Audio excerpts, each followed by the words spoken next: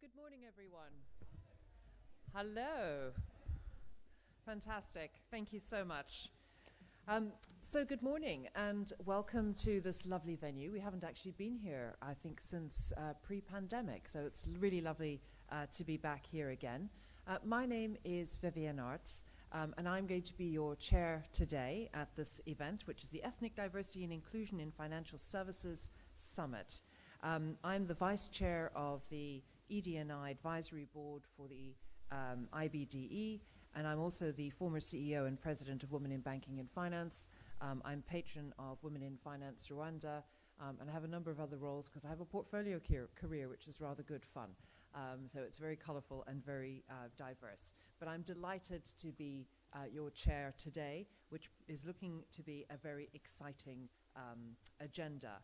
Firstly, I'd like to just start with saying a thank you to our sponsors, to SafePorter for sponsoring today's event. We'll actually hear from SafePorter directly a little bit later today, but also from our many supporters, from the Diversity Club, the Broker Club, Women on Boards, the City of London Corporation, the really helpful club Business in the Community, and Black Women in Asset Management. So thank you so much for your support and sponsorship today, which helps to make this event happen. So the timing couldn't be better for this particular event because, as you know, the FCA and the PRA have this week published their long-awaited consultation paper on measures proposed to boost diversity and inclusion in financial services. I won't duplicate the fabulous session which we will have later today, but I just wanted to highlight some data high points and perhaps some data low points to help start us off. So, having had a quick look at the 131 pages of the report, I'm sure you'll enjoy getting into the detail. I'll just do you a quick summary.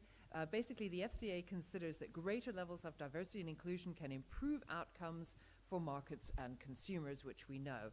In particular, by helping to reduce groupthink, supporting healthy work cultures, improving understanding of and provision for diverse consumer needs, unlocking diverse talent, and supporting the competitiveness of the UK's financial services sector. So the FCA have been clear that diversity and inclusion are regulatory concerns, which is a real shift from where we were, say, 10 years ago. So despite progress, research also shows that there is more to be done to improve diversity and inclusion in the financial sector.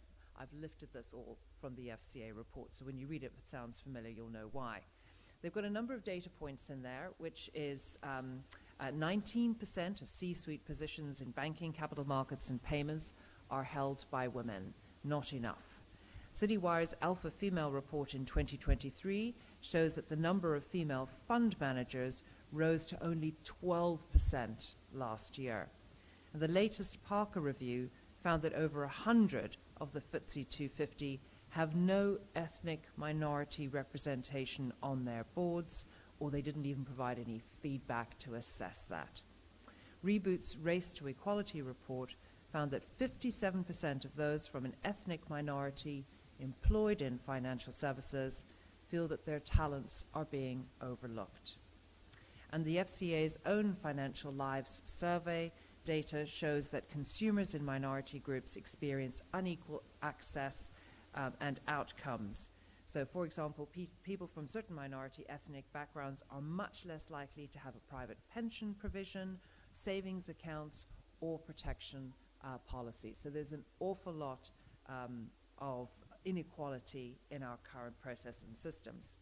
The proposals in the FCA PRA consultation set out a flexible, proportionate minimum standards to raise the bar approach, which is looking to place more obligations on larger firms rather than smaller firms. So the idea is that it does flex with the size of the firm, and the proposals require firms to develop a diversity and inclusion strategy, setting out how the firm will meet their objectives and goals, to collect, report, and disclose data against certain characteristics, and to set targets to address underrepresentation. Not that dissimilar, actually, from the Women in Finance Charter. The only thing we're missing is the accountable executive.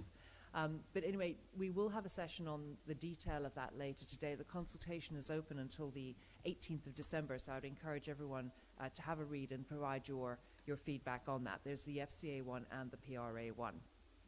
But focusing in on our particular agenda today, we have some great speakers and panels in store where we're going to zoom out and look at the macro environment, and then we are going to zoom in to hear from regulators and CEOs about what they are doing on the ground and what they expect to be achieved.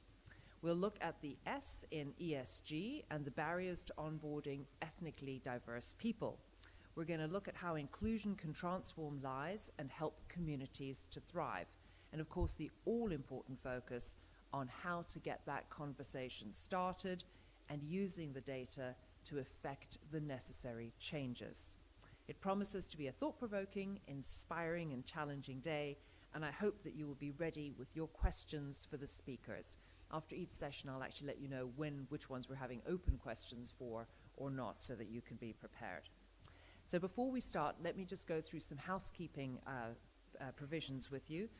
The first one is have a look where the emergency exit doors are. Gosh, there's lots of them in this room.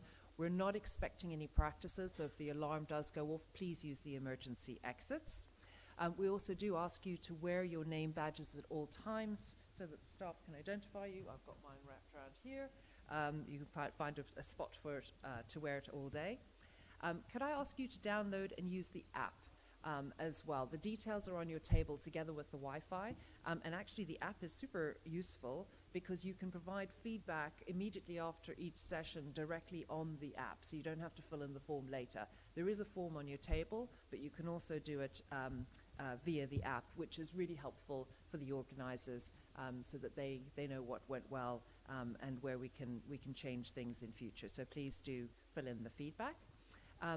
Just to let you know that the event today also has some live streamed participants. So I will be addressing them from time to time, but it will be live streamed. It's then recorded, but it's only available to those who've attended the conference or who are registered for the conference online, and it'll only be available for a limited period of time as well. And then the final thing is just to let you know that we do have 4 journalists who have asked to attend the event today, so we will have journalists in the room at some point or another as well. So I think that's my intro to our exciting day. We are starting bang on time because our first speaker is very limited in terms of her availability and will be joining us via Zoom, and then hopefully we'll have a little bit more flex in the schedule, but I do like to keep us to time because I know the importance of starting and stopping, and certainly those coffee and tea breaks as well. So I'm going to just invite our first speaker to join us virtually, who is Yasmin Chinwala. Yasmin is a partner at the capital markets think tank New Financial, which was launched in September 2014. New Financial contributed data to the government-backed Guardia review of senior women in UK financial services and is working with HM Treasury to conduct an annual review of the Women in Finance Charter to monitor the progress of signatories. And I'm sure you've probably heard from or seen Yasmin talk about the Women in Finance Charter and those annual reviews each year. She currently leads New Financial's Diversity and Culture program at New Financial. So I'm going to hop over there. Yasmin's on the screen, and then I will conduct a very short interview with Yasmin. So let me move over. Good morning, Vivian, and hello, everybody. Fantastic. Thank you so much. Having told everyone to go digital, I have all of my papers in front of me, so forgive me. So Yasmin, fantastic. Thank you so much for making time for us today, and it's super lovely to see you. So I wanted to just invite you to give a brief introduction into your work at New Financial. I've just touched on it, and I wonder if you could just tell us what has driven the focus on ethnic diversity as well. So thank you, Vivian, and thank you so much for inviting me to speak today. I'm sorry I couldn't be with you. So from a New Financial perspective, we look at diversity and inclusion because we think it's a fundamental part of running a sustainable business. It's as simple as that. And companies have been saying forever that our people are our best asset, and it's a way to really show that that's the case. As Vivian mentioned, a lot of my work is based around the Women in Finance Charter, and we've been working on that since its inception and launched back in 2016. Certainly, my work is not limited to focusing around female representation. The Women in Finance Charter data gives us real insight into what the financial services industry is doing across the board around D&I issues. And over time, we've introduced more questions to try and understand other aspects of the senior management population. So for anyone who isn't aware, the Women in Finance Charter is focused on female representation in senior management across financial services companies, and it's got about more than 400 signatories. So we've got a very, very rich data set there. Beyond that, so my most recent work, I've been really focusing around some different areas, looking at disability. We did a big piece of work, which I've been doing follow-ups to. We did a big piece of work a couple of years ago now called Accelerating Black Inclusion, which I'll be talking about a little bit today. And I've been doing various follow-up pieces looking at what has moved forward around that piece. And the other big piece that I'm working on at the moment is a diversity toolkit for investors, which is launching next month. Fantastic. So around the focus on, sorry, your other question, Vivian, was around sort of that focus on ethnic diversity and where we're at on that conversation. So the way that I would always look at things, I would sort of go through the key stakeholders in this discussion. So firstly, government. Where is the government at on this topic right now? I think it's fair to say there's a bit of a mixed bag. So we've certainly got, on the one hand, there's definitely encouraging push factors, and we've got, I think there's more appetite around discussion. We've got more ethnic minority MPs than we ever had before. We've got an ethnic minority PM, and I think there is definitely there is some momentum, but whether that's turning into detail, into actually an overarching push, I don't think that that's happening. Certainly from other governments, I think again we've not got the same degree of the same kind of conversation coming through. And if we look at what's coming out of the US, there is this really strong backdrop and a really strong headwind, which obviously something that happens in the US does move around the world, where there've been these law cases against affirmative action, and that's been really problematic, I think, for D&I as a whole, but particularly for companies that operate in multiple jurisdictions. I think once legal and compliance starts saying, "Oh, we could be at risk here," they can really shut down a lot of the discussions. So I think that is definitely a really strong headwind that's currently that this sector is currently facing, and obviously financial services is no exception to that. Second key stakeholder, I would say, is regulators, as Vivian's already touched on, and I appreciate that you've got the FCA speaking later today. At long last, the consultation paper is out. I too have read the consultation paper, and we spent the past 2 days buried in it, and also speed reading the PRA paper as well. I think overall that this is really great news, and there are specific line items around ethnicity. So the data disclosures aren't just going to be about female representation. It is also against ethnic minority representation. There are particular data points as well as disability, sexual orientation, that they are, and those will be mandatory. This is the proposal, so obviously it's the consultation paper stage at this time. It will go through consultation before it becomes policy. And then it will be about a year before these rules come into effect. But I think that this is really moving in the right direction. I think everything that's in it was very, very clearly signaled 2 years ago when the discussion paper was launched back in July of 2021. So I don't think there's anything that's particularly surprising in there. I think that the timing is good. It's well, at the time we've waited a long time, and I think that there was certainly, I think that things had gone off the boil. I think some of the companies that we've definitely seen a lot of momentum building, and I think that there were certainly a sense that there were companies that were thinking we need to wait and see where this falls before we start putting in a load of a load of programs or initiatives or reporting lines, because what if the way that the FCA wants us reported is not the way that we've done it? So hopefully there will be a lot of organizations that are swinging back into action. And what we saw with the discussion paper back in July 2021 is when something comes through that's regulatory, it creates a different internal stakeholder group in organizations. So this is not something that will just sit in HR or the DEI function. It's something where we often see there's working groups where multiple parts of the business will be involved to make sure that you have that integrity, you have the buy-in, and you have you have a good balance of views to really make sure that what's being done is going to meet the standard required and is the right approach for the organization. So I think that all of these things are really positive. The other key stakeholder group, of course, is investors. I think, again, with investors, there's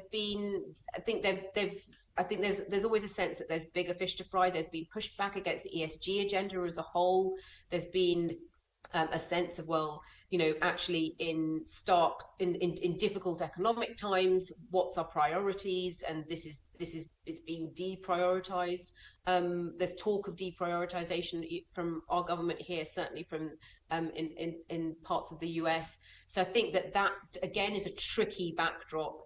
There's definitely an engaged investor community that we have in the UK, and for example, the 30% Club investor group published their race equity framework last year, which again is encouraging. And I think that the more that gets socialized and the more that we understand it, I think that as this data set flows through, these things will speak to each other more.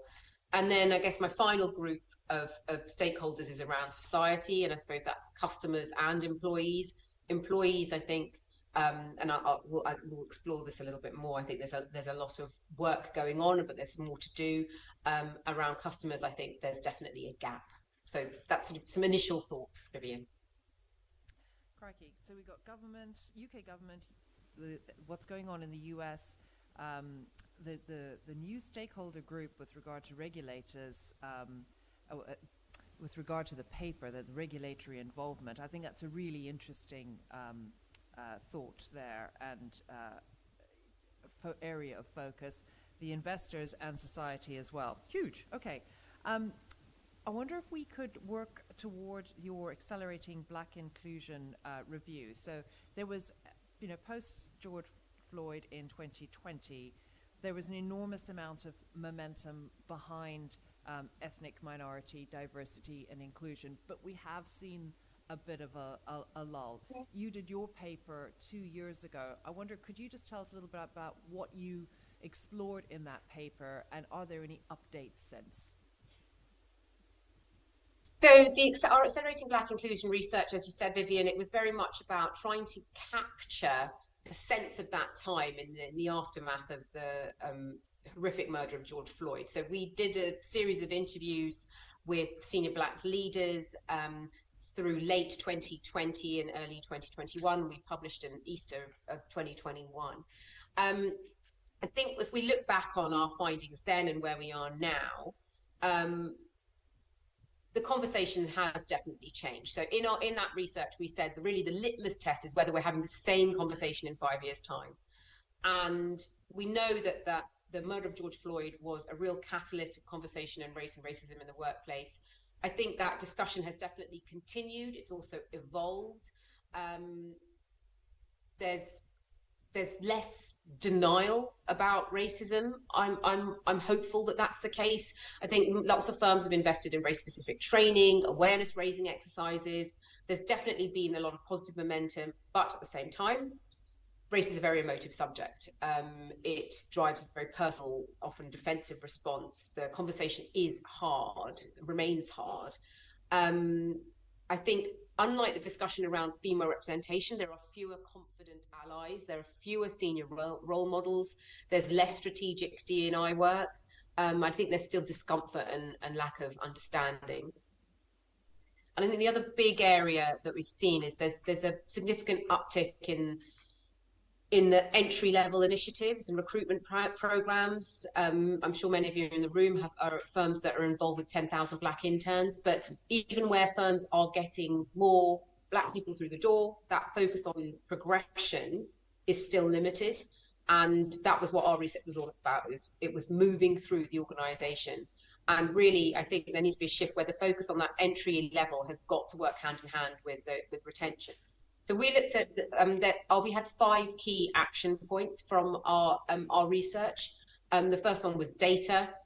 Now, there's absolutely been an uptick in data collection. So that default position on ethnicity data, it's really changed from being held back by the most restrictive jurisdictions, focusing on gathering data where it's possible. It's really, that's been a big, big change. And for example, if we look at signatories to the Women in Finance Charter, in 2022, 62 signatories were collecting data on ethnicity, and that shot up to 130 in 2021 and 174 in 2022. And if I look at that data, I can see that 3/4 of signatories now collect ethnicity data, and that's a big, big shift. And we've got now 133 firms, so there's about 237 in our most recent analysis, and of them 133, so it's more than half, provide us with a percentage of female senior management from ethnic minority backgrounds. So that's a really big shift that they're able to provide that data. And the figures there range from about 0.6% to 31.9%, and a mean of 6.2%. So that's a big shift. I think the fact that we've got that data and it's increasingly reliable and available for more firms. When we first started asking that question, I think it was literally a handful of firms that were able to provide us with that data. 1 in 10 signatories also can disaggregate the data by ethnic group. That again was something that was very much in the wake of the murder of George Floyd. Was this, and I think that's definitely been a shift around the term BAME. It is not. There's been that disaggregation movement has definitely been has gained momentum, and I think that the gap, though, that we see, and the Women in Finance Charter data shows us very clearly, is that only a handful of signatories are able to really carry out detailed analysis across diversity strands. So this is when often firms talk about intersectionality and the concept of intersectionality, but actually the ability to measure across strands and where they interconnect is still limited. But again, I think this is growing as the data set grows. And what we tend to see them doing in terms of action is they take a quite siloed approach to diversity strands, extending, replicating existing programs to other underrepresented groups. Though at the same time, you could view that sort of as a sort of, oh, that doesn't sound great. But on the other hand, what I also see through the Women in Finance Charter data is that female representation is a long established diversity strand, and it's the innovation ground. It's where companies try out different approaches and then they use those approaches elsewhere. I think the other thing that data's led, the improving data, we've seen more target setting, that's leading to better external accountability. And of course, that data's not the end in itself. So, having the data is not the goal. The data needs to lead to action. I think where the gaps are on our sort of 5 key areas. So the first one was data, second one was sponsorship, then role models, confident conversations on race, and transparency on career progression. I think if we look at those latter 4 points, the progress is not as clear as it is on data. So I think around sponsorship, we're definitely not seeing enough focus around that. But I also think that it's not specific to the ethnic minorities discussion. I think sponsorship is more difficult. And I think that it's part of a wider discussion that is not being had around organizations trying to understand the criteria for leadership. What is it in our organization that leaders do in order to become leaders? So I think it's trying to be much more objective about that, rather than saying, well, this person's a brilliant leader, therefore they get a leadership position. It's trying to understand, well, in order to be eligible for a leadership position, what what do you need to have done? Do you need to have had to work in head office? Do you need to have had access to excos? Do you need a sponsor? Generally, in nearly all cases, and Vivian, you'll know this from your own experience. You need to have a sponsor, and it's you need to have access to the high-profile clients. It's that kind of thinking which I think is quite in its early days. Role models, we've not got enough role models. There has been change. So if we watch TV, there's been a real shift around ethnic minority voices on TV and in cinema, which has been really exciting. And I think that has showed us what is possible and what is really needed, and that the amount of opportunity that is there. And I think the financial services sector really has some catch up there. Confident conversations on race, I don't think that's really happening in the same way.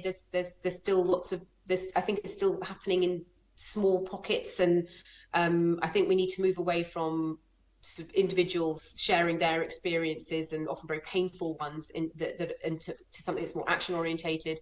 And transparency on career progression is still an ongoing issue. And again, this is not just about ethnic minorities, this is across the board, that we need better quality transparency on career progression, which links back to those leadership criteria. And I think that's, wow. I'm conscious of time, Vivian. Yes, I know. You've got like 30 seconds left, so that was absolutely perfect. Thank you so much, Yasmin. That was such a rich download. I filled 2 pages already. Thank you so much for joining us today and for the excellent work that you've been doing. Vivian, if I could just add one thing. Yeah. Sorry. So I think that I hosted an event where we looked back on our accelerating Black inclusion research, and one of the speakers, who some of you may know, Pierre Davis from S&P Global, and he said something that really sort of stuck with me.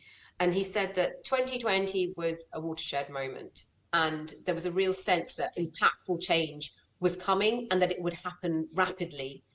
And actually, if we look back at the key watershed moments, so whether it's the abolition of slavery, or if we look through that's key moments in the civil rights movement, that it does, when a watershed moment happens, there's a sense that change can be fast, but actually it is incremental, and it is quite painful, and it does happen, but it is hard. So I think that that sense of there's a huge momentum in 2020 is now settled back into actually things are moving forward, not at the pace that we thought at 2020. And I think the question is more around, is the pace enough? Thanks. I think that context is super helpful, actually, because there is that sense that we're losing momentum and focus, and yet there is still so much activity that is actually taking place as well. So thank you so much, Yasmin, for sharing your expertise, your thoughts, and for setting the scene for today's discussion, putting that into context, and sharing with us the work that you've been doing at New Financial in relation to ethnic minority and diversity and inclusion. So thanks so much, Yasmin. I'll see you soon.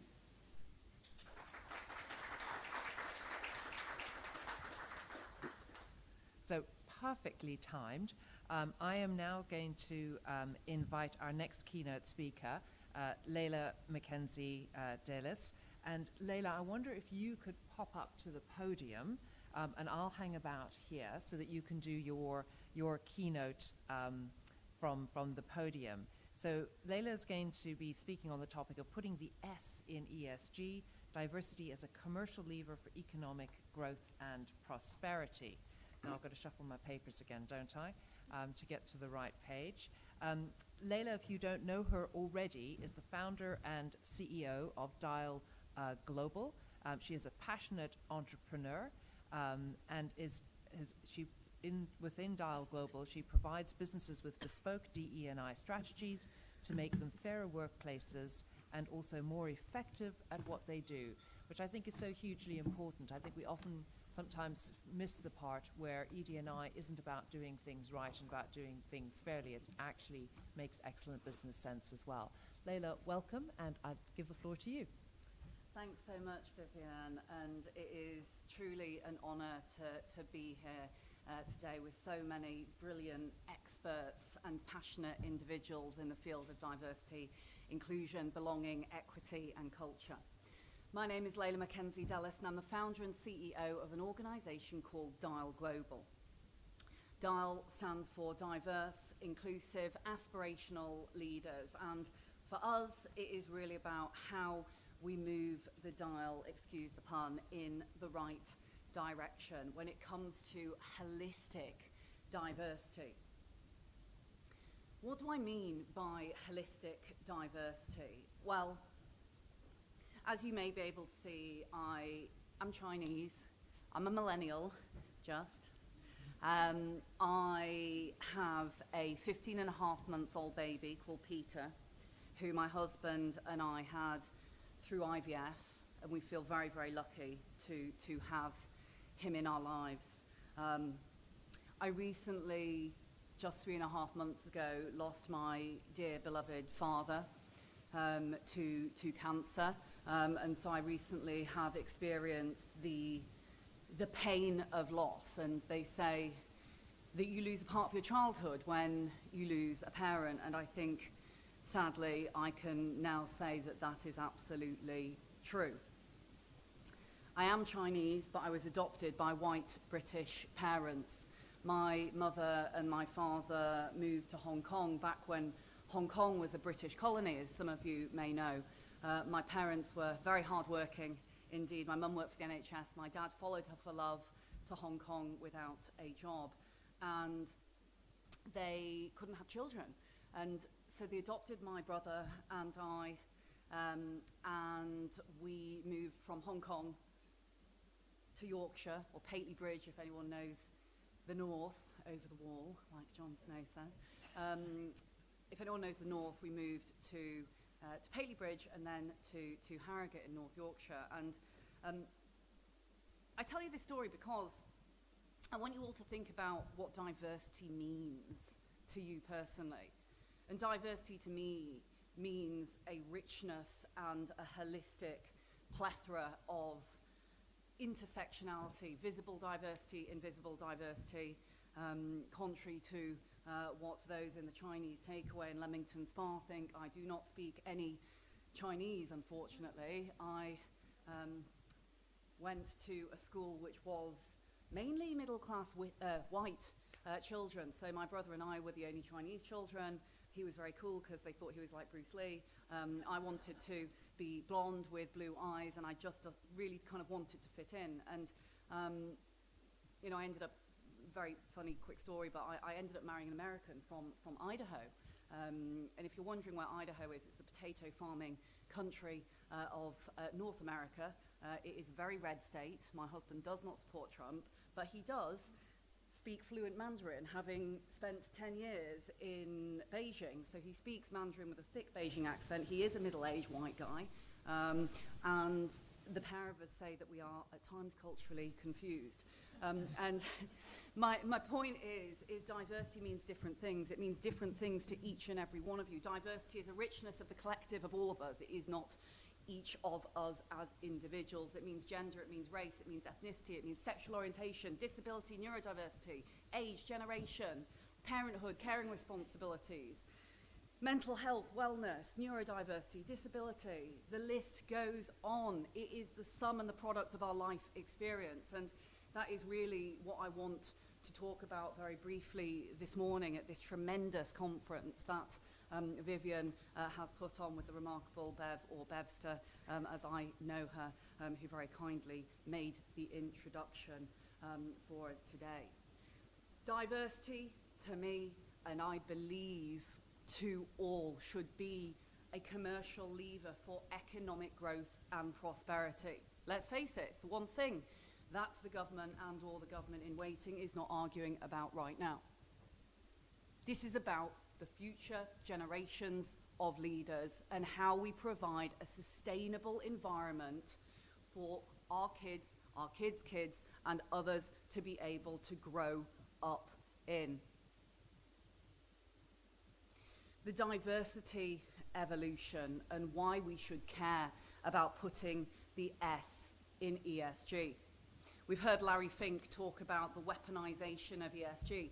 We've talked we've heard, I should say, in the media about people talking about diversity as culture wars and this kind of terrible polarizing situation. And I am here, my organization is here, you are all here to be able to prove that actually this is important, this is valuable. Diversity means all of us. It means different things to all of us. And it is an ecosystem, it is a life cycle continuum. Despite the polarizing nature at times that we see in the media, this is a cultural evolution. It is not a revolution. It is about something that is living, it's breathing, it's sleeping, it's eating. And it does it all over again. It's living, it's breathing, it's eating, it's sleeping. And that is what culture is about. It is about how we stay ahead of the curve. It is about how we stay abreast of what is happening. Not only when it comes to data and science and methodology. I heard the previous keynote, which I thought was superb. We cannot have data and science and numbers in solidarity. They are very important. You cannot argue with certain numbers, but at the same time, without winning the hearts and the minds of the individuals that we spend our times with on a day-to-day basis, we simply cannot move the dial in the right direction.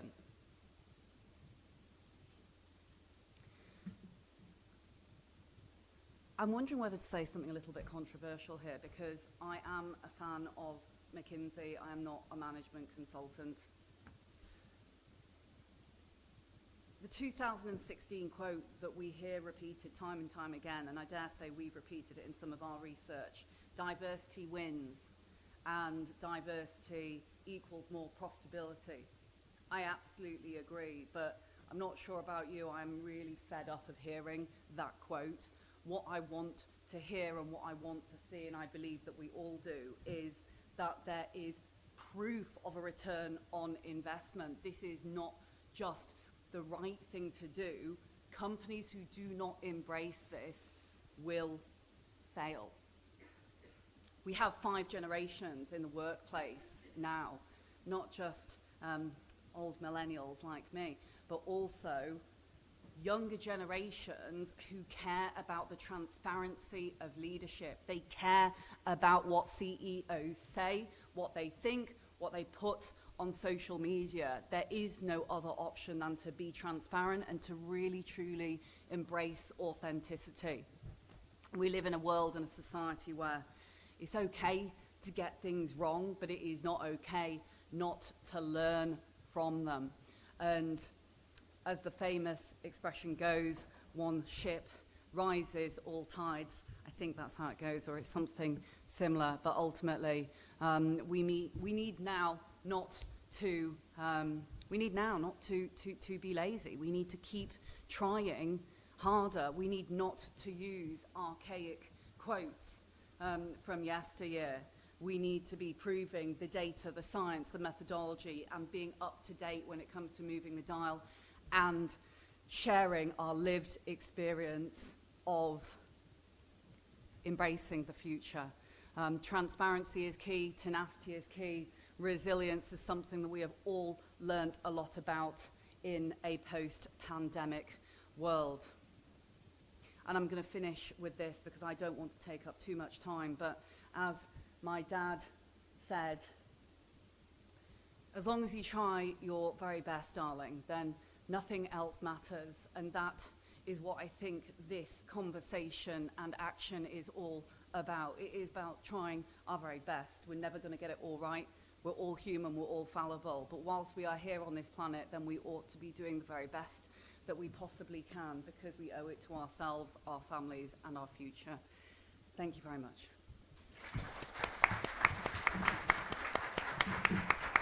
Thank you so much, Leila. Well, that was inspiring. So we had a setting of the scene, and now we've had a tremendous call to action. I love your quote, I'm going to quote you rather, which is, diversity is the richness of the collection of all of us. And I think that makes it so very, very personal. Thank you very much indeed. We're going to hear from Leila a little bit later on one of the panels as well. I'm delighted now to invite our next speaker, Sarah Guerra, up. Sarah, would you mind to come and join me up here? Sarah is the Head of Culture, Diversity, Equity and Inclusion at the Bank of England, where she is shaping and leading their approach to culture, diversity and inclusion. Previously, Sarah was the Director for Equality, Diversity and Inclusion at King's College London, and started her career in public policy and legal and compliance. So a lady after my own heart, having come from legal. Welcome, Sarah. Thank you. Good morning, everybody. Now I think you're going to have to lean a little bit closer to make sure that we can all hear. Sat in the wrong place. Yeah. No. Maybe if I move it closer to you. Are we going to snuggle up? Great. Fantastic. So, Sarah, you've had a rich career, and you've been involved in ED&I for a long time. We've had some interesting scene setting today already from Yasmin and then from Leila. But you've been working in ED&I for a long time. So what I'd really like to ask you is can you just tell me a little bit about your journey and what that journey looks like? Because I'd love to have your perspective on where we've come from and where do you think that we are going to. Sure. So can everybody hear me? I'm going to open with, I'm just back from a few days' leave, and I've kind of made a point of not listening to the news in the last few days. So if I seem a bit clueless on current events, that is true. And I really, really want to thank Leila. That was an amazing speech, and I kind of feel so kind of G'd up by it. So, I mean, I'm not a millennial. I've been in the game a long time, and I started work as a civil service fast streamer back in the mid-90s, and I did about 10 years of working as a tax inspector and then working on different levels of policy and government programme management. When I had my children, one of whom turned 17 the other day, the last one turned 17 the other day, I worked part-time. And at that point, my career in the civil service felt to me like it was coming to a kind of frozen start, frozen point. So I could have stayed quite happily working as a grade 6, which is quite senior, but it didn't feel like I was going to go anywhere. So I gave it some thought, and I negotiated a secondment to a trade union. And it's then that I started, I suppose, to use the things that were really interesting to me around organisational effectiveness and fairness. Why is it that some people succeed and other people don't? Kind of started to be more interesting to me. So I taught myself at that point what we now call diversity, equity and inclusion, but probably then called it equal opportunities or investors in people.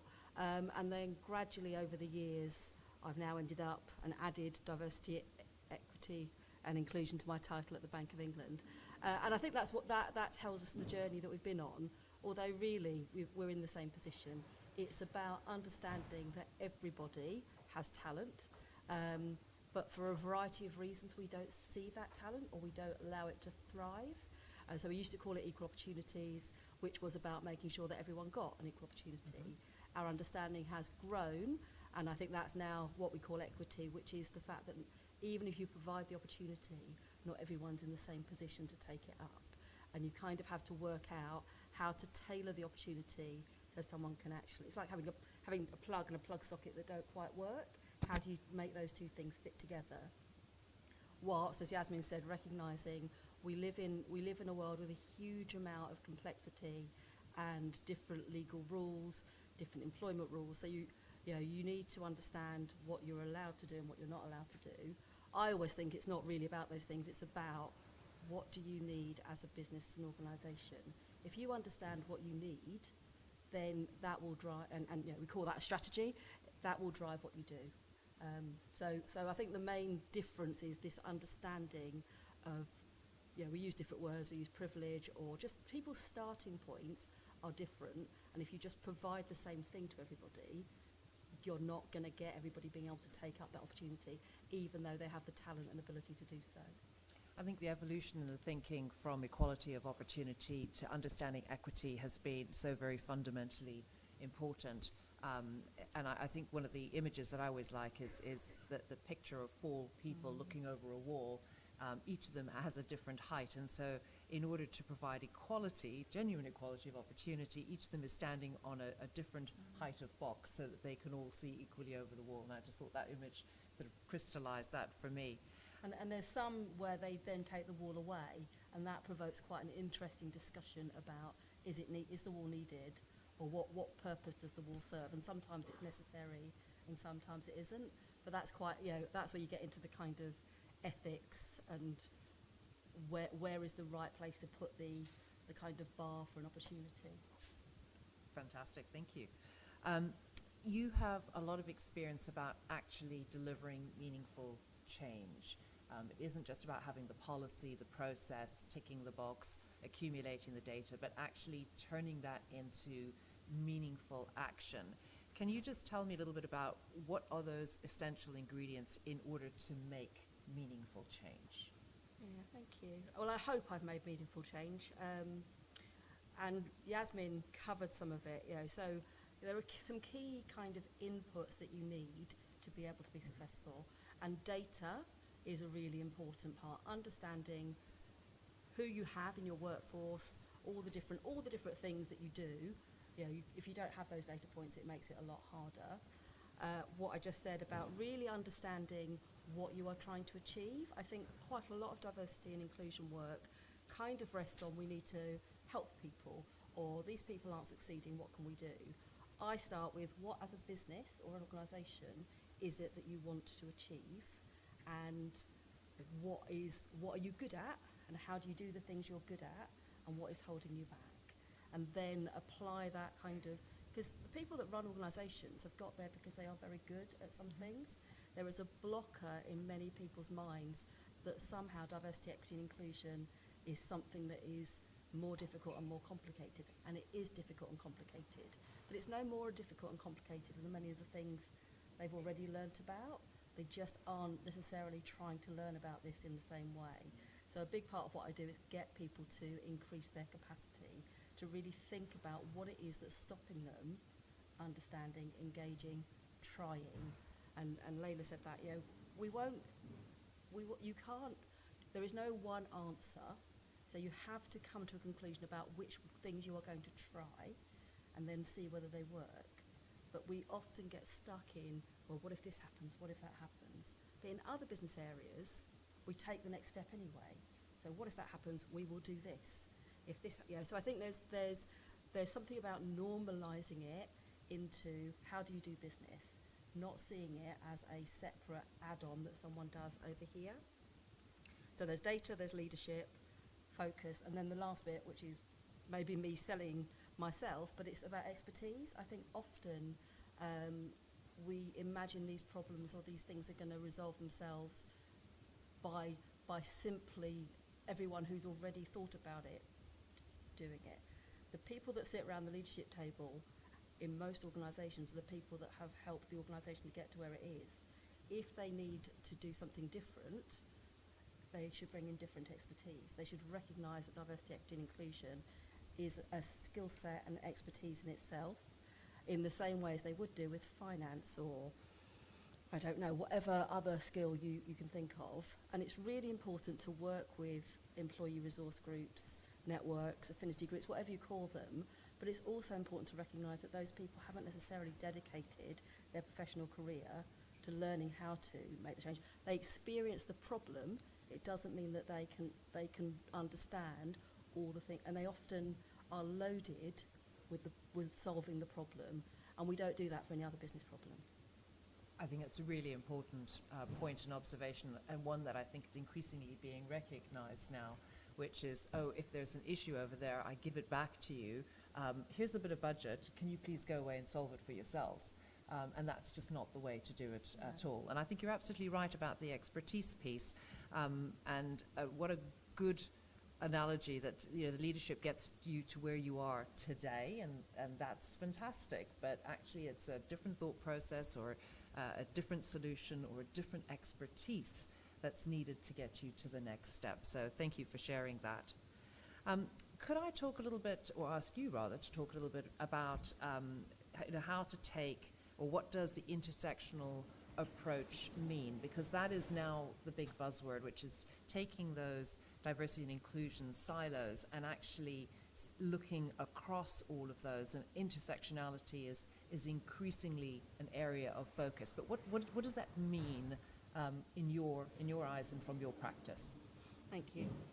So, not to patronise anyone, but to take us back to what the definition of intersectionality is and where it came from. It came from Kimberly Crenshaw's research, and it looked at the fact that she could see that people were being treated as women and as people of colour, but often the disadvantage, oppression, whichever word you want to talk about, occurred at the cross section of those two things. And you can't, if none of us can disaggregate all of our different characteristics. I come to you today as a black woman. I come to you today as a Londoner. I come to you as a bi woman. I come to you, but all of those, if you say to me which thing has been the problem in your career, I mean, I would probably be able to rank them, but the reality is they all add up and compound with each other. And that was what the theory of intersectionality was about. And I think we often mean different things these days. I think we often use it to kind of talk about just adding different things up. But I think we need to remember that root. But to take an intersectional approach, we have to be willing to think, and I really like what Layla said about holistic. There is a degree to which we need to collect data in all the silos. We also need to look at the way that data overlaps with each other. We need to talk to real people and understand what's going on in their real lives. So those that are familiar with the Bank of England will know that we did a big review of ethnic diversity and inclusion a couple of years ago, and that was fantastic. The way that we are developing that is to look at race and gender in combination as well as separately, because different things occur in different ways. So that's probably a very long, rambly answer. But it is kind of like you have to gather all the data and you have to look at it and you have to ask yourself the question from different points of view. And the thing that I find the most offensive is when people say, well, we're not talking about race today, we're talking about gender. Or we're not talking about gender, we're talking about race. And I literally sort of sit there saying, and I find myself getting, as I get older, angrier and angrier, because it's kind of, that's just not okay. There is something about the primary lens that we are thinking about today is race, and these are the things we've found out.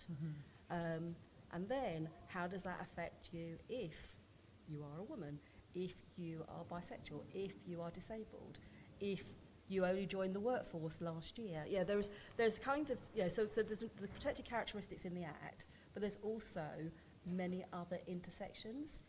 So if you've got a very long-standing organisation like the bank, one of the things that has changed in the last few years is we have many more people who have joined in the last few years as opposed to have their career the whole time.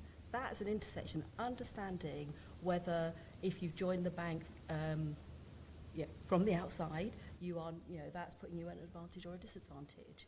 Because then we in HR, in organisational effectiveness, can think, oh, well, how do we tweak our programmes? So the whole thing is about then what action do you take?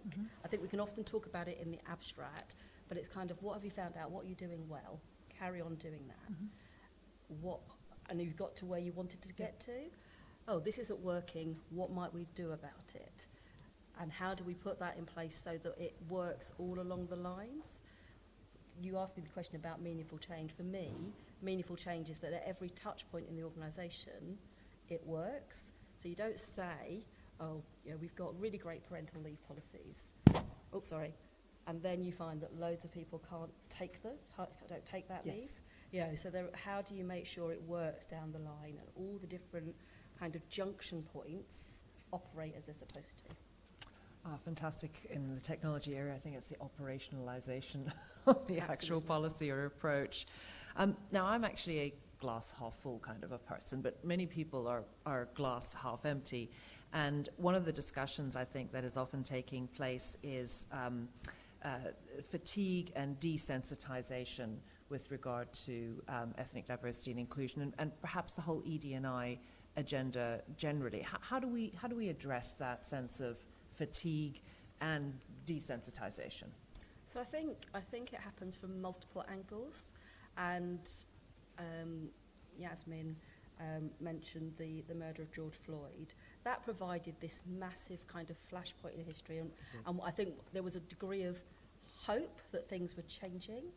What it also did, I think, was help many of us that have been doing this work, or doing different activism work, feel it was okay to start talking about the trauma it has caused and the impact it's had.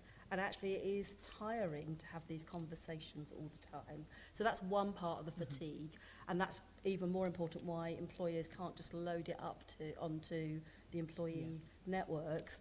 I don't want anyone to misinterpret me. I think there's definitely co-creation and there's definitely partnership to be had, but the responsibility for things must rest with the organisation, must rest with the organisation's leadership. But I think there is also a lot of the fatigue or the kind of desensitisation. We are exposed to so much on the internet, on the TV. It can become a bit like, well, A, is there anything I can do? B, you hear something horrible, but then you've heard something horrible last week, so your reaction to that horrid thing becomes reduced.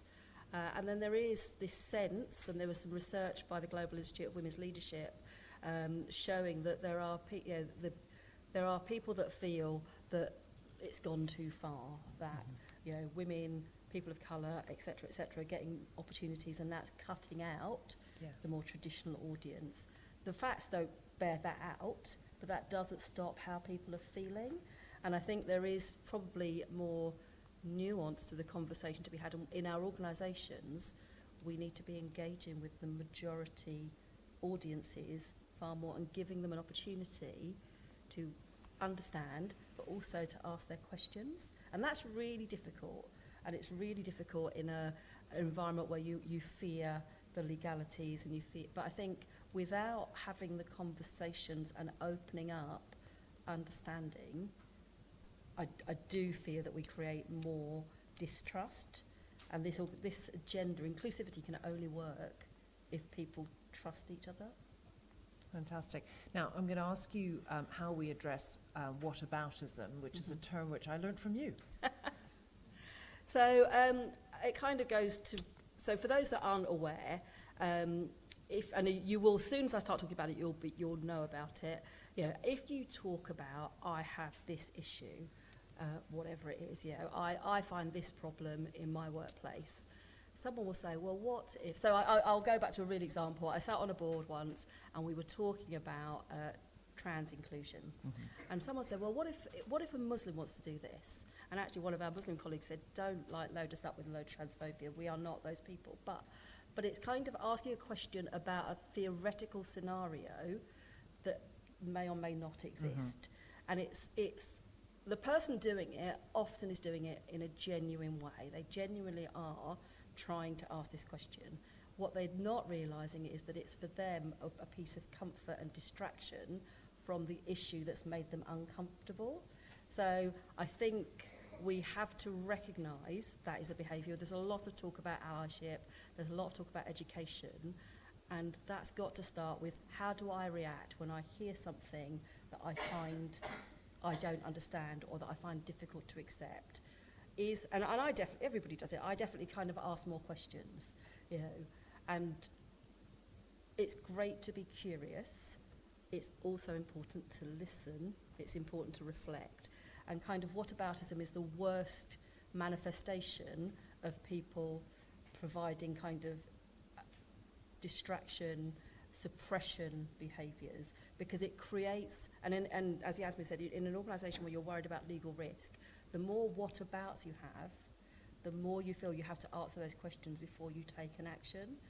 And my personal view is you kind of have to decide, how real is this? Has this happened? If it's happened, then clearly you have to think about it. Is it likely to happen? Or is it a very theoretical scenario, in which case, let's mark it and then think about it if it becomes more real. Which is fantastic, because I think that goes back to what you were saying earlier about normalising this approach, and in the same way in which you do business. So don't stop just because there might be a hurdle. Actually, we overcome those hurdles every day. We're almost at the end of time, but I just wanted to ask you two more questions, and if you wouldn't mind. How do we address the increasing amount of backlash that is out there at the moment? So many people are feeling or are saying that the pendulum has swung too far, and it needs to move again. There's a lot of backlash, and Yasmin referred to that in the US as well. And then also, how do we engage with the majority audience? You referred to that a little while ago, but how do we really get them in there? I'll take them maybe both at the Please same time. do. I think, so there is something about what are the facts, and in the world that we live in, actually facts have become far more flexible. Yes. But if you're in an organisation, what is your data telling you? So what is the shape and size of your workforce? How is it changing over time? Those are objective facts. So there is something about, is it true that there has been this big swing and this disadvantage? Has the disadvantage gone into a different group? We can show that through data. There is also something about really listening and understanding, and I think that's why the intersectional approach becomes more and more important. I think people can see it as, oh, if I don't have this very, very narrow, so if I'm not, gay, blah, blah, blah, then I'm not included. We have to get people to see that that isn't the case, that I don't want to sound trite, that everyone is included, but it's what is it that you are bringing to the organisation and what barriers are you facing? And perhaps a conversation that's more around what is stopping people succeeding rather than who is not succeeding. I think it's important to have that data, but really examining what in your organisation works and what are the things that are holding you up. And that's where I think if we've done ourselves a disservice in the kind of diversity and inclusion work, is we've kind of done stuff and it's like, it's the right thing to do, it's the right thing to do, and if you don't agree, you are this. And it's kind of actually, if you don't agree, let me help you understand it. But to a point, Layla, I think, said it's about learning. If someone consistently puts up barriers or shows no willingness to learn or adapt or adjust, then in the organisations you have to decide what fits with your values. Fantastic.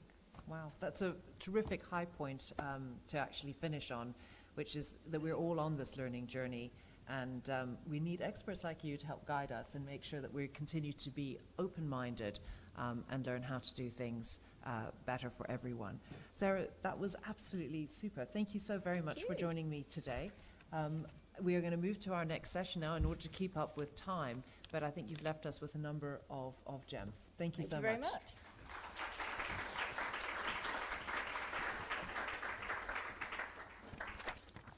Great. I'm going to ask the next panel to come up and take their seats while I zip over there and introduce our next moderator.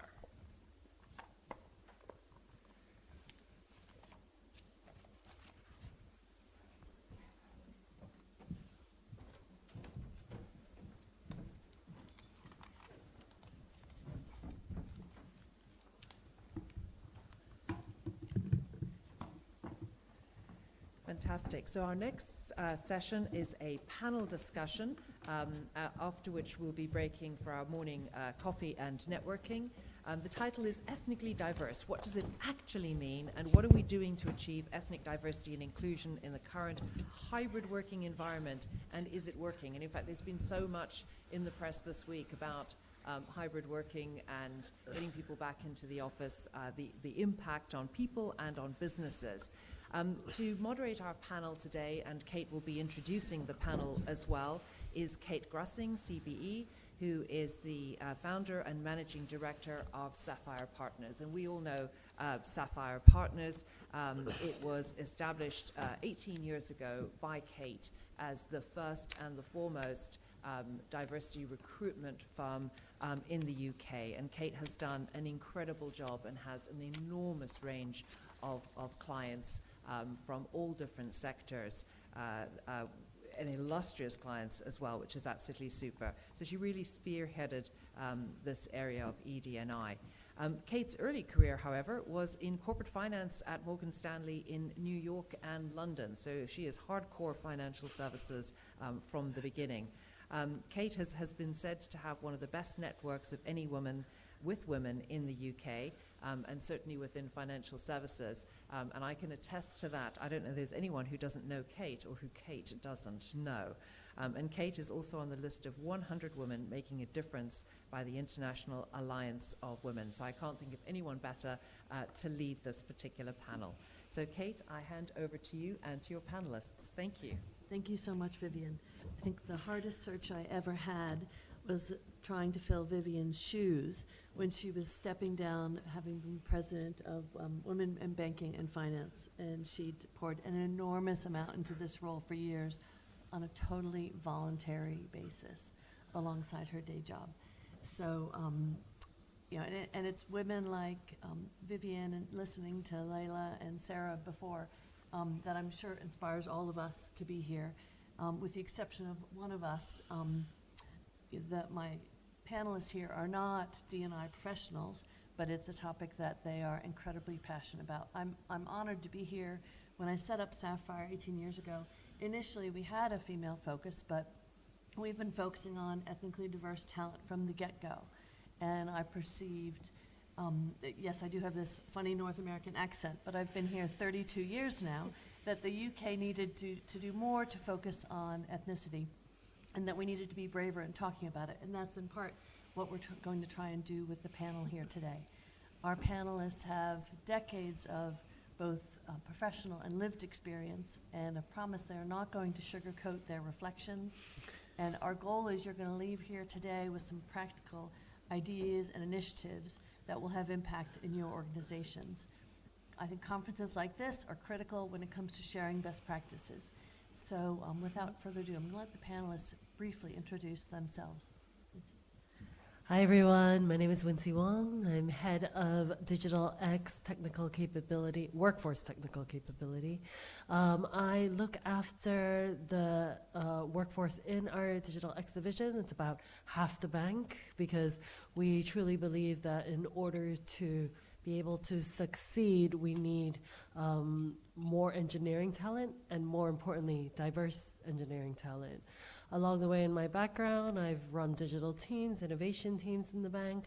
I've also set up some charities externally. Some might know, Tech She Can, one of them dear to my heart. And in the past, I've also run the implementation of the Rose Review for female entrepreneurship, where I've spent a lot of time talking to female founders in the entrepreneurial space as well.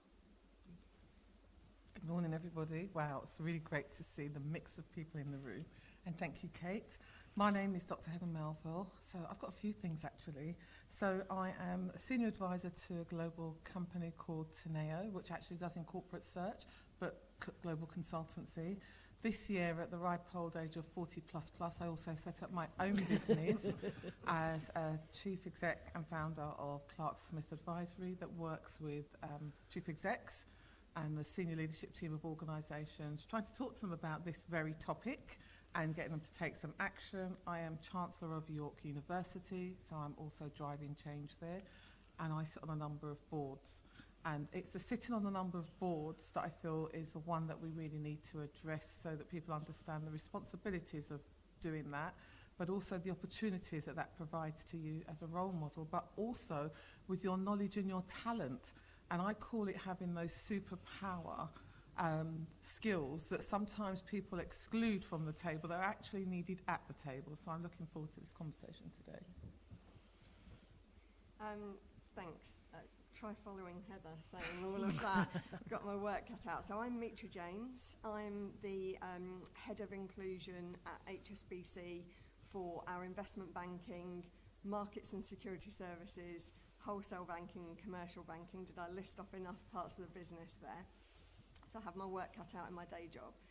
I'm the person that Kate's referencing, who's the D&I specialist amongst this esteemed panel. I wanted to just start by sharing an insight into my personal background and just bring it to life in terms of thinking about the complexity of ethnicity. So I sit on this panel as a mixed race individual. And those of you in the room or watching virtually or watching this on playback who are mixed race maybe have different experiences of what it means to be mixed race. Some people will see that as the best of both worlds. My experience has been too white to be Asian, too Asian to be white. And I'll just share one insight into the complexity of ethnicity. And I think it's something that we're going to talk about, but we don't talk about enough. This was referenced, I think, by Yasmin in the first session of this dreadful term that I detest, BAME. But I just want to bring this to life for me personally. When I was born, I was given the name Sulmaz. And for 6 weeks, that's what I was called. My grandparents, who were from Iran, from a very prestigious family with connections to the former Shah, said, "You will not bring shame on our family by calling a grandchild of ours a Turkish name." And we use the term Menat to refer to a very complex region as if it's a single homogenous group. We talk about BAME, we talk about ethnic minorities as if every individual is the same. So even within the Asian community, even within the Middle Eastern community, you see that level of differentiation, thinking about the complexity of ethnicity. So I just wanted to start off by sharing that insight. Hi, my name is Dale Headley. I'm Director in Sustainability at Fidelity International. And formerly, in one of my former roles at JP Morgan, I was Head of Culture and Conduct Risk as well. So this is something that for me is, and I have several folks in the audience who know me, I am passionate about D&I. I live it because obviously you may not be able to tell I'm a black man. So it's something I've lived in all of my time here in London, and I lived in New York prior to that. I'm Jamaican by birth, and I've lived every experience that a black man has lived here in the UK and in the US. So I understand. I understand the impact of diversity, its importance for people like me, for people like you, for everyone, so that everyone has that equal opportunity to get equity. Thank you. Well, and I think what you will have heard from our panelists' introductions too is about diversity is about so much more than what you can see. So, so if we had, we will not have enough time today to cover all the questions I want to ask, but I will promise to leave some time for questions from the floor too. So please think ahead. And the extra challenge that the conference organizers have given us today is we're not just talking about ethnicity, we're also talking about hybrid working. And anyone who was listening to the radio this morning will have heard a really interesting announcement that Meta has given back an 18-year-long lease this morning to, I think it was to Land Securities for they're paying a penalty, I think it was £185 million, setting a record because they don't think they need this space anymore. And that, they're thinking about workforce planning over an 18-year horizon. And so this is such an interesting topic for us to try to address because most of the world is still trying to figure out what a post-COVID working world looks like. And clearly the city continues to change. So, Mitra, I'm going to kick off with you. You've had senior D&I roles in 4 big companies, and I've asked all our panelists to make sure we don't have any advertorials for their organizations. Clearly the world of ED&I and hybrid working and diversity has changed a lot in the course of your last 4 roles. Do you feel like the organizations you've been working with, and obviously you're tracking your competitors too, are making enough positive headway in thinking about hybrid working and whether it's a plus or a minus for greater ethnic diversity? Thanks, Kate. So if I think about answering that question in 2 ways, if I think about the progress, I started out my journey at Ford Motor Company in 1998. Who can believe it? I know I don't look anything older than 21. You're supposed to laugh at that point. At that point, I think Sarah talked about this in the previous conversation. We were talking about equal opportunities, treat everyone exactly the same. And actually at that time, my very first job, still an undergraduate, working in Dagenham was one of the worst cases of racism that Ford Motor Company has experienced in its history. Google Ford Dagenham 1998 and you'll see all of the details. They're part of public record. So that was my induction into thinking about what does diversity really mean and what does it mean from an ethnicity perspective. Over the course of my career, I've then progressed to different organisations and seen a different approach. If I think about my time at global law firm DLA Piper, where during my tenure, the UK was headed up by a black female managing partner who was also from Birmingham, who was also from a lower socioeconomic background.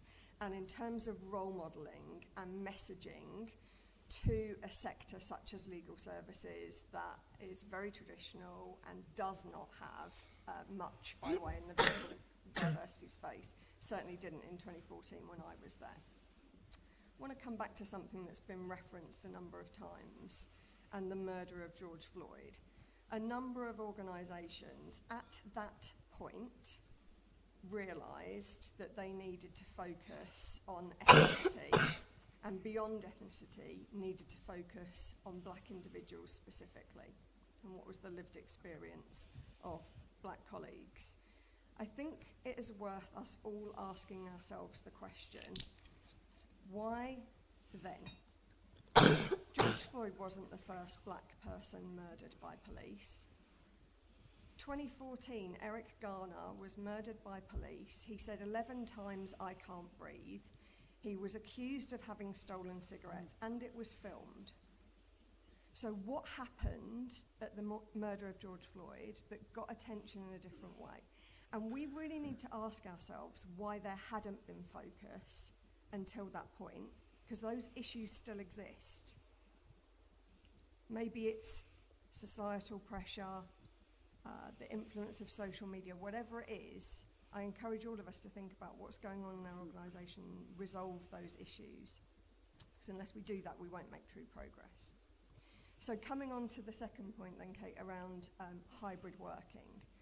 I think there are two almost contradictory points that I want to reference of how does hybrid working link to ethnic diversity and vice versa.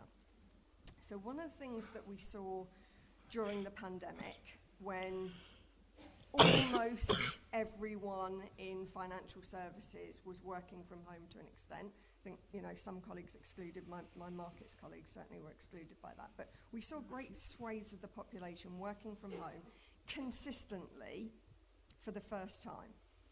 And what happened? So we've heard earlier on about the importance of awareness raising, the importance of education, but one of the things that is a great remedy for stereotypical views, biased views, phobias in the sense of Islamophobia context, is actually interacting with real human beings who belong to that group that individuals have a bias or stereotype around. So finding yourself in a hot desking environment, sitting next to someone who isn't part of your usual social network, the usual people that are part of your family, people that you regularly interact with, and identifying that person as a real human being with hobbies, interests, personalities that go way beyond that stereotypical view that you hold. So when everyone was moved to home, we lost that ad hoc interaction where you get to know people and you find out about them by osmosis. So we see that plummeting of challenging stereotypes and biases just by human interaction on a day-to-day basis. On the flip side, we also heard from our Black heritage and other ethnic minority colleagues, actually this feels a lot more comfortable being at home. I don't need to be watching out for microaggressions. I don't need to think about to what extent I'm going to code switch and then what extent I'm going to grapple with the psychological impact of having to do that and feeling pressured to do that. I can be myself at home. I have an environment that suits me. So we have something that's really positive from hybrid working, the way people come together and you have those spontaneous interactions. But actually, if those spontaneous interactions aren't positive, what's the consequence of that? A follow-on question, which actually this I only just thought of. HSBC, like I'm sure many of your organizations, is fabulous at tracking data. And so I presume you're tracking the office attendance of all of your employees. And do you have insight into how that office attendance varies by ethnicity and seniority? And how does that make you think about this challenge? So we're typically tracking utilisation and not thinking about what we see by way of seniority or particular underrepresented groups. It's certainly something we're thinking about. I think there are some cautions around what data you use to track that and how that fits in with data privacy regulations and so on and so forth. So if you're going to do that in your organisation, do it with caution and do it by communicating the right way what you're using the data for and how you're using it. But in general terms, data is your friend. Heather, you have been in a large bank for many decades, probably more than anyone in this room. Just a reminder that it's 40 plus, right? And so the benefit of that is you've had a massive exposure across financial services as one of the most senior black leaders, male or female, in the city. I know that you are not satisfied that the city is doing enough to promote ethnically diverse talent. What more should it be doing? Well, first of all, I do want to say a big hail out to Women in Banking and Finance and for Vivian as being our past president. I'm the patron of that organisation. And over the years, I have seen the changes and the challenges that we are doing with a lot of financial services. But even on our own board, when we look at the judging of those awards, it's having a real open book at looking at the talent that comes up. So I think I am sick to death of talking about where is the talent and we can't find it, because if I look in this room and look around and many of the people are on the phone, we know it exists. What we need to understand, and some of what Mitra has just said, is why that talent doesn't always get the opportunity to rise to the top and how they feel. And I think in organisations particularly where it is still, people are still scared to use the word black. They think it is something that is quite scary, and I'm really serious about this. I'm not being patronising, but I have had conversations with very senior people, chief execs, chairman, when they say to me, I don't know if it's comfortable for me to use the word black. So I'm very clear about how easy it is to use that word black. If I am sat in a room, as I was quite often, where I was the only black person in the room, and say it was all women, so we were all in our standard banking clothes, which used to be navy blue and black, for those that are in the room, and navy blue and black shoes. So you're on the journey with me at the moment? So there's not a lot of difference, is there? So somebody walks in and they need to describe me. How are you going to describe me? I am the black woman. Don't describe me as that black girl over there or whatever. But I'm very happy with you to say the black lady, because that's who I am, and that's the differentiator that you have in that room. Getting black people to hear the word black without going back to a place of pain, that's also quite tough for us, because a lot of the times when we talk about black, it's in a negative connotation, right? And we need to move away from that. The word black isn't always associated with negativity. There's a whole lot of positive, and if I think of the contribution that the black community makes to the UK, the billions of pounds, you just watch for that day in October when retailers get scared when we have the Black Pound Day, when you don't shop in any other businesses but black businesses. Watch the reaction of the press and retailers, because I know it has an impact. So for me, first and foremost, that's something that we need to acknowledge, the contribution that is made to that. The other thing for me is around talent and innovation. So I don't talk about diversity anymore, because it allows people to get away and say, I've got 2 black people there, brown person, I've got an LGBT person doing this. We're okay. We don't have to do anything else. You know, let's just rest on our laurels. Absolutely not. So I talk about innovation. If you are a leader of a business, the war for you right here and right now is talent and innovation, sustainability. You cannot afford to sit on your laurels and just pick from the same basket of people that you usually use, because some of those people are the 40 plus generation. They don't embrace technology in the way that they should do. They definitely don't think about the cyber threats and all of that comes with that. And I can tell you, I've seen a lot of the data that goes behind some of that. But what I do feel is right here and now, organisations need to be thinking, have I got the best talent? Do I have access to the best talent? When they're in our organisation, this is all of our talent, how are we supporting them? And so that thing for me is, and I use the word talent, which means that you don't have to go down into your little book and struggle to find one person that looks different. If you use the word talent, you'll know by their performance. That then takes me to another piece of discomforting stuff, is how we recruit people into our organisations. The whole thing around your names, the whole thing about your socioeconomic background, the microaggressions. So apprentice programs are an amazing way to get talent into your organisations. I have heard comments like, you're not really on a proper program, you came in through that apprentice program. Or, more recently, I've heard things like, aren't you on that black internship thing? Right? Now that needs to start from the top. When we are connected to initiatives to help us change the dynamic mix of talent in our organisation, as leaders, let's make sure that the way that we announce the arrival of this extra talent that's coming to our organisation is in a really positive light and not in this, they're a little group of people that we're trying to fix. Let me be clear, and it's here on record, they do not need fixing. Black women don't need fixing, black men don't need fixing. What they need are the same opportunities to shine that everybody else has. So I'm going to leave it with that at that moment, because I know we've got some more interesting things to go into. Dale, the asset and wealth management sectors are the part of the city that you know best. And also, as everyone knows, from your title, you're also the sustainability guru at Fidelity. So I'm particularly interested in your thoughts on what more the sector could be doing to promote hybrid working, and building on what Meta said earlier in terms of thinking about the ethnic diversity and how the wealth and asset management sectors are both thinking about ethnic diversity and hybrid working.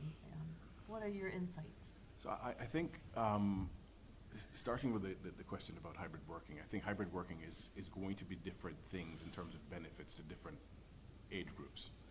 And I'm in the 40 plus, not necessarily plus sector there. The reality is that for a younger person, I think there is a tremendous importance to networking in the office. I think you don't learn unless you're in there and you're seeing the managers. And I believe in hybrid working. I believe strongly in it. My firm believes strongly in it. My firm is very, very, very committed to doing it. So for me, I work primarily at home.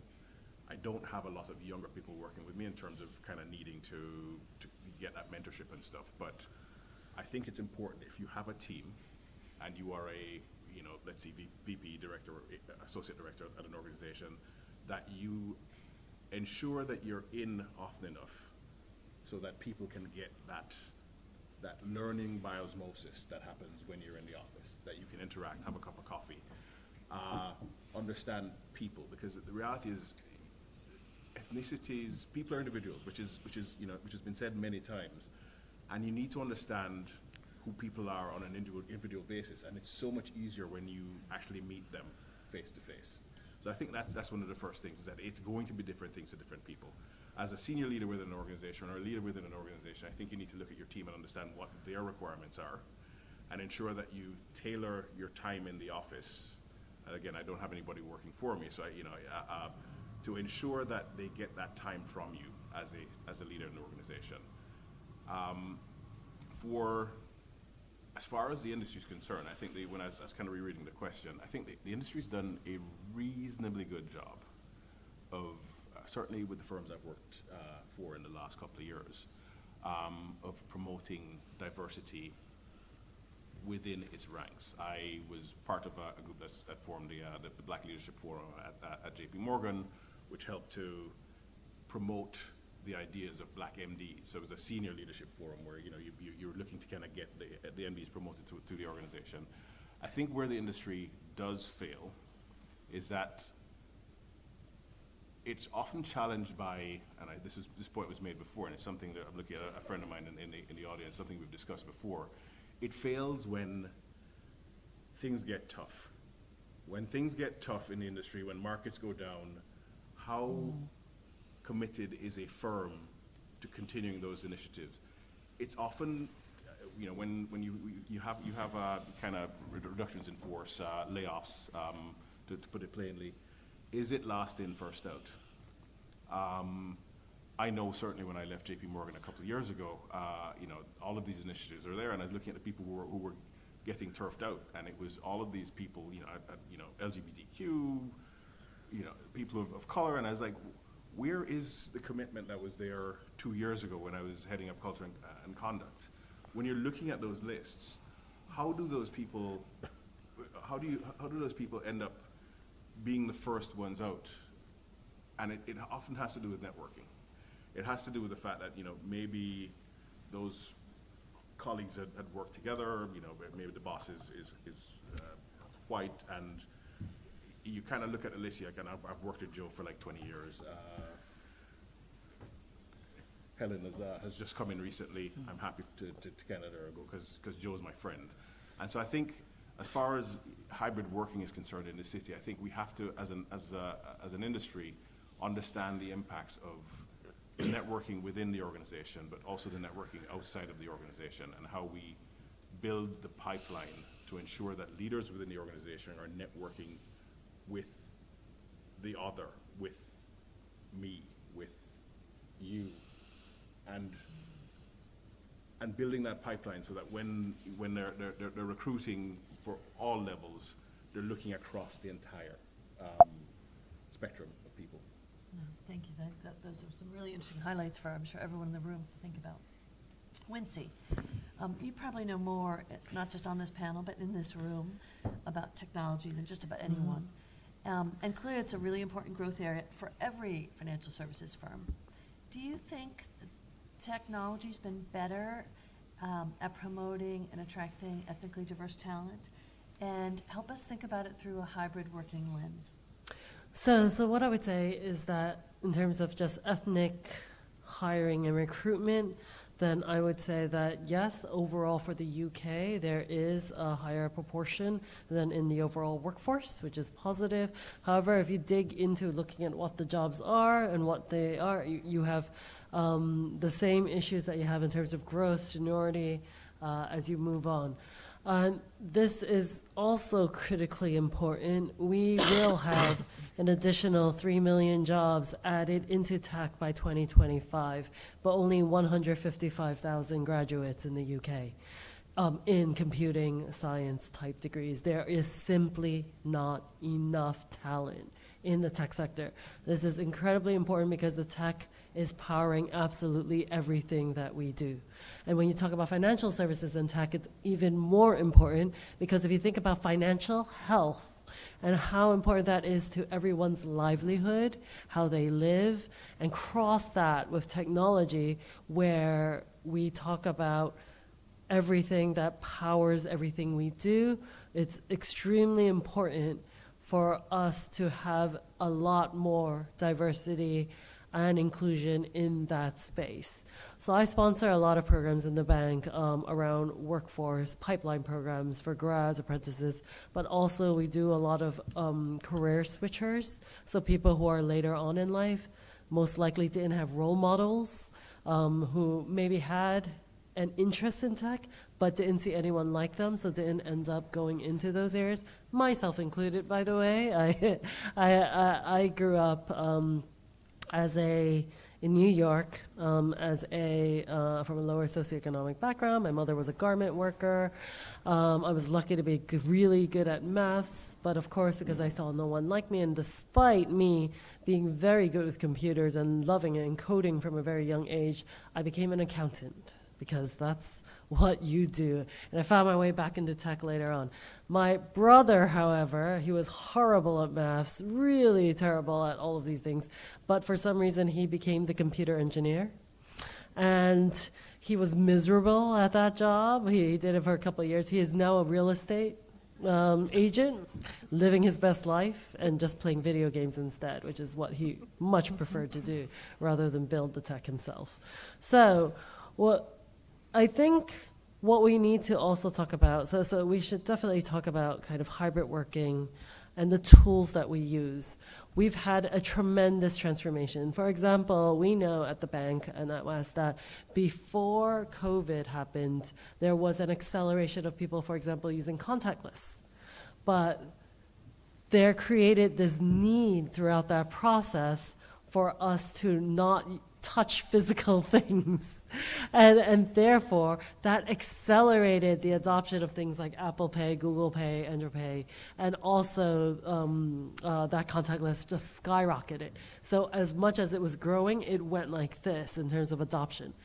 The same happened with digital adoption. So people who didn't want to use things like video conferencing in the past, preferred teleconferencing, other things, were forced into it because they were stuck in their bubbles at home, and they had to use it. So those technologies had advanced dramatically. And we're at this critical stage. This is such an exciting time for tech, but also a very scary time, where artificial intelligence, large language models, generative AI, all of that that's coming is going to transform how those conferences work. So there is facial recognition to understand your moods, to understand how the facial expressions, all of those things, to help people read that. Now, and transcribe things that are being said, to be used. The AI will take notes for you and make all of our lives much better, and actually will be really great because you can spend a lot less time worrying about the admin side of things and let the machines do their thing. However, what I would caution is that in the building of these technologies, there are very limited data sets that have gone in. There are very troubling things that are coming out, particularly recently, for example, in art, when there was a black artist in Brooklyn who did some research to try to use AI to create a black woman, for example, a visage of a black woman. It came out with a white person donned in a black coat. So, I mean, the technology needs more data, and you need more people from different backgrounds building that technology in order to make sure that it assesses. It's widely known that facial recognition is terrible for people with darker skin. It's also widely known that there were many companies, including large tech companies, Amazon was one of them, who tried to use AI to decide who would get promoted or advanced or recruited or hired, and what AI ended up doing was choosing a bunch of middle-aged white men. And that was because that was the data set it was given, that this is what success looks like, and that's what it came out. So garbage in, garbage out, basically. So how do you make sure you create a workforce and recruit a workforce that has people from different backgrounds to consider those things? And there will be a tremendous advancement that will help people in vulnerable situations, all of that. But innovation comes from different types of thinking. I think Heather was the one who spoke about it. So if you have more people from all those different backgrounds, you will naturally innovate and create better products, number one, and that's extremely important. But then you also need to consider the workplace itself. How do you interact? I think what Dale mentioned was extremely accurate, that what we find is that people who are maybe a bit more experienced, been around a bit longer, had already established a lot of the connections, really love working at home and really not having to, get on commute or get on a train, et cetera, all of those. But then I sponsor a lot of pipeline programs. So our software engineering grad programs, apprenticeship programs, digital transformations, and interns. And what I find is that these individuals, the young people coming into our organization, a lot of them do prefer to come into the office every day. I want to say also that, some of them, we do have a lot of programs focused on, for example, social mobility or gender or other things to draw in a pipeline of diverse talent. And what we find is that some of them maybe don't have homes that are fit for purpose in terms of home working. So there is a divide that comes from hybrid working, so to speak, that needs to be looked at and addressed. And of course, that's what the office space is for, to encourage that. However, so I will always see them in the office. So I do make it a point, much as Dale has said, to try to go in once a week. And what is wonderful that I see a lot of companies doing is that they're reimagining their workspaces. I mean, they're not, it used to be that if you were in the top table, you would have your own big glass-walled office with a huge view overlooking the entire city, whereas now the execs are sitting on the same hot desking spaces right next to those grads or the interns or apprentices as well. And I think that's a wonderful way of creating more connection. But behind that screen, so to speak, I think we need to just be careful to strike that balance as well, to ensure that hybrid working, that innovation comes from those interactions, comes from the ability to see people, but then also changing how we work remotely and how we make connections remotely is also important. I'll just have one more technology bit. I know you're trying to run. So a friend of mine recently wrote a book about the metaverse economy. Metaverse being an extremely important future of where we're going, which is why, one of the reasons why Meta, I mean, it's in the name, has not taken any more office space is because they're imagining a future where people will interact through avatars in the metaverse, so to speak. And one of the things that she told me when she was writing the book, and which is why she begged me for more insight, is that when she walked into the metaverse and the avatar, she found it felt like going back 20 years. That all the people she saw in this virtual world were people who were the Silicon Valley bros, so to speak. I don't know how else to describe them. And she was very worried that if this is where the future of working is going to be, the future of our interactions might be through a virtual world, through avatars, that we need to make sure that we are prepared to have people develop it and to grow it to be more inclusive as well. I'm going to put a final question to all of my panelists and then turn to the floor for questions. And my final questions for the panelists, and Dale, I'll start with you as the token man on the panel. If the audience here were to take away one thing today, one really concrete action to promote ethnic minorities in their organizations, something that you've seen that really works, what would it be? I think it's network more effectively. And by that I mean, I'm not sure if everybody can hear me, my voice is usually quite loud. By that I mean, the reality is that, I think I tried to make this point earlier, is that networking, we network with people that we go to school with, people we've worked with for a long time. I think there needs to be a more deliberate attempt to network with people outside of your home and work network. There needs to be a more deliberate attempt to connect with young ethnic, I'm going to say kids because I have a 21-year-old and an 18-year-old, so I feel comfortable saying that, with young ethnic kids who may not see, certainly the city, as a place that they belong. Very briefly, a couple of years ago I was doing some work while I was at JP Morgan with a school in Lewisham. And these were 14, 15-year-old kids. They came to our office, and I was kind of a pound that did some judging at the end of a year-end program. And I was at a reception in a room not dissimilar to this, and the kids were off on one side, kind of intimidated by all of these people in blue suits, as was pointed out earlier. And I went over and I started speaking to them, and I was like, have you considered, you've done 10 months with JP Morgan, you've been in here every week, every 2 weeks, you've met with people, you've done a project, you've written CVs, et cetera, and JP Morgan's office is just outside the city, the asset management division anyway. I said to her, a few of them, they're kind of surrounding me. I work here, I'm a director here, executive director, which is a corporate title at JP. And they're like, oh, really? And I was like, yeah, I'm Jamaican. And really?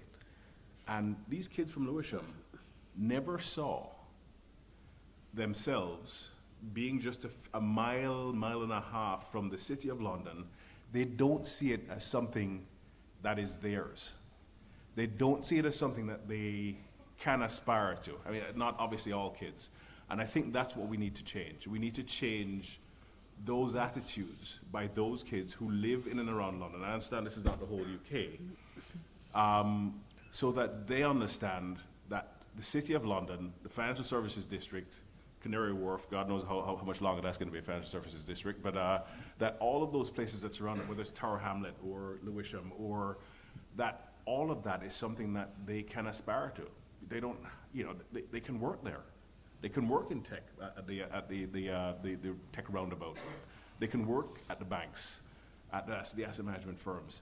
And I guess the point here is that we need to do better as an industry at reaching out to those kids so that they feel welcome into the world that I'm lucky to have worked in for the last 20 years. Thank you. Stop trying to fix the people and start fixing your processes. So I think, Heather, you said this earlier. How many programs do you see to give ethnic minority people confidence, or address their shortcomings, or close a perceived gap so that they can get ahead? That's not the issue. The issue is the processes that are operating in our organisation. By the way, fixing those processes is time consuming, it is boring, it is tedious, it takes ages, it requires real subject matter expertise and change management mindset. It looks rubbish on a social media post. Hey, I revised a promotion process today. No one wants to see that. It's getting no likes. It's the work that makes a difference. Every single one of our people processes needs work. Some of the things that we say that are supposed to be helpful are oriented towards what is helpful for white people and typically white men. They have opposite outcomes if they are directed towards people of ethnic minority background, particularly black people. I'll give you a really obvious example. Typically, junior people or people from underrepresented groups are told, find something in common with your manager. If they're interested in golf, you need to be interested in golf. If they're interested in wine tasting, you need to be interested in wine tasting. And that is a really successful route to ingratiate yourself with your manager. And ingratiating yourself with your manager gets you sponsorship, it gets you pay rises, it gets you promotions, it gets you opportunities. That's great if you're white. So Bina Kandola can talk about this in more detail this afternoon. This is from his book, Racism at Work. Those actions are met with mistrust if they are done by ethnic minority individuals, particularly black people. So we tell people to do certain things that actually doubly disadvantage them. Don't just maintain the status quo. So let's ditch the programs that are ineffective. Clearly they haven't had the impact, because how much money have we all invested in all of those programs for all of those people over all of these years, with what tangible outcome? And let's start doing the really hard work around our processes. Well, there's a lot to follow there, isn't there? But I think I'm going to say by creating a culture which allows people from different backgrounds to have a voice in your organisation. And what do I mean by that? On Monday evening, I was at a dinner for about 22 people, hosted by Ursula Burns, who's our chairman, but Ursula, who's also been the chairman of Rank Xerox, Uber, everything else. For me, she is my goddess that walks on water. But the thing that I love about Ursula is that she tells it like it is. For those that don't know who she is a plain-talking black woman who is by American by nature, but spends a lot of her time in the UK. And she is fed up of talking about this topic of black. We should be talking about this topic of inclusive and creating a space for everyone to have a voice. At that dinner, there were probably about 22 of us, probably as usual. In fact, I was quite impressed. There were 2 black people, well, 3 including Ursula, and 1 Asian lady, 2 gay people, and the rest was mainstream because it was for senior women. And there was a black lady in there, I'd not seen her before, and I kept thinking, why is she not speaking? Why is she not speaking? And then I recognised The reason she wasn't speaking is you needed to build up an environment of trust. Trust means I'll be heard when I speak. The other point is I'm allowed to speak. Now that takes a little bit of time to happen. And if you've got people in the room who just yabba, yabba, yabba, and they want to make sure that they're in front of the leaders, all that does, it makes you recoil even more. You all understand me? Because you've all been there at some point, right? You've got great points. And it's not just black women, it's women in general, right? But black women do it a lot as well. About 30 minutes before the end of that, she started she brought up a comment, which was absolutely fantastic, about sponsorship and mentorship and all of that stuff. But I noticed her voice started off really quietly because I wasn't sure if I could say what I could say. And then as the evening wore, her voice got louder. So that in my mind said, we have got to create a culture where everybody that sits around that table has a voice. If you are chairing something and you notice that somebody isn't speaking, irrespective of their race or their colour or their background, you as a chair have a responsibility to pull them in so that they can become part of this inclusive conversation.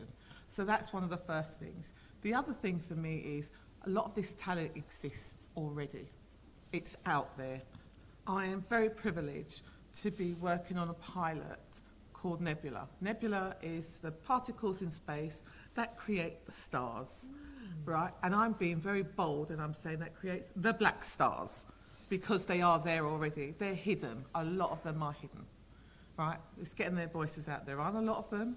And when I say that we're talking about women who are, 18 months to 2 years away from a C-suite role. I am doing that in partnership with the Executive Leadership Council. I think you asked me about that earlier on. The Executive Leadership Council, for those that don't know who it is a US-based organisation that is really focused on black talent. It's a membership organisation with over 900 members in the US. So we know it works in the US. We only have about 12 in the UK. Right, so we've got a lot of work to do. So I'm working on helping them to build that pipeline of talent to become a member. Unfortunately for me, I became a member 4 years ago, and I went through a really painful process, but I totally understand why they make it painful. Because when you are there, you are somebody who's respected. You just don't get there because you've got a badge. It's about your sphere of influence. It's about, how you're thought of in the industry and what you contribute back. And my contribution back is that I want to make sure that I work with companies like UK, like many organisations that are struggling to find some of the black talent. And the reason I'm going to say that is not because you're not out there, but some of you keep your head under the parapet because that's what our parents have told us to always do. Our parents have told us to go to work, do a good job, stay there forever, so you get your pension and everything else. Don't answer back, a bit like when we're at home. Don't have a mindful, and this is very much in our black community. But our colleagues at work don't understand that. They will not understand about our culture of upbringing unless we can show some of that. And that means also helping women, and I say women in this space, to have a voice that articulates who they are, that they can show the knowledge of the great work that they do. The amount of women that I meet that say, I am really happy to stay under the radar and help somebody else because it's just best if I stay under the radar, because they think something's going to happen to them if they put their head above the parapet. And I am going to say, so what if something happens to you? It's not death. And if you work in somewhere where you can't have a voice, you're not in the right organisation, and that's going to compromise you. Now, what I'm not telling you to do is leave your organisations because you can't speak up. That would be silly. What I am telling you to do, and you'll know this, if you are working somewhere where you are suppressed, you're held back, that conversation goes back to a bit of, well, actually, you need to do this more, or you haven't done this. I often wonder about end-of-year conversations when it's about all the things you haven't done. Good leaders don't tell you about all the things you haven't done. They tell you about those things during the year. Great leaders talk about, this is what you do great. When you've got that superpower, when I see you at your best, this is what you do. Immediately what that does is it empowers you to do more. It empowers you to bring innovation to the table because you don't think your idea is going to be shot down. It encourages you to and empowers you to share those ideas. And for me, that's what this is all about. We are all here. Your organisations have given you the time to be here today to learn something more about what can we do to embrace this whole pool of talent that is not in our organisation. So it's about having a voice and being able to use it. Wincy. So I would say, I mean, first of all, hard to follow all these wonderful panelists, but I'll come at it a little bit different. I would say positive, proactive, funded commercial action. I think the programs Mitra is talking about, I mean, having money behind it maybe, but not putting commercial outcomes against it.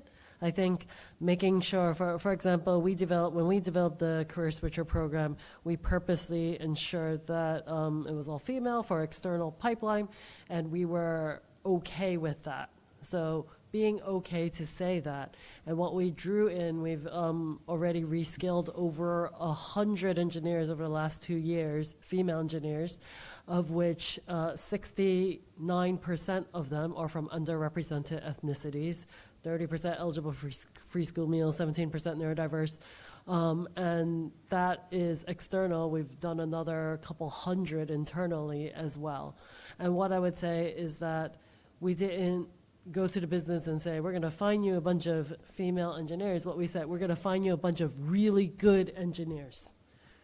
And it just happened that the pools that I was going for were the pools that maybe weren't looked at in the past or weren't looked at closely. And through that, we've found, I think, some of the best engineers that there are, because they are resilient, they are hungry. I mean, and we do behavioral assessments, of course, to make sure that they have learning ability, agility, all of that, and deployed them into the fastest growing and most exciting part of the bank. So not just bringing them in for any old job and giving them something to do, but actually giving them areas where they can make a difference, where they can innovate, where they can find job satisfaction and be their best selves. I think that is incredibly important, but at the same time, still bring about commercial benefit. So ensure that everything that you do has that business case, meets the muster, because anytime you do things that don't have that, where people will have that tendency to say that, oh, well, Wincy's doing that diversity program thing again, right?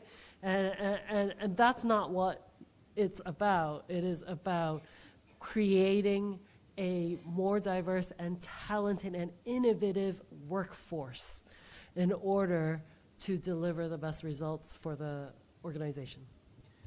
In addition to those 4 practical suggestions, I'm going to use the moderator's prerogative. And I'd also encourage you to look at the suppliers that your firms use. Which accounting firms, which law firms, which search firms? Are any of them owned by minorities? Are any of them owned by women? Have women turned up to do the pitch? Are women all at the junior rank in the team that's going to be serving your firms? Not nearly enough of the searches that we lose do we lose to firms where I think there's a genuine commitment to ED&I. But relationships are sticky. So use your data to understand who are our suppliers. So I have 7 minutes left. I'd love to try and squeeze in 2 questions. I see one right there. Please stand up, and I promise to take another 1 or 2. If you can make the questions succinct, please.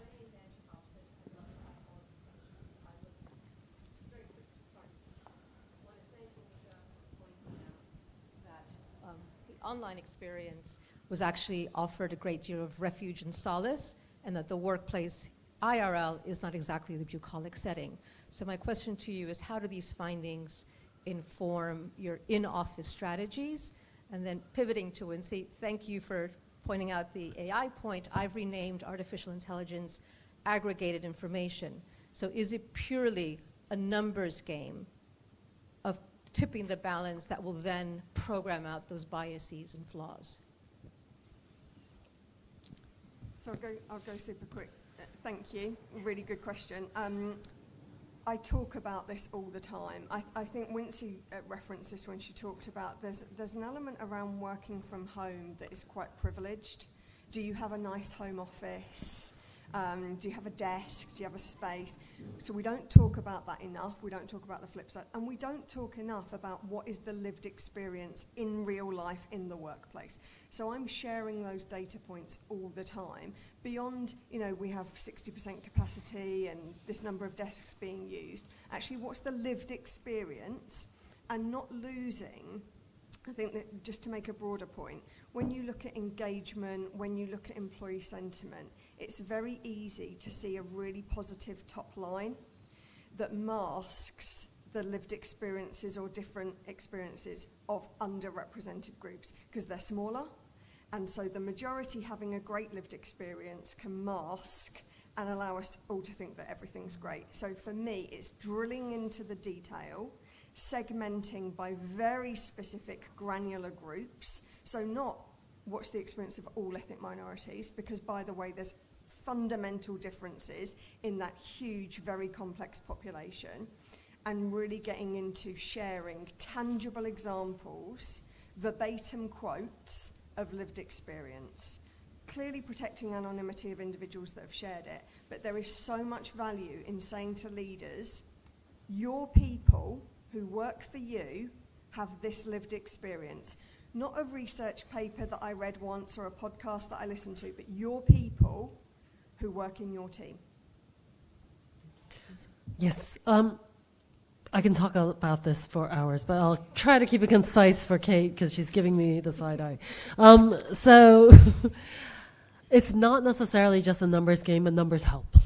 Now, large language models work on large data sets. The bigger the data sets, the better the data that is meant to come out. What is critically important right now, fundamentally important, is for people to understand how they are being built. Because what's happened is that if you just willy-nilly put in the data that's out there into it, it will re-emphasize and actually highlight the biases that already exist, the stereotypes that are already in the world. So it makes it actually worse. So having more people from different backgrounds understanding how those models are work, being able to make changes to them, and being able to design them in such a way to draw out bigger and better will result in better products. And then ideally, you will have less people of color being hit by autonomous driving vehicles. You'll have all kinds of, there are so many stories. Or, for example, people getting lower credit limits if you talk about some tech companies who decided to launch credit cards and things. So definitely more people to actually challenge how things are being built. I've certainly made a lot of decisions in the bank about the designing of digital experiences, and some of them would probably make your toe curl if you listen to some of the responses when you don't have people with different lived experiences giving their point of view. Vivian, do we have time for one more question?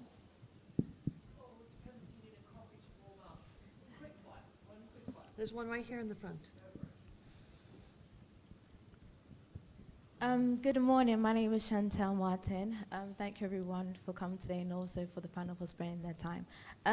My question was relating to what I believe her name was Yasmin, the first speaker spoke.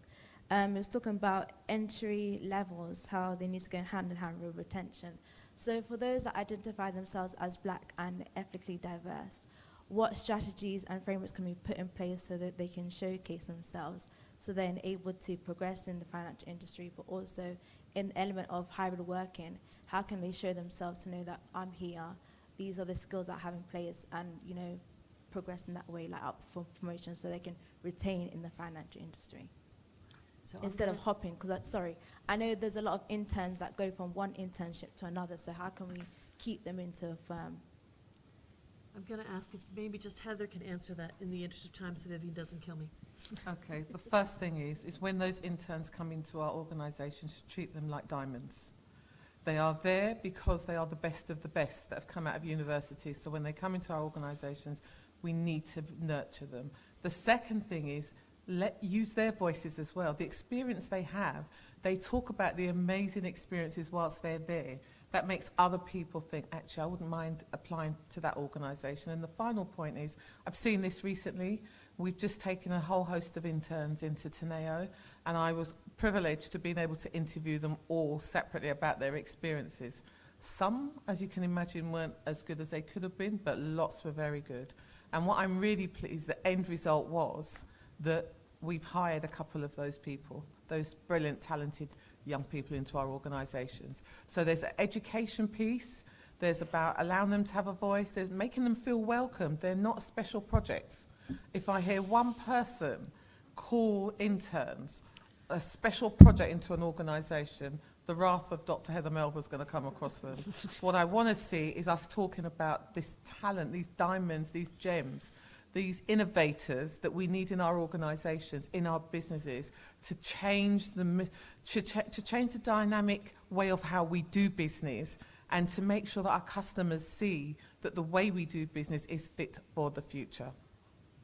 Well, thank you for your question. I'm sorry we couldn't take more. Thank you to my panelists for being so frank and pragmatic. And Chantal, who easily looks like one of the younger people in this room, for being brave enough to ask such a good practical question. I wish we had more time. Please nobble the panelists over a coffee. There are lots more questions that they have a lot of expertise on that I know they would be happy to share. And thank you, Kate, because this is a tough panel. Yes, she's had to talk to. Fantastic. Thank you so much, Kate, for moderating that amazing discussion. And of course, to Mitra, Heather, Dale, and Wincy for sharing their insights. Some really amazing gems from some diamonds on the stage. The importance of networking, the need to be deliberate and diverse, stop fixing people and start fixing the processes, build a culture of inclusion which builds trust and belonging. I know belonging was my term, but that's what it said to me there, Heather. And then being positive, proactive, funded, and commercial in terms of your outcomes so that you can find talent pools currently being overlooked. Really, really important. And of course, Kate, thank you so much for mentioning the diversity necessary for the supplier chain, because that is so very fundamentally important to make sure we're using the right suppliers that can support our objectives. It is now time for our coffee break. We'll be returning to the room at 11:20. Thank you so much for your attention this morning. It's so much to take in. If you do get a chance during the coffee break to fill in your responses to the questionnaire, please do so. You can do that on the paper form, or you can do it on your app as well. Look forward to seeing you soon. Thank you.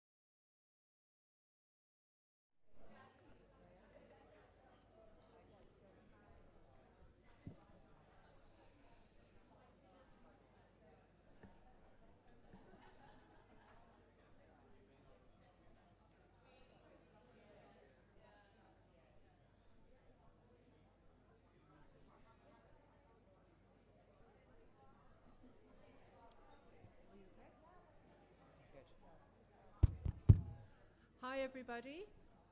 Welcome back. I know we're starting a little bit later, but I think we all needed that warm-up refreshment break. Just so you know, we are adjusting the heating. It was supposed to be adjusted by 8:30 this morning, but anyway. And so we should be feeling an effect in 10 minutes. I have to say, I'm actually thawing out, so I think it's starting to work. So welcome. I'm just going to ask you all to take your seats. Thank you so very much, because our next keynote speaker is someone that we're going to very keen to hear from. I'm delighted to introduce Alicja Kadzierski, who currently leads ESG and D&I at the Financial Conduct Authority, a role central to embedding these areas across the regulator's policy, supervision, and enforcement activity. Alicja has a wide range of experience and has worked in the UK and across the Middle East and Africa as well. And we're going to hear about the big announcement this week, FCA and PRA, which I mentioned in my opening remarks, the new consultation paper issued by the regulators. So please join me in welcoming Alicja for her keynote. As we have the restrictions on time, we're not going to be able to have any Q&A afterwards. We'll then move to our next panel, but I know that we'll be keen to hear what Alicja has to say. Thank you so very much, and welcome, Alicja.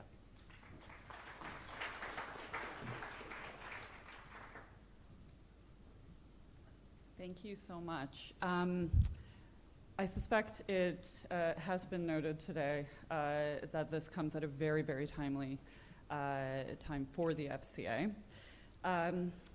So I wanted to cover, why is D&I a regulatory concern?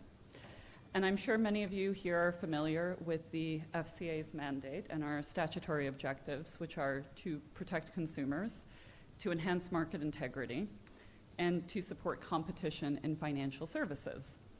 We also have a secondary objective around competitiveness and growth of the UK economy. So how do diversity and inclusion relate to these objectives? So where firms are better equipped to tackle groupthink and improve decision making, this can contribute to market integrity. Where they have a greater understanding of the diverse needs of their consumers, this can support consumer protection. Where firms seek to innovate and tailor their offering to meet those diverse needs, this can contribute to greater competition. And where firms unlock new talent and widen the sector's talent pool, this can further growth and competitiveness. And that is why, together with the PRA, which is the Prudential Regulation Authority, we have published a consultation paper on diversity and inclusion in the financial sector. In my speech today, I'll be focusing on some key aims of the consultation. The first is inclusion. This is an important focus in our consultation because a healthy and inclusive work culture is one where staff from all backgrounds feel comfortable contributing and providing challenge. A second is consumer outcomes. Specifically, how to ensure the firms consider the needs of all consumers when they are designing products and services. I also want to speak on the importance of unlocking diverse talent. We want to see firms taking clear steps, actionable steps, to address areas of underrepresentation in their organizations. And I suspect you'll want to hear about what actions we as the FCA are taking internally as well. So I will give you some insights into the progress that we've made in our own role as an employer. We still have a way to go, but by working together with industry, we believe we can help move the dial on diversity and inclusion. So on inclusion, I will of course be covering diversity in my speech today, but I actually really wanted to start on inclusion, which I think links into some of what I was hearing from the panel as well. Research from the Financial Services Culture Board illustrates the challenge. It found that from a minority ethnic background, those employees can feel less safe speaking up at work than those from a white background. And we know through engagement with firms that inclusion is rarely given the same attention as diversity. But if employees are not comfortable contributing or providing constructive challenge, then the benefits of a diverse workforce cannot be realized.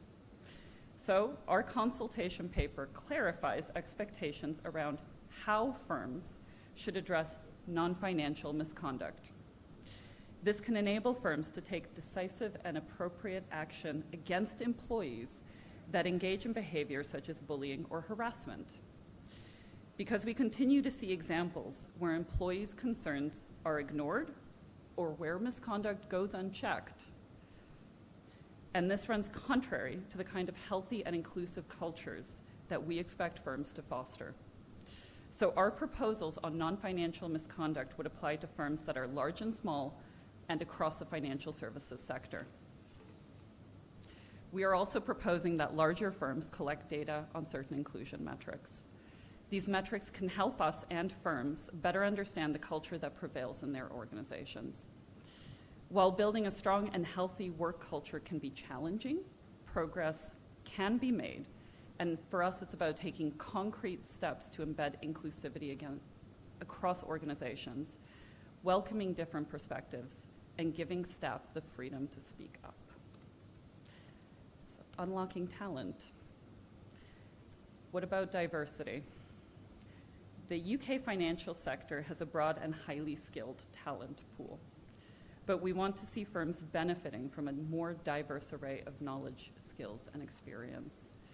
The latest Parker review, for example, found that over 100 of the FTSE 250 either had no ethnic minority representation on their boards or did not provide data. Measures to address underrepresentation can help unlock new talent, and a wider talent pool can further strengthen the reputation of UK financial services. That is why we propose that large firms set themselves stretching D&I targets. Importantly, we do not propose to prescribe what those targets should look like. Firms will be best placed to identify what their areas of focus need to be, but we do expect the targets to be ambitious. In 2020, we carried out a multi-firm review looking at current approaches to D&I, and we found that many firms already have targets. But these are primarily focused on gender representation and tend to be restricted to senior management. So while this is an important step, firms should consider how to address underrepresentation at all levels of their organizations and across different characteristics. As several respondents to our discussion paper noted, nurturing diverse talent in junior roles can increase the talent pool further down the line. It is about building a sustainable pipeline of talent within organizations. We also propose that large firms and firms prudentially regulated by the PRA develop and implement a D&I strategy. We know from engagement with firms that many have a strategy in place, and this is promising. However, these strategies often lack a clear sense of purpose, and few outline how they will reach those goals. So we want firms to devise strategies that are right for them, and there is no one-size-fits-all approach, but we expect all D&I strategies to set clear objectives and an actionable plan for achieving them. Data. If we are to really move the dial, then both regulators and firms need good quality data. This can tell us where things are going well and where attention is needed. Data can also reveal the very different ways in which different characteristics intersect. In 2020, the Bridge Group published a report on socioeconomic diversity in financial and professional services. They found employees from a lower socioeconomic background took 25% longer to progress in their organizations. But the progression gap widens to 32% for those who also identify as Black. A better understanding of the barriers different people face is vital if we are to really unlock talent. So we are proposing new requirements for large firms to report and disclose certain D&I data. This includes mandatory reporting against certain demographic characteristics, such as ethnicity and age, and we're giving firms the option to go further with voluntary reporting against characteristics such as gender identity and socioeconomic background. To be clear, these proposals do not mean employees have to disclose their data to their employer. Employees always have the choice when it comes to sharing their personal data. Our approach has been informed by our 2021 pilot data survey. This looked at the D&I data firms are currently collecting. And results showed that data collection is heavily focused on a number of characteristics, such as age and sexual orientation. Other characteristics, such as socioeconomic background or caring responsibilities, are collected by comparatively few firms. For these characteristics with lower collection rates, we are proposing to make reporting voluntary. Firms with high rates of employee participation told us that they worked really hard to build up that trust and understanding with staff. And this ultimately leads to better and more complete data. So affording firms greater flexibility can help improve the quality of the data that they collect. Diverse needs. So I've covered how our proposed framework aims to support more diverse and inclusive firms, and this can help bring new perspectives and ideas into those firms. And we believe this can help firms better understand the diverse needs of the consumers that they serve. And why is this important? Because our most recent Financial Lives survey showed that many consumers in minority groups face unequal outcomes and barriers to access. For example, those from a minority ethnic background are much less likely to have a private pension, to have savings accounts, or protection policies in place. Our consumer duty already sets out requirements and expectations for firms around meeting the needs of their customers, and our proposed D&I framework seeks to further those outcomes with firms that better understand the lived experiences of the communities that they serve. The FCA's own approach. So this has been a journey for us too. We first introduced targets for minority ethnic representation in 2016, and we were initially aiming for 8% of our senior leadership team to identify as minority ethnic by 2020, and 13% by 2025. But after reviewing our own progress in 2021, we actually became more ambitious. We now have a 20% target for minority ethnic representation by 2025, and we introduced a new 25% target for minority ethnic representation across all pipeline grades. The impact of our ambitions are being seen. So 50% of our senior leadership team, as well as 50% of our non-executive directors, are now women. These targets are part of a wider strategy, which includes initiatives such as our race and ethnicity sponsorship program. The program aims to accelerate the progression of promising individuals.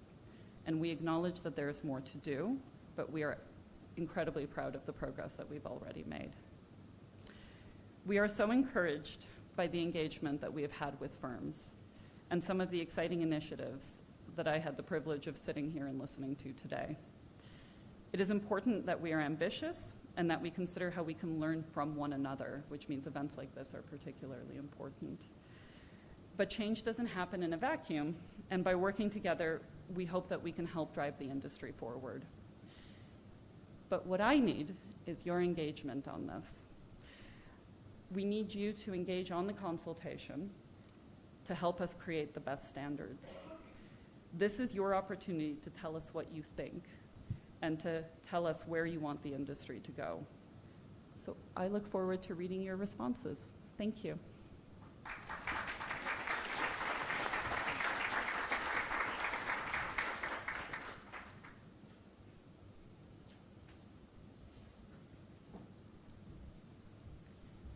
Thank you so much, Alicia. I have already tabled the consultation deadline at the 18th of December, and it's terrific that it's a conversation, so we can develop the strategy, the program, the outcomes, the objectives together to make sure that these opportunities are ones which can work for all different sizes of firms in our sector. Our next panel is going to be chaired by Anne Cairns. Oh, you're also fantastic. Please make your way up. That is super while I do the intro. You've anticipated me, which is absolutely super. And our next panel is actually focusing on why does ethnically diverse mean good for business? Anne is going to chair the panel, and for those of you who don't know Anne, and I'm sure most everybody does, Anne Cairns started life as a research scientist and was the first woman to work offshore with British Gas. She was previously the executive vice chair at MasterCard and is now in the next phase of her career, where she is chair of TMF, CAP Payments, and Financial Alliance for Women. So Anne, I'm going to hand it to you to introduce your panel and take us away. Thank you. Thanks, Vivian. I'm going to stand over here so I can shoot questions at the panel easily. You know, I sort of felt watching Kate, it was a little bit like Wimbledon. and so I'm delighted to be here to talk about, you know, why does diversity mean good for business? Before we kick off, it's a fabulous panel. And I'd just love to start by everybody introducing themselves so you can get an idea of their backgrounds and where they're coming from. Starting with you, Fiona. Sure. Yeah, my background's asset management. So I joined the city in 1986. I almost daren't say. So a very interesting environment. I was exposed to the boardroom from a very young age because I was buying and selling shares, and I thought I knew all about the boardroom. But actually, it's not until you sit on a community board or you're actually a non-executive director responsible for an organisation, you realise what it's really like. And the boardroom really matters. We've been talking about culture, the FCA have been talking about culture and how you change it and targets. So I launched an organisation called Women on Boards, recently rebranded to WB Directors, to inspire all of you and support all of you to think about going on boards as a career development strategy, either as a portfolio executive later, but what about right now? You're never too old. You're never too young, and your background matters because you can change organisations and make our society a better place. Just a little bit about me. Great, fantastic. Already doing a pitch. Mitesh. Hi, thank you for having me here. So I started my career at Aon and Willis Towers Watson as an actuary and working as an investment consultant and fund manager researcher. I then had the privilege of leading the fixed income team at Henderson Global Investors for a number of years before joining Reddington, a fast-growing investment consultancy, as its CEO. And that was my first chance to not make the mistakes the leaders that I'd observed making, in the first part of my career. This was my chance to do something different, to really ask myself, what kind of leader did I want to be? What did I want to stand for, and how can I go about making that change? So it was a real privilege to grow that organization from 50 people to 250. And over that time, we created an inclusive culture where people of different genders, of different races and ethnicities, cultures and religions, people of different socioeconomic backgrounds and otherwise thrive, where the quiet voices were dialed up, where people could challenge. And we closed the gender pay gap over my time there as CEO, which I was really proud of. I left that about a year and a half ago to come to Newton, a part of BNY Mellon, to see if we could do that at a bigger scale. So I'm Chief Investment Officer there for the multi-asset business, and delighted to be here today. Okay, great. Big to small to big again. All right, fantastic. Jackie? Hi, everyone. I'm Jackie Taiwo. I am CEO and co-founder of Black Women in Asset Management. My background is actually private equity law. I was a lawyer for over a decade here in the city. And I'm also American, so if you hear an accent, that's where that comes from. In my time as a private equity lawyer, like I said, over 10 years here in London, I had come across no other Black women working in PE until 2019, which is a shame. But it also presented an opportunity because after meeting this woman, Miriam, we really realized that, one, there had to be more Black women in this industry. We couldn't be the only ones. And we wanted to create community for them.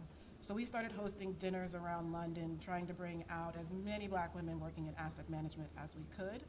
Fast forward to today, I've since left my legal career to lead Black Women in Asset Management. It's a network of over 1,700 Black women globally, here in the UK, in the US, and also in Africa.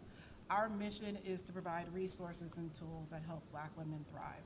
Really what we're doing is, as I said, providing community, helping women connect with each other, helping women connect with the organizations that we work with so that they get the support, the encouragement, the empowerment to advance their careers. And I'm delighted to be here today to discuss more of that and my views on why we all need to do the work to support diversity in our industry. That's fabulous. And, I can see that this panel is absolutely knee-deep in asset management. So, anybody got any questions on the subject, I'm sure we can handle those going forward. Layla. Thank you. My name's Layla Mackenzie Dallas. I'm the founder and CEO of Dial Global. I already feel a lot of imposter syndrome being on this tremendous panel. I don't know very much about asset management, but what I can tell you is that I'm here because I believe that talent is everywhere, but opportunity is not. I graduated with a first-class honours degree from Manchester and Leeds. I got the highest mark in my graduating year, and I thought that my degree would get me through the door to work for one of these remarkable organisations. I went on many interviews, I did the milk round circuits, and I couldn't get a job for any one of the organisations, which I now find very similar to my client list when it comes to advising CEOs and organisations about their diversity, inclusion, belonging, equity and culture strategy. I'm really excited to talk about what ethnically diverse really means, as well as intersectionality and why wealth goes far beyond GDP and USD, and it's actually more around the social capital, the networks with which we hold, and why social, human and people capital is actually at the heart of everything that we do in successful business. Fantastic, Layla. And Layla and I, well, we have quite a lot in common. I'm also from the north, further north than you, Layla. I'm from Newcastle, but I did go to university in Sheffield, did get a first class from my degree, never even thought of joining the finance industry. And you know why? Because, as Dale said, I was like one of those kids in Tower Hamlets. I'm from a working class 2-bedroom council house in the north of England, and it never occurred to me that I could be a big financial global leader, investment banker. I didn't even know how to spell asset management. So, goodness knows what's going to happen with the cancellation of, HS2, but we won't go into politics today. Anyway, maybe we will. Good questions. Okay. Why does diversity mean good for business? Well, what the heck does good for business mean?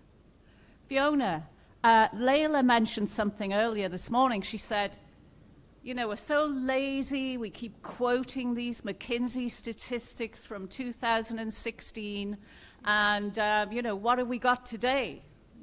What do you think about the data that's out there that tells us diversity is good for business?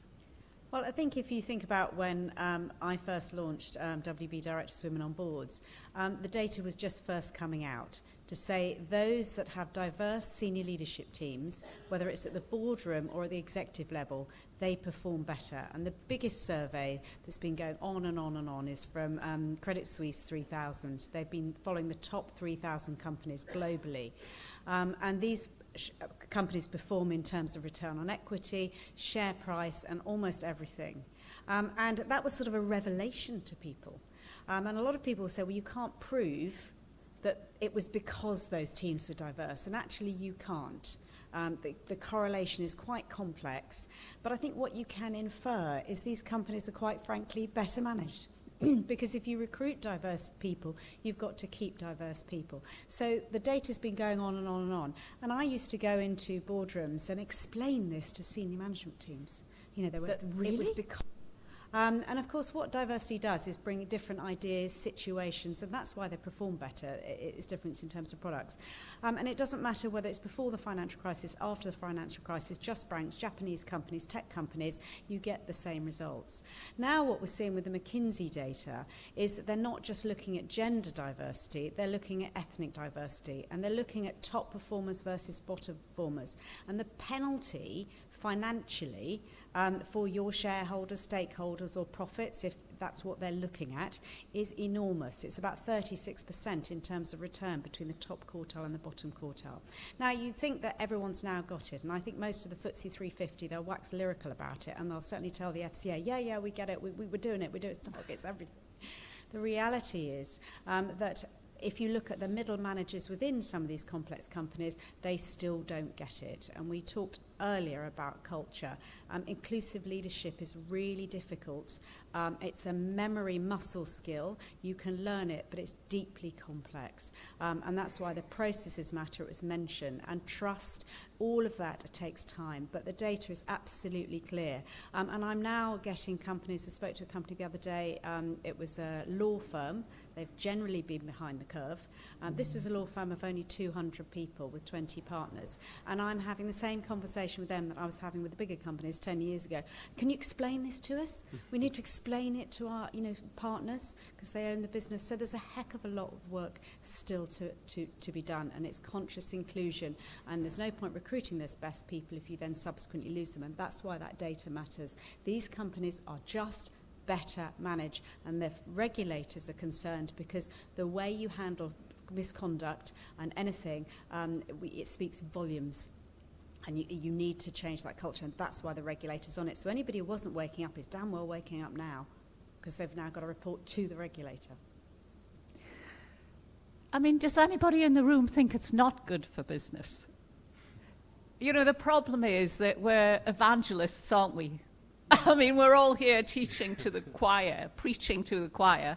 You know, Mitesh, if you were sitting in a room full of people that weren't these people who thought this, how would you actually approach the problem of making them feel that it's good for business? Despite all of Fiona saying, well, look, the data's really clear. It's a great question, and I spend most of my time in rooms with people that don't look like me, don't have a shared background, and or don't believe that, so I think it's relatively straightforward. I'll start by saying we've got to be careful looking backwards, right? Because for a lot of human history, we've had homogenous groups of people lead companies wherever it was in the world, whether it was in Japan or in India or in the UK or elsewhere. And so the experience of having diverse leadership teams, boards, fund management groups, or otherwise is relatively small and new. And we're really only starting to figure out how we actually create inclusive spaces where these different voices can speak on a level playing field. And so we might start to see some data that challenges what we've seen and says that actually diverse teams don't add value. But that doesn't mean we should give up on this. Right, so I'm cautious looking backwards, but as a leader of investors who look forward, that's how I'd largely frame this, which is we are in a world that is characterized by deglobalization, that is characterized by decarbonization, that is characterized by divergence in a way that we've not seen for decades. We're facing problems and challenges in our market environment and in our regulatory environment, in our investment environment, in the environment our companies are in, that simply can't be solved by the same brains that maybe got us into the mess and or at least observed on the sidelines as we got there. And so we have to have different minds, different hearts, different perspectives if we have any chance of trying to solve the far more complex set of challenges our companies need to in order to succeed. And that tends to be how I frame it and how I sell it to the companies that I work in and the boards I'm in, because the reality is we just can't think harder. If we do what we've always done, we'll get what we've always got, and we're not in a great place. It's a really interesting point, and a friend of mine, RJ Banga, who's just become the head of the World Bank, just had an interview this week, and he was talking about, you know, twin goals of eliminating poverty on a livable planet. And actually, I loved that because, you know, I don't know about you guys, but I sort of struggle to remember what are these 17 ESG initiatives, you know, of the UN. Can anybody hold 17 things in their mind? I think that you know, as Mitesh says, the message has to be actually quite a simple one, even though you're talking about a pretty complex business world. And, you know, and going to you, Jackie, I mean, you said at the beginning, obviously you're American, you come from, you know, the world's biggest economy, you're bringing your ideas across the pond here. What, you know, what are you seeing that you think would be fundamental at driving the change of having a good business model here in America, in Africa, and the places that, you know, you're connecting everyone up around the world? Thanks, Anne. I want to start by actually making everyone in this room really aware of an important, horrible movement that's happening in America that I think is at risk of coming here if it's not already here, which is, you know, we are in a friendly room. I think we all understand why ethnic diversity is good for business. We've had this conversation a lot. In America right now, there is a growing movement to strip back all of that progress. You may have heard about the recent Supreme Court decision on affirmative action, which was historically a, you know, well-evidenced, well-founded method to improve diversity within colleges. Right now, that failed, and so that's gone. Right now, there are lawsuits that are taking away programs that got me into, I wouldn't say got me into law firms, but that I used. I started my career in private practice. When I was in law school, I received a diversity scholarship because professional services is not diverse either, and that was a scholarship that enabled me to, or helped me get into private practice. That is being challenged. That will go away. And so I bring this all up to really bring us back to, you know, what is happening outside of this room. These are tough conversations. We're really, you know, pulling at hearts and minds, which is hard to change because, you know, homogenous groups feel good. You know, when we're all the same and we think alike and we're, you know, making money together, it's really hard to, come with a new idea that feels like you're giving away power and you're giving away privilege. So this is a tough sell. And I think that it's really important just to understand that. In terms of, you know, where I sit and what we're trying to do and the risks I see of not getting this right, you know, I sit and I speak with lots of Black women about their careers. We are a really talented group, but a lot of them are thinking about leaving. These are the women who are very close to becoming senior leaders. Arguably, I was one of them, and I decided to leave. And it's happening because the culture is not one that is inclusive. It's not belonging. And there are lots of other ways to make money now. There are lots of other opportunities. And the risk here is around retention and recruitment. I think about my children. I have 2 daughters. And I swear, my 11-year-old is more of a feminist than I am at this point. And, you know, the way she thinks about bias, she is going to come into this world. If she, you know, sees this industry, she's going to think, not sure that I want my talents to go there. I want to have impact, and there is going to be so much more opportunity for her that I really think if we don't get this right, young people are not going to choose finance. They're not going to choose asset management as a career. So that's where I think, you know, the risk really is. Very interesting. I think, you know, going back to some of the things that we heard this morning about recruitment, retention, and people climbing up the ladder.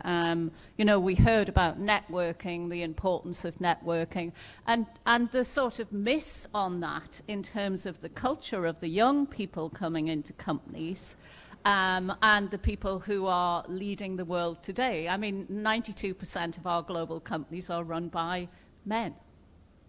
92%. I mean, it's really quite a stark statistic. And I was actually in Japan a few years ago talking to the guy who is the CEO of Shiseido, who actually runs the 30% Club. He's the chair of the 30% Club in Japan, and a great advocate for women. And, you know, the Japanese culture has quite a dearth of women and a big dearth of, you know, ethnic diversity. And I said, why do you have a contra view from many of your peers in industry? And he said, well, I went to business school in America, and, you know, at my business school, there were all sorts of different ethnicities and many women. And he said, I realized they were just as good as me at being able to run companies, and so therefore it just seemed obvious to me. So I wonder about that, going to you, Layla, because if we look at our, say, British universities today, there's a lot in the papers about how many foreign students that we've got in our universities up and down the country. And I personally think this is a good thing. I mean, it's obviously a great thing for funding universities. But, you know, are we then creating a whole new generation of people who come out who just think it's absolutely normal to be living in a big mix of people? Well, when I was at university, that wasn't the case. And is that going to be a sort of bottom-up movement that changes the business world? And how can we bridge the gap between the top and the bottom until that happens? Lots of questions, but there you go. I'm thinking to myself, where do I start in answering this question? So I think what you're asking me, Anne, is how we bridge this gap between bottom-up and top-down, ultimately. And you know, I'm also a real data geek amongst my fellow panelists, and we did a piece of research called the Dial Diversity Review. And the review was done because I found a home in executive search prior to founding Dial, and I'd noticed that the higher up the classical corporate hierarchy you go, the lower and the lower the diversity. But when I say diversity, I mean holistic diversity, I mean 10 facets of visible and invisible diversity. We all know about the Equality Act, but ultimately I think it is this combo of hearts and minds meets data and science. And I also find going into boardrooms and trying to throw the Equality Act at people does not get you anywhere. Actually, they'll all nod and smile and go, and you think to yourself, I wonder whether your actions will speak louder than your words, because, and I'll let you all into a little secret here that you probably already know, but I've never walked into a boardroom and said, do you know what, you know, diversity, and any of those CEOs or those boards have said, you know what, that's a shit idea. They've all nodded and they've all smiled and said, that's great. And then the next thing you see in the paper might be that actually we've made a load of cuts for our diversity, our ESG and our HR professionals. Anyway, coming back to your question, Anne, sorry. You said top down, bottom up. I think that we have got blockages within the talent pipeline. So to the point, on the higher up you go in the classical corporate hierarchy, the lower and the lower diversity is. That was what I observed in exec search, which is why with the review that we've done, we looked at CEO -2, because looking at boards is a wonderful thing to do. However, what we saw 10, 15 years ago was that actually we're going, hey, we've got loads of women on boards, but those women are spread across a whole number of different boards, and that kind of obviously doesn't count, actually. It's about the SLT, it's about the CLT, it's about the exec who have got the impact within the organizations to actually make change. It is not necessarily the independent directors who are meant to obviously be independent across a whole number of different organizations. The talent pipeline is broken. And so it's actually about how we give opportunity to and we develop that talent. I used to use an expression a lot in the world of exec search. I'm looking at my new friend here who is also ex-exec search, my friends here who are ex-exec search, and actually, you know, you can recruit diverse talent and think you've, you know, done a great job, give yourself a pat on the back, oh, brilliant, we've hired a black man.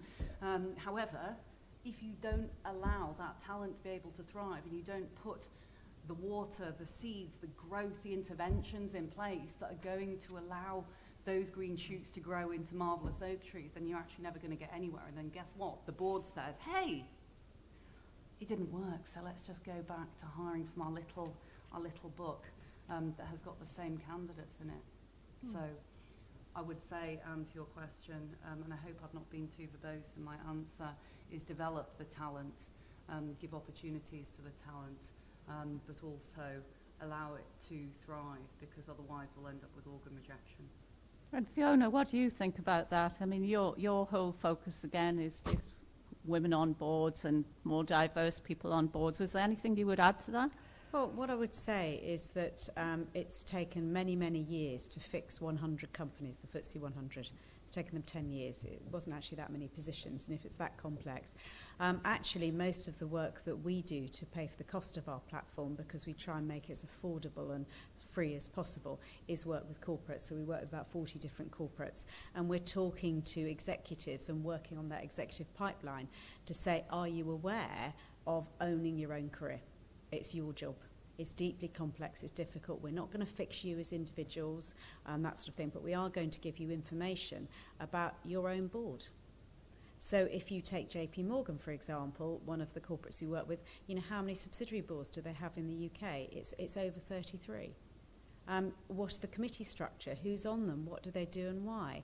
Are you looking up and aware of your career trajectory? So we talk about going on community boards as a mini MBA, because you have lots of skills that you can share. You have your community skills, you have HR knowledge, even if you're not in HR, because you've got your systems and process.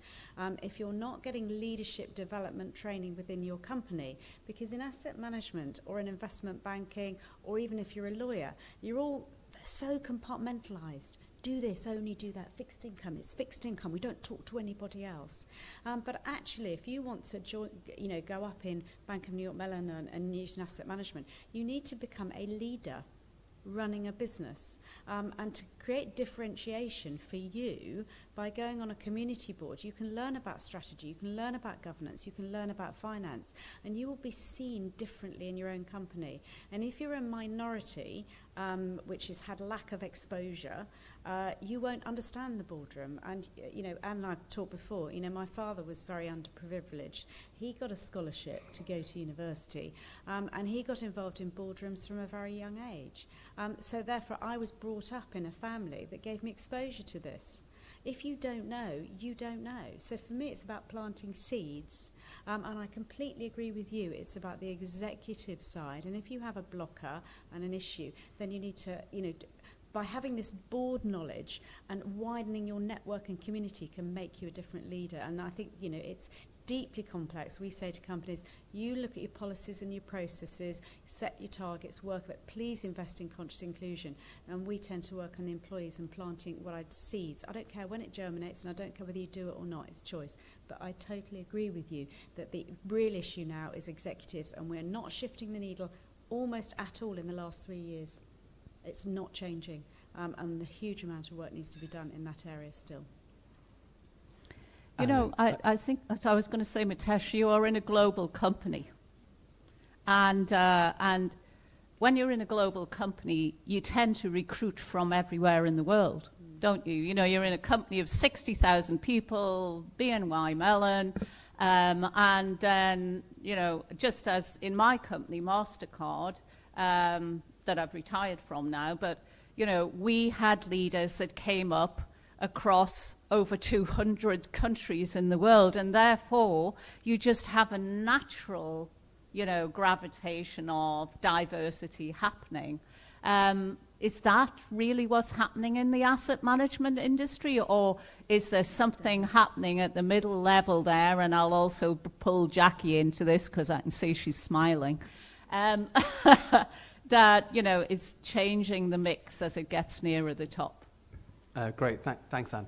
And if you don't mind, I'll just connect to what you were saying earlier. I think we've got to be careful about the context, either that we're a global company and so there's lots of diversity there, so surely that will surface to the top, or that we've got lots of international students coming to our universities, and so surely organizations will be able to bring a lot more diverse talent. It just doesn't, it's not working that way. The reality is that a lot of ethnically diverse candidates in these global firms get to head of department, head of team, sometimes get to head of region, though often you have a privileged white man brought in to run the region.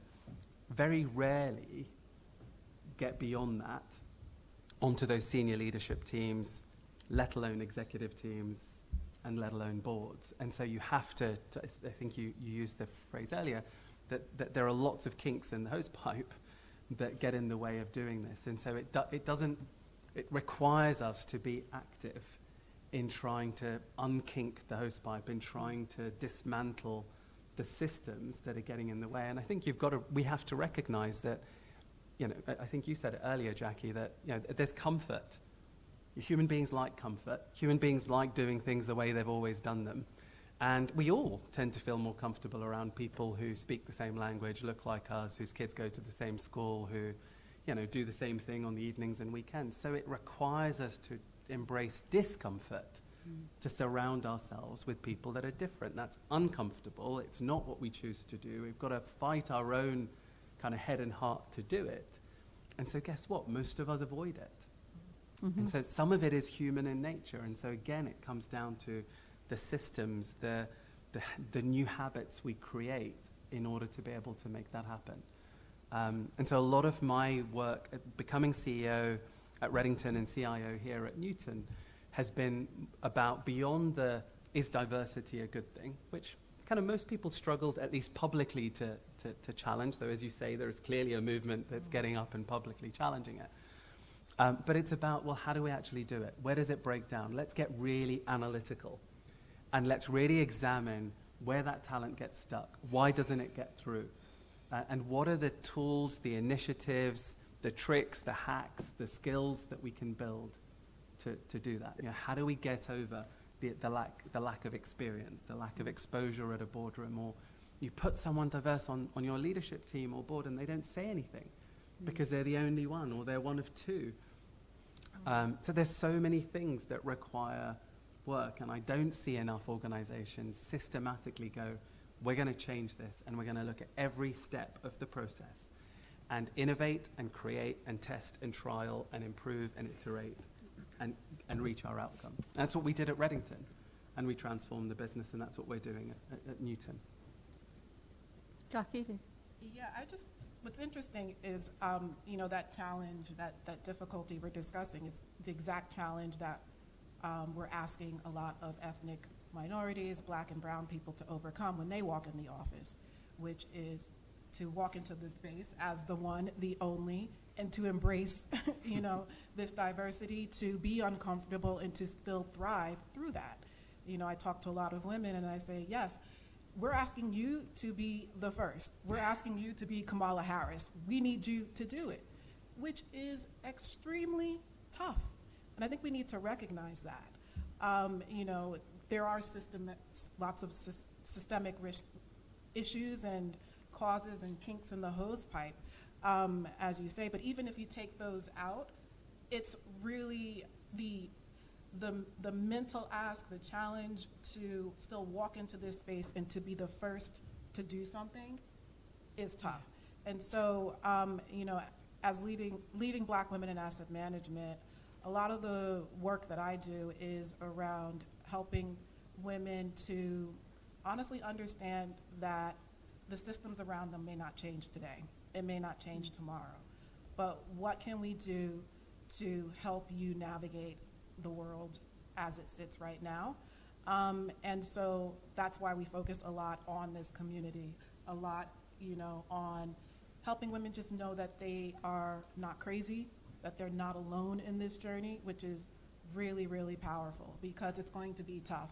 There are going to be roadblocks, but is there someone that you can call on to, just vent, to get advice?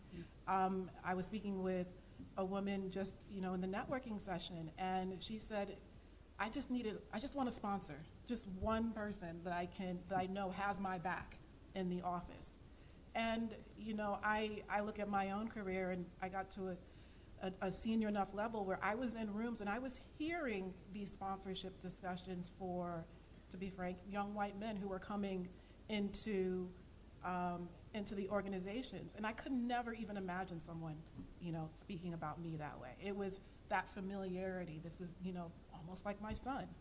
And I knew, okay, I'm not going to be able to have that type of relationship.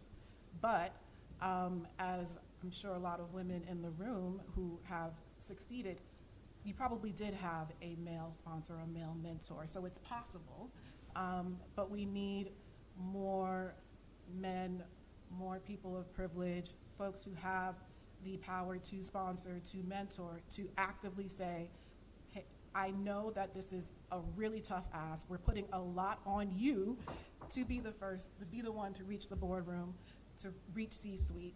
So here's an important point. Ask them what they need, don't assume. Because sometimes we actually assume a lot. What do you need? What would make you feel comfortable in this environment that I already know probably creates a lot of anxiety for you? And try to meet them and respond to that. Because I just feel it's really, really tough. We're, through Black Women in Asset Management, we host a lot of events. We have a mentorship program.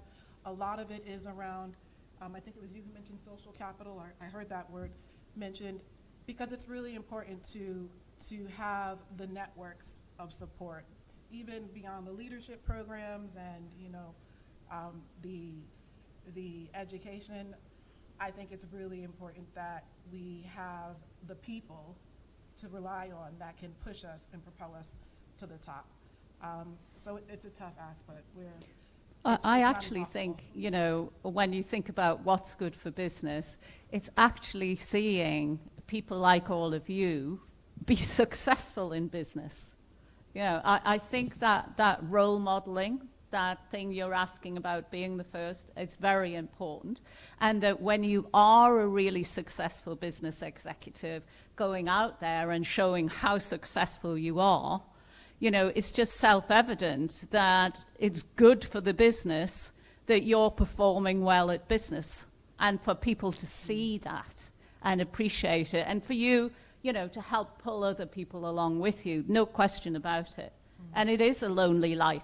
And by the way, I was never mentored or sponsored by women because I always worked with men, but I had some fantastic mentors and sponsors, and I actually think that's really important for everybody, no matter what age and stage you are. Even when you become a new board member, I can see Vivian moving around. I'm going to throw it open to questions. It says 11 minutes 50 here, but I guess you want to shorten it. Yes. Okay. Any questions for the panel? Well, if we don't have any, yeah. Could you hang on for the mic just so that, I think we're streaming. Are we streaming? Yeah, it's good to hear online. Hello, Lauren from UBS. Thank you very much for that panel discussion this morning. This morning we hear about the need to develop talent, but on the other hand, sometimes think we're contradicting ourselves, because on the other hand, we hear about how we need to stop fixing the individuals from underrepresented groups. So what are we getting wrong in these development programs? Fiona, Layla, anybody?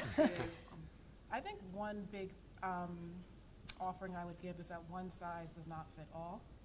And so, even with talent development, here's an easy one. There's a lot of advice to women to speak up, to be more direct and all of this. If you give that advice to a Black woman, that could backfire on some occasions, right? And so we need to be really mindful in these talent development programs that the training, because we all need talent development. There's a lot, everyone needs it. So I think the pushback to that is the notion that Black or brown people of color need extra development.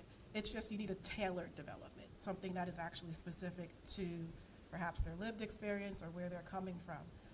What I often see actually is that kids coming out of, and I'm old enough to call them kids, kids coming out of college, and I say college still, are actually really, really smart, and they have a lot of confidence because often they've done it. You know, they've gone to these amazing schools and they've, you know, done really well, and they're coming into these organizations, like me, making more money than perhaps my parents made, and they're really thinking that, you know, I'm smart, I've achieved so much, you know, if I just put my head down, it's going to work out through the organization I'm entering. And then they go through this process of realizing how much more there is to it. So it's not a question of, you know, are they smart enough? It's just making sure they understand now it's a different game. And so there is some development around that. And we can be open about it, but be very wary about a notion that that they're less than, or that they need something to bring them up to a standard.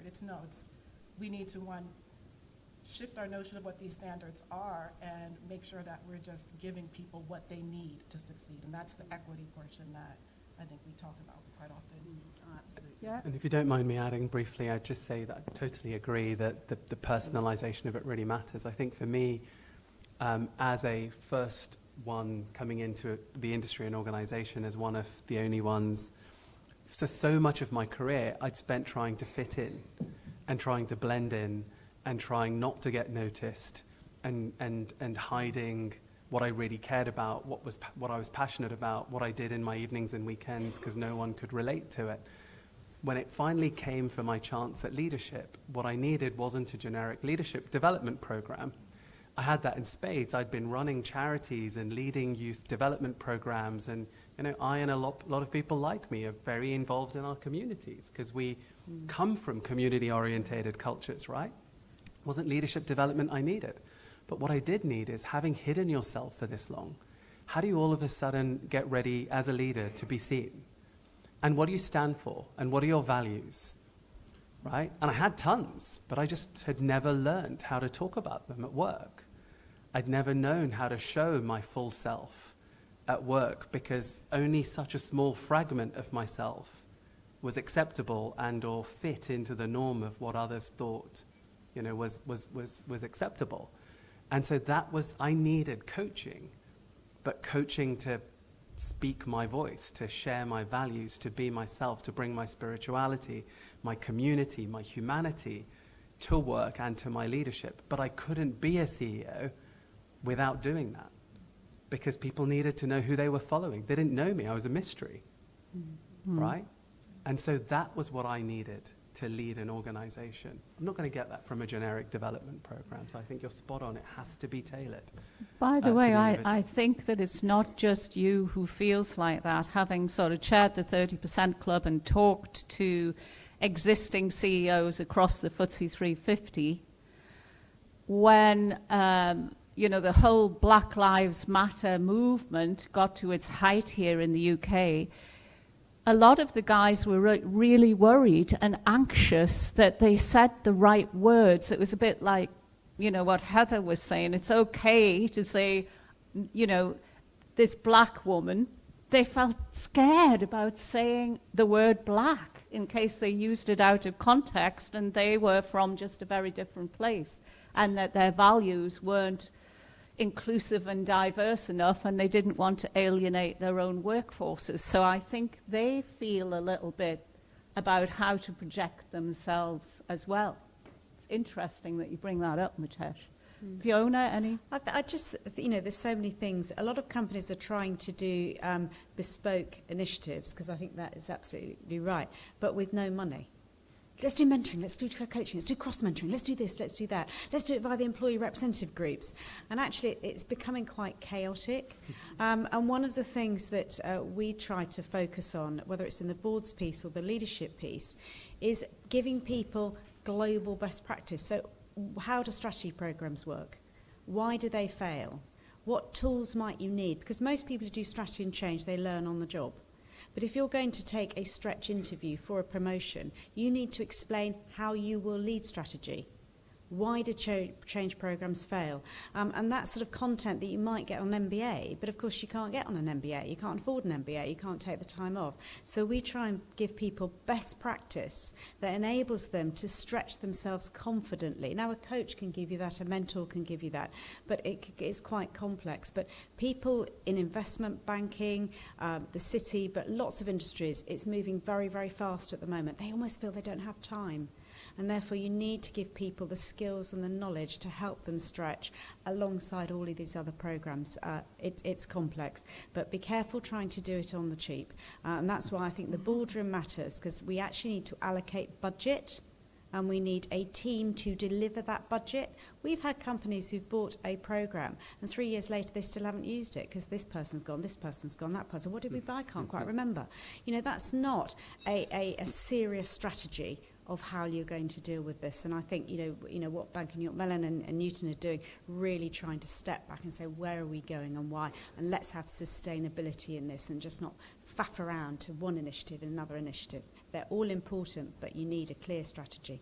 I mean, basically, Fiona, you're saying run it like a business, right? Yes. It's good for business.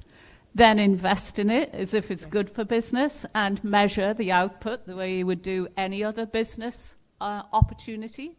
I can see a lot of, benefit from doing that. Leila, do you want to have the last word here? Well, I'd absolutely concur with much of what you're saying with my fellow panellists. I think it's not a cookie-cutter model for success. We want to treat it so. I think we need to go beyond the performative. And with regards to the questions around talent development, I think it comes back to actually a former panel which says, who's delivering those programs? Who's delivering those programs? And oughtn't we to put our money where our mouths are? It's all very well and good organisations saying they believe in this and they will invest in this, but actually look at how much money goes to female and minority-owned talent, and look how much of that money in terms of investment capital, VC money, PE money, goes into female-led and founded organisations. It is a travesty. I'm talking percentage points. I'm talking pennies when it comes to the greater pound. And I think, there's a lot of research that says that women in particular are over-mentored and under-sponsored. And when we talk about sponsorship, that is, again, putting our money where our mouths are and backing this talent. And also, just as a final point, and you mentioned a lot around fear. I do worry a lot about fear. I worry a lot about fear, and I worry a lot about death at the moment, which I know sounds a little strange to say, but I think we're here for such a short period of time that, it's better not to worry about getting things wrong, better to be awake at night worrying about what we can possibly get right and how we can, really change things. And I think much of the time that is about real models more so than role models, because role models are everywhere. We have to believe that we can actually attain those real models of leadership. Yeah, I agree. I'm just going to conclude by saying I don't know whether Sarah's still here, but you're right about focusing on the right things. And the thing I learned from Sarah, through Vivian, was about whataboutism. Let's not worry about whataboutism. Let's focus on the things that really matter, because it is good for business. Thank you.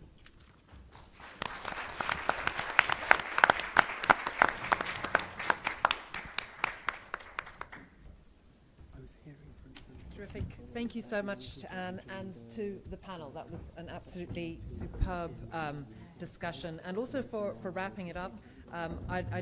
There was so much in there, and I think one of the thoughts that comes away for me is the people is a business strategy, and we need to treat it as such, not as an aside, not as something that doesn't have budget, that doesn't have resource, and that doesn't have metrics, and that doesn't have data. It needs all the things that a business does. So thank you very much. For our next panel, I'm delighted to invite you all up and to introduce Dr. Najat Benjita Savinius, who is Chief of Staff to CCO at Tonomus, which is a subsidiary of NEOM. NEOM is super cool, actually. It's an innovative company that is creating the world's first cognitive community, so very, very cutting edge. Najat has an incredibly interesting background. She's been an outsourced chief operating officer and board member for family offices and institutions, predominantly across the Gulf Cooperation Council countries. She is a public speaker in both business and academic spheres across the world, where she covers topics from oil diversification, Arab women in finance, entrepreneurship, and general social and economic issues. Najat, welcome to the podium, and I will leave you to introduce your fabulous panel. Thank you so much.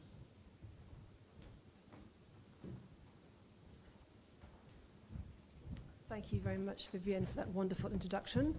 And thank you also to Citizen Financial for once again inviting me to chair this panel. I'm delighted to introduce shortly my wonderful esteemed panelists for this session, which is very, very importantly talking about the ethnic minorities and how to keep them once we have onboarded them. Before I begin, I would like to draw your attention to the app called Eventee, E-V-E-N-T-E-E. I'm going to have 2 polled questions throughout the session this morning, which you can contribute to with just going onto the app and answering the binary questions. I'm going to have 2 during this session. So without further ado, I'd love to introduce my wonderfully esteemed selection of panelists. I also have a member also joining virtually. So could you please introduce yourself, Abisola, your background, and the reason why you've very kindly agreed to attend this panel today? Absolutely. I think it's officially afternoon, so I can say good afternoon, everyone, as opposed to good morning. As Najat said, my name is Abisola Barber. I'm a director at Citibank, where I work across our institutional clients, providing compliance risk management coverage, and I also lead on strategy for social media compliance across the entire bank globally. I'm involved in a number of different networks, engagement groups, really stemming on improving the experiences of all people. I think fundamentally we need to understand, and it was quite nicely rounded up in the prior panel, we're on this earth for a very short period of time, but actually how do we make the most of that, and how do we do the best we can in the time that we're there? And so what I'm really passionate about is making sure that people, especially younger people, but especially that when you focus on that demographic, those that are upcoming in their careers from ethnic diverse backgrounds, women of all, well, those of all genders really, have the best opportunities, experiences, and pathways to really demonstrate what worth they have, what value they can bring and create, and how they can actually change the world as a force for good. So very much work in financial services, has been in financial services for the past sort of 15 odd years. Prior to that, I spent about 10 years within politics. I know we said we won't talk about politics today, but I'm also happy to talk about politics. And again, the prior panel did say you're never too old nor too young to join a board. I actually joined my first board when I was 13 years old, so very much an experienced board member for quite some time.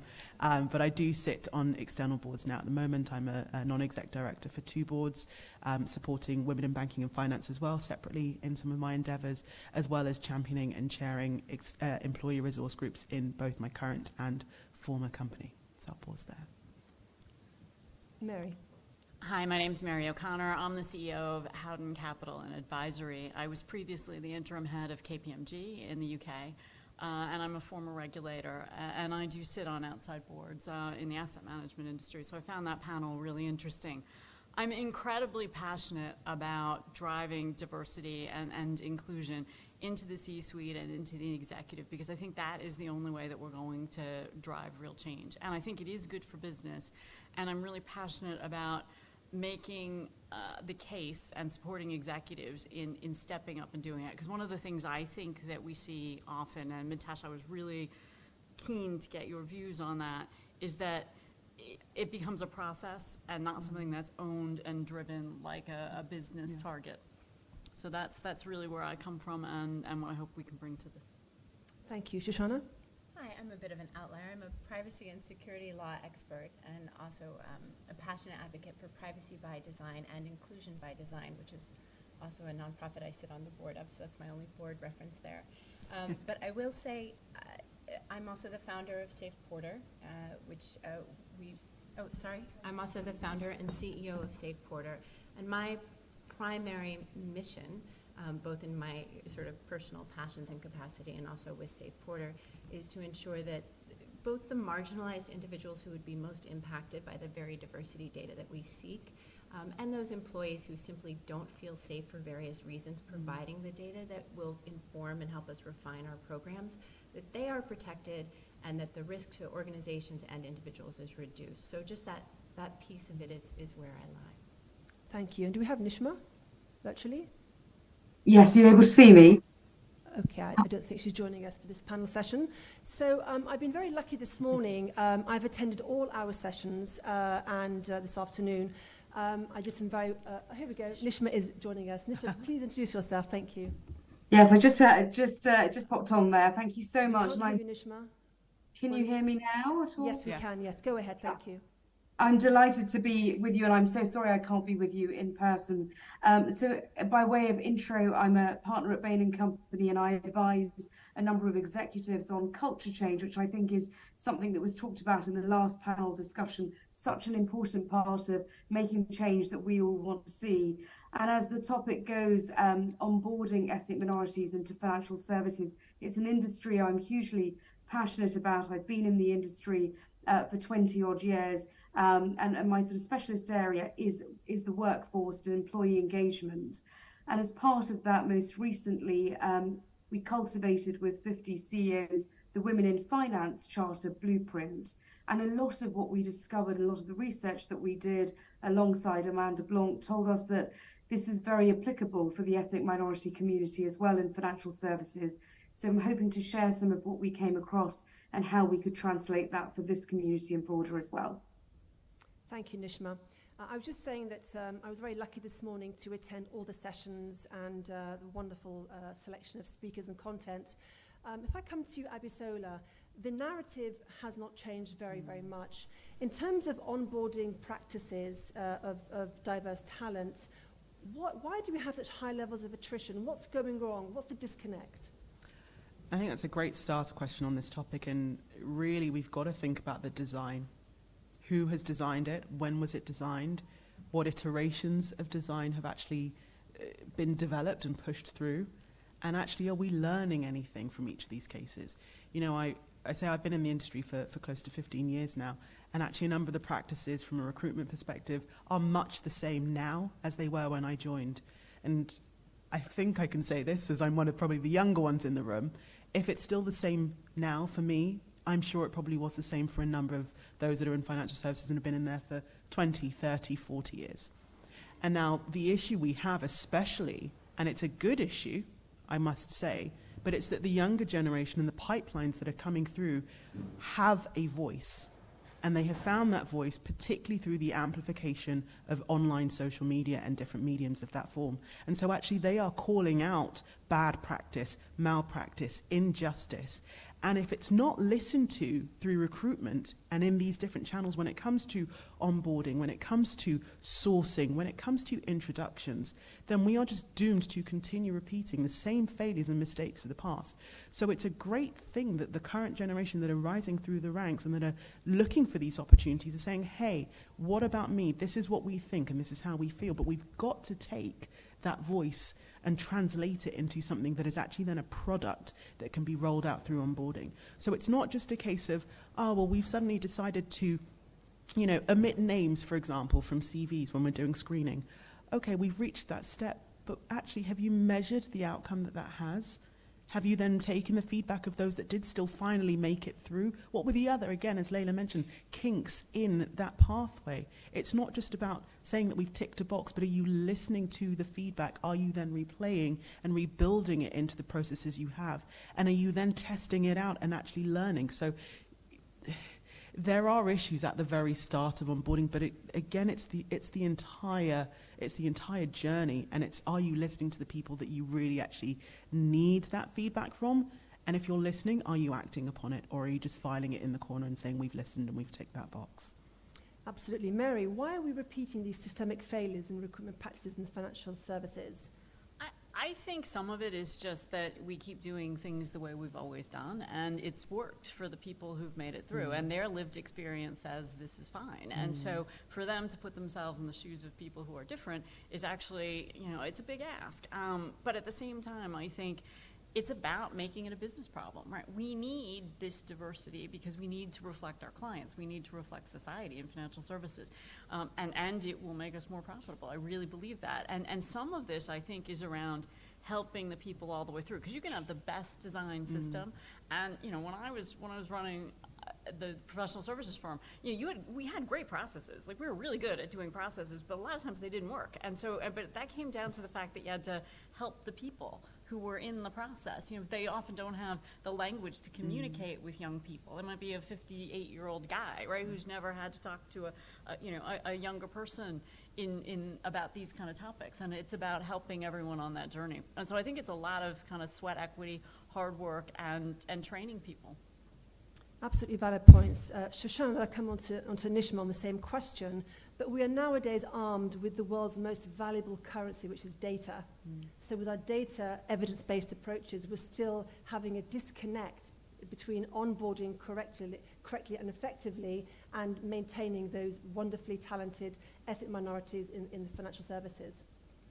So I would say that whereas we do have data around diversity, we hope that we're getting the candor there that we want. I think part of it is understanding that there's a shift with political climates, with different things that require us to not only change our processes, but to be agile and refine as we go based on feedback. And I do think that safe mechanisms for feedback are the means by which we can understand the shifts that are happening around and within the organization. Because as you have turnover, right, we think about, I won't go too long on this, but we think about mergers and acquisitions. You acquire a firm and there's an integration within a larger firm or in the reverse.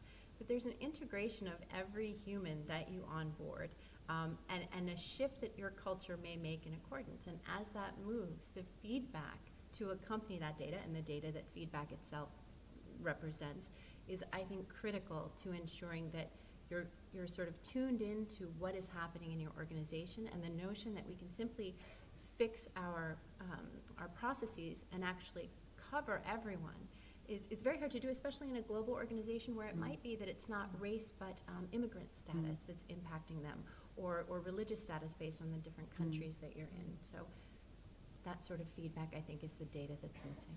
Absolutely. And Nishma? So I would say that there are things that have really surprised me over the last sort of 6 months or so when I speak to financial services clients, and particularly group heads of HR, in that employee surveys across a number of these large institutions are still very much only done on an annual basis. I mean, annual surveys are something of the 80s, and conducting frequent pulse checks on inclusion sentiment for ethnic minority employees in particular is such an important part of onboarding them, but then retaining them. And what I mean by that is that collating that data as frequently as on a weekly basis can be hugely beneficial in retaining that individual before they've actually emotionally checked out. So when you get it on an annual basis or 6 monthly basis, by the time the data comes to you and you can make an intervention on your top individuals, the time is gone. So what we do at Bain, for example, is as part of our case teams or project teams, the leaders they are assessed on a weekly basis by the rest of the team on how included that team member feels. And that data is then pushed back to the team leaders, the partners who manage the teams. And where those scores are not appropriate, that almost immediately gets pushed back up to the managing partner and an intervention is made. So you're not losing that individual through the process, because it's giving you the opportunity to correct what may have gone wrong through the process of that case. And I think the second piece as well is similar to risk processes in any organization, which of course the regulator holds us account to, using a very real-time dashboard to review and represent data and mitigate that risk across diversity and inclusion, I think is a really important way of retaining, onboarding, and maintaining individuals even through that promotion process, and making that data extremely transparent across leadership teams and particularly across management. So managers of individuals, I think, becomes a way in which you can make an intervention pretty quickly and move pretty quickly when things are not going right. Absolutely. And if we go to our first poll question, I think you've all pressed the buttons. and I think we had quite a bit of a slam dunk of a result. Can we have that on the screen? Right, so are we doing enough to accelerate ethnic inclusion financial services? No was 96%, 97%, so quite a slam dunk in terms of the binary responses. Opening up to my panel, does that response surprise you at all? Personally, no, not in the slightest, but I'd love to speak to the 3% who think the answer is yes. Who are they? Where are they? or the one person that accounts for that 3%.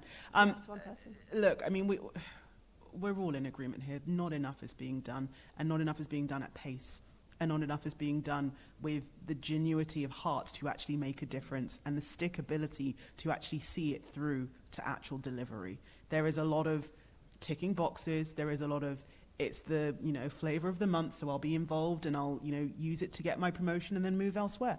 Let's be very frank, people do that. We see that all the time. Is there enough being done to truly accelerate? No. But also, is there enough to actually speak to the people in these communications who need this acceleration? No. There are not enough outreach programs that are going and targeting these ethnically diverse and highly capable, highly brilliant, super smart, super talented, forward-thinking future leaders. There is not enough being done, frankly. We currently are in London, which is the most diverse city in the country. And yet again, there is still not enough being done. Are we going into schools? Are we going into universities? Some organizations are. But what are you actually doing to translate that into hires? How are you keeping them warm, so to speak? How are you feeding them with education? How are you edifying them with the information, the knowledge, the power, and the purpose to actually then say, that's an organization I want to work for? Not just you've got a nice shiny skyscraper in Canary Wharf, brilliant. Several buildings have nice shiny skyscrapers. What else? What are you actually doing to make them think that is a place that will value me, not just because I tick the box because I'm black, because I'm a woman, whether I'm gay, it doesn't matter. It's not about ticking boxes, but you value me because of my brain and my abilities, and you will enable me to make a difference. What are we doing to get that message across? And it's not just about young people. Yes, that's where I particularly focus from a passionate perspective, but it's about people of all ages and all different stages of life. Whether you are a mother who's had 2 kids and is worried about going back into the workplace, whether you are a gentleman who hasn't had a job for quite some time and is worried about actually then re-entering, or actually has been in the workplace but still feels that they've not found your voice. What are we doing to empower them to feel that, yes, financial services is an industry that you are valued, that you can create a safe space for yourself, for your community, for other people to also deliver their best? And I will end on this one point, because this is something that actually, I wasn't going to talk about it, but I think it's actually worthwhile talking about in this particular point. A lot of organizations say, we love allowing people to bring their whole self to work. And they use that as an opportunity to say, but we welcome everyone. But it's not necessarily about bringing your whole self to work. It's about bringing your best self to work. Because there are so many different versions of me in the sense of what my whole self is.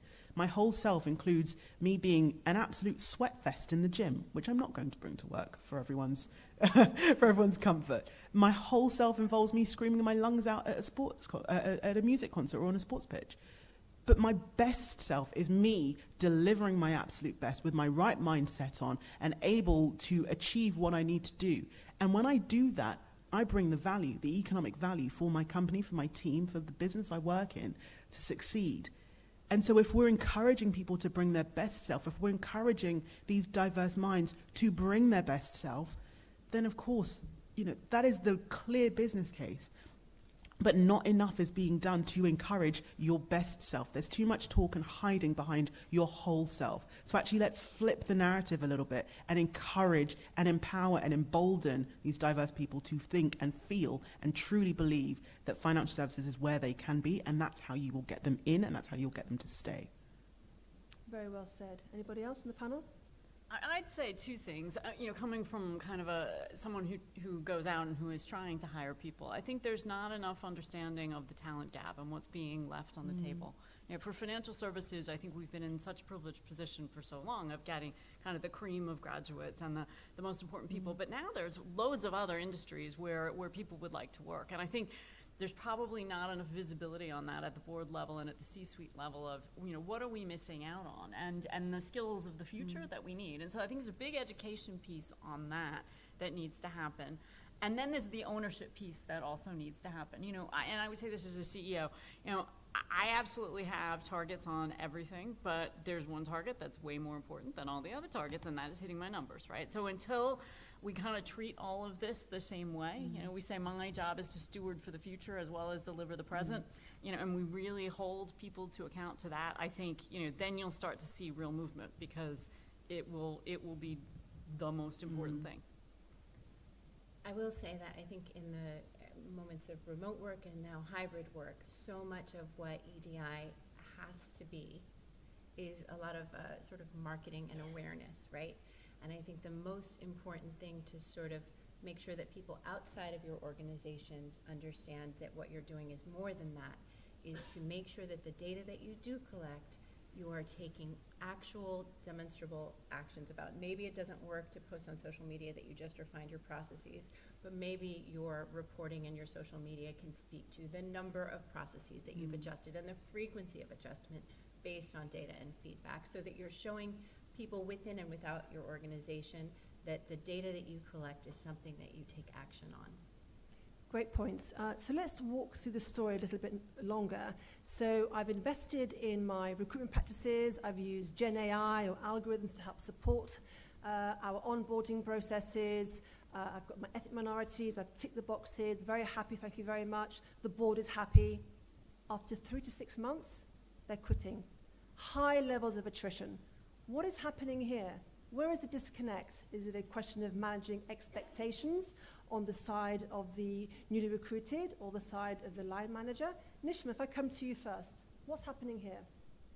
Yeah, sure. I mean, I think there are a couple of different things. I think once you've onboarded the individual into the organization, you need to establish a very high touch support program and lead times to integrate those new hires. And the research that we did showed us that it is much longer for ethnic minority candidates as it is for women. So for minority candidates in total, I think, the whole process has to be bespoke, personalized, and different. Otherwise, you do lose them pretty quickly along the way. I think then ensuring that you've got very transparent and neutral performance management processes and that they buy into these. Often we found that organizations don't have these, they're not comprehensive, they're not well understood, and that can create an immediate disconnect between the employee and the employer. And then, trying to get them on a proactive, formal sponsorship program early on in their career, I think really helps. And we've seen that across the board as well. And this is going back to the point that was made in the earlier panel. This is not about a generic leadership development program or a generic sponsorship program, but something that is tailored and bespoke for individual employees, goes far further in retaining that employee than if it's something more generic. So thinking about some of those much more proactively. Great stuff. Abisola, are these frequent pulse checks critical during these first few months of onboarding this great talent? They are, but I think it's also about the situation and the space in which they're conducted. Because you can ask the question several times, but if you don't feel confident and safe enough to answer wholeheartedly, then there's no point in asking those questions. And I want to pick on a thread that Nishma was just mentioning there, particularly about that support that is needed in those earlier months. And actually, I just want to boil down to one particular aspect of it, because having the opportunities to have bespoke sponsoring and tailored programs, they are needed. But if you think about it, the closest sort of sphere of influence is the manager. And actually, more often than not, we have the boards that are in agreement that, yes, this is the right thing to do. You have the CEOs and the senior leaderships and their entire senior leadership teams agreeing that, yes, diversity of thought, diversity of characteristics is exactly the direction of travel we need to be going in. But it's actually the individual managers that make the most difference and the most significant impact.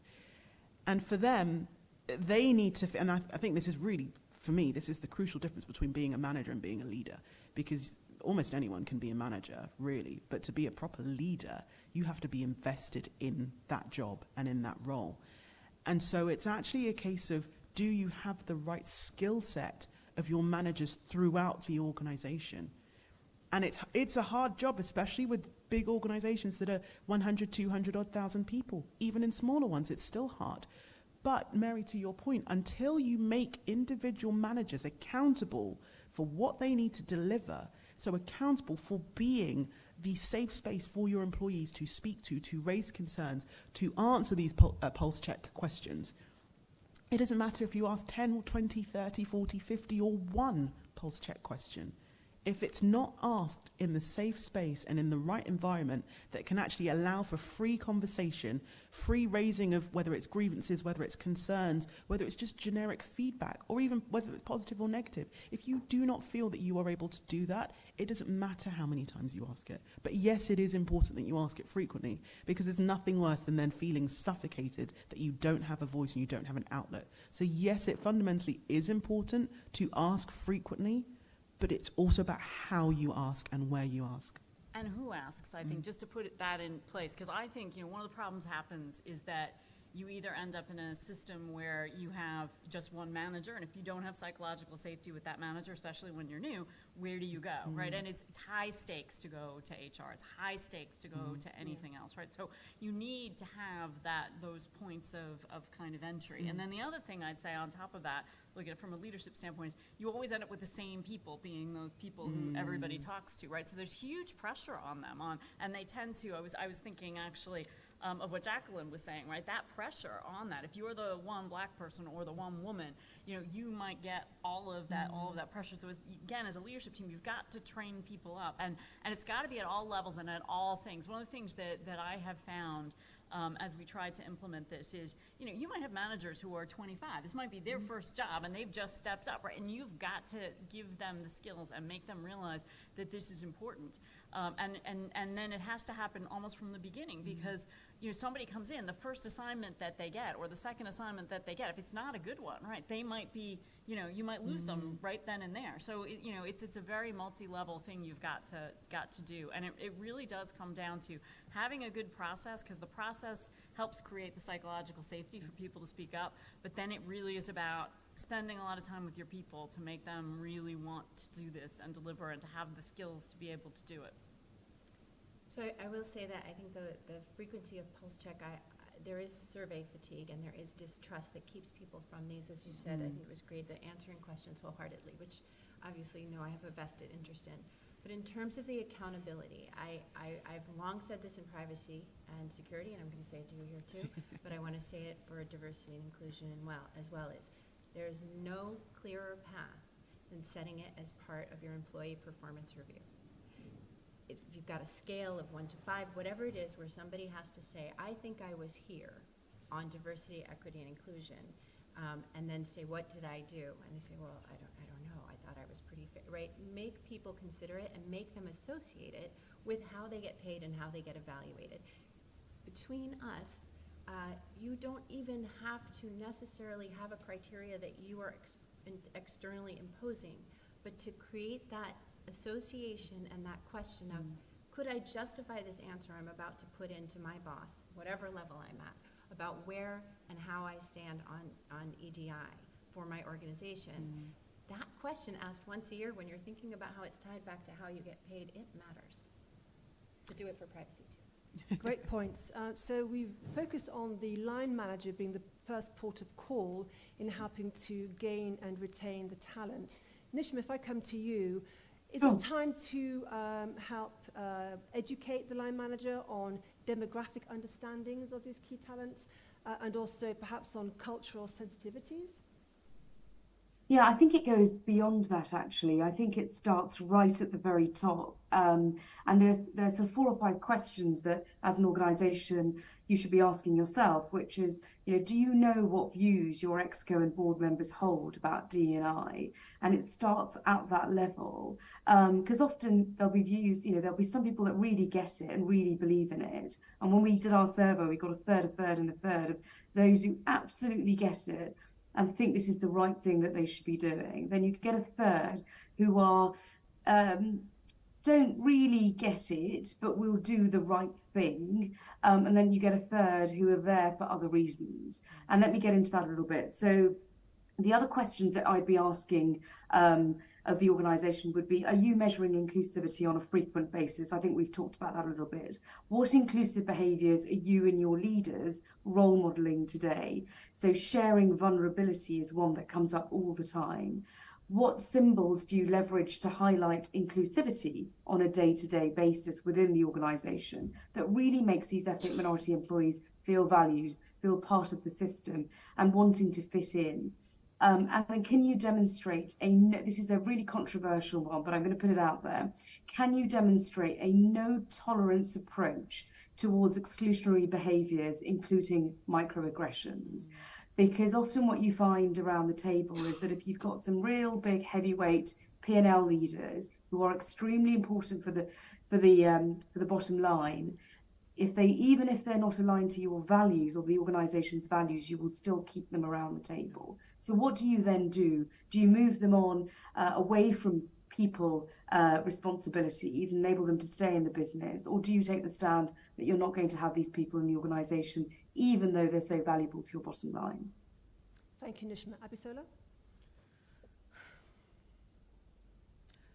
I think too much focus is spent on the board.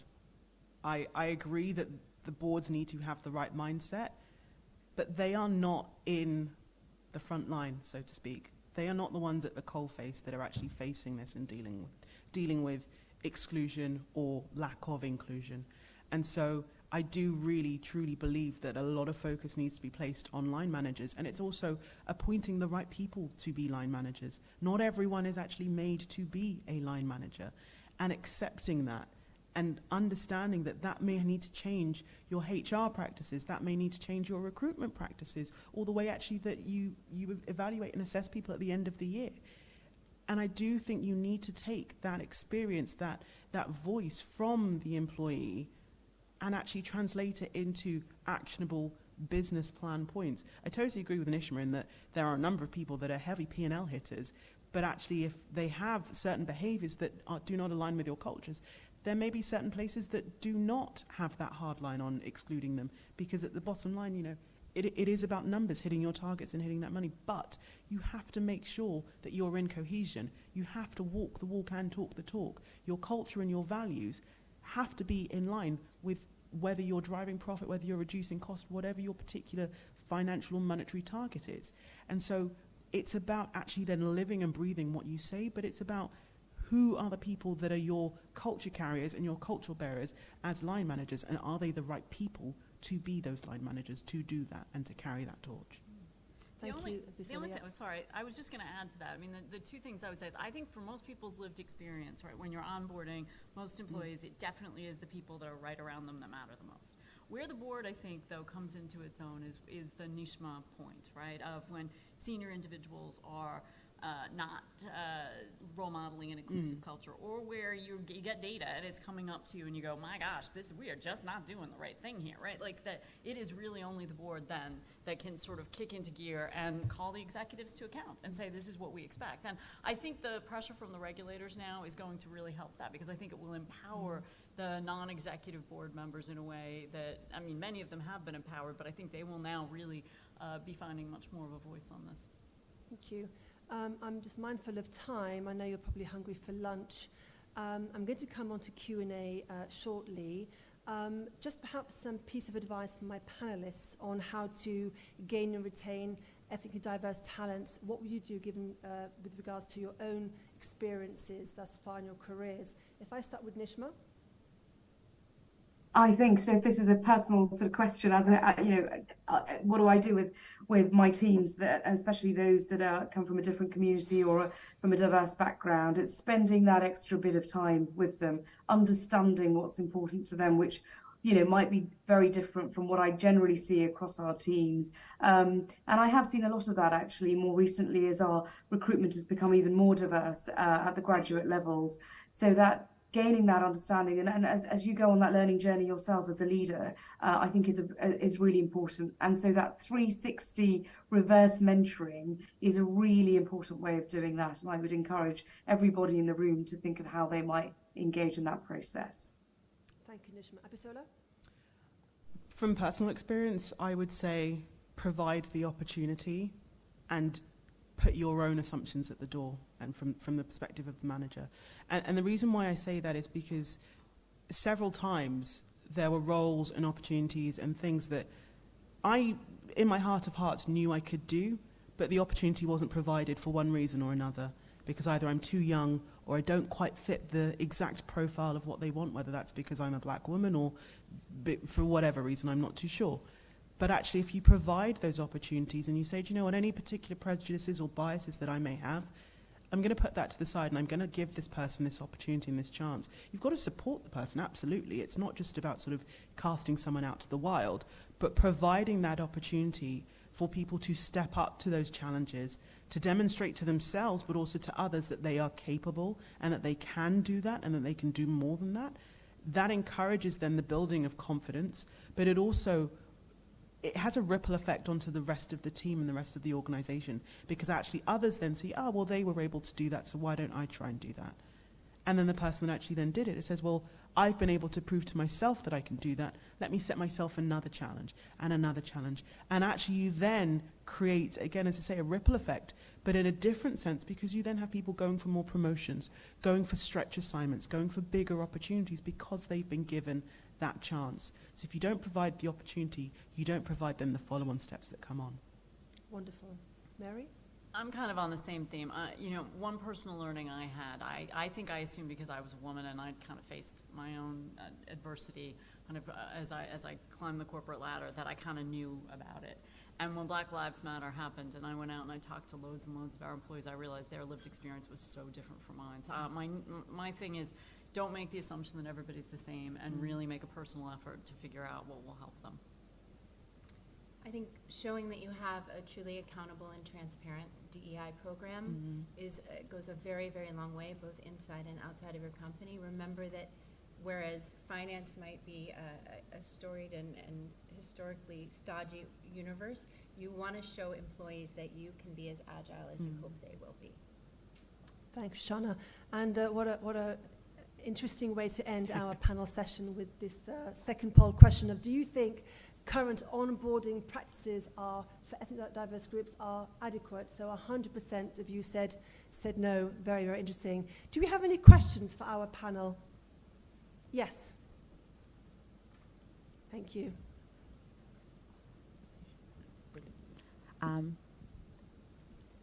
Hopefully, perfect. Hi, I'm Samantha Owo. I work for Lloyds Banking Group.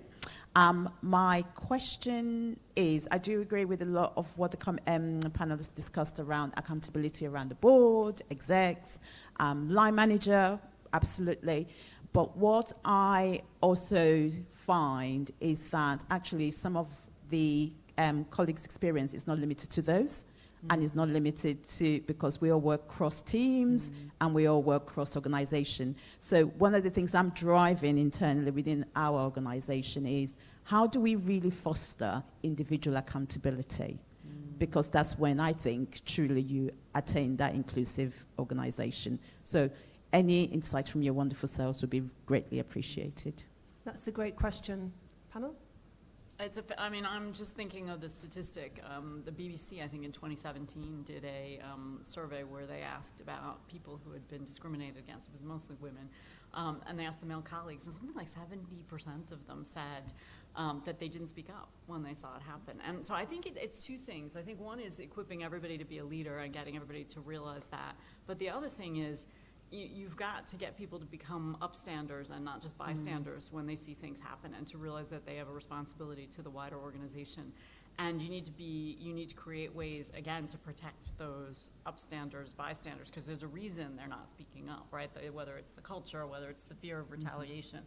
But I think it's got to be both, because, you know, it's so difficult to be the person who's suffering the microaggression, we hope, right? Nothing worse.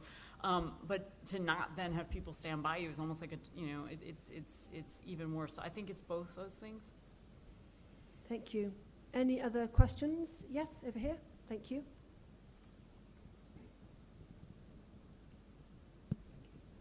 Hi, my name is Irene Uwegia from the FCA.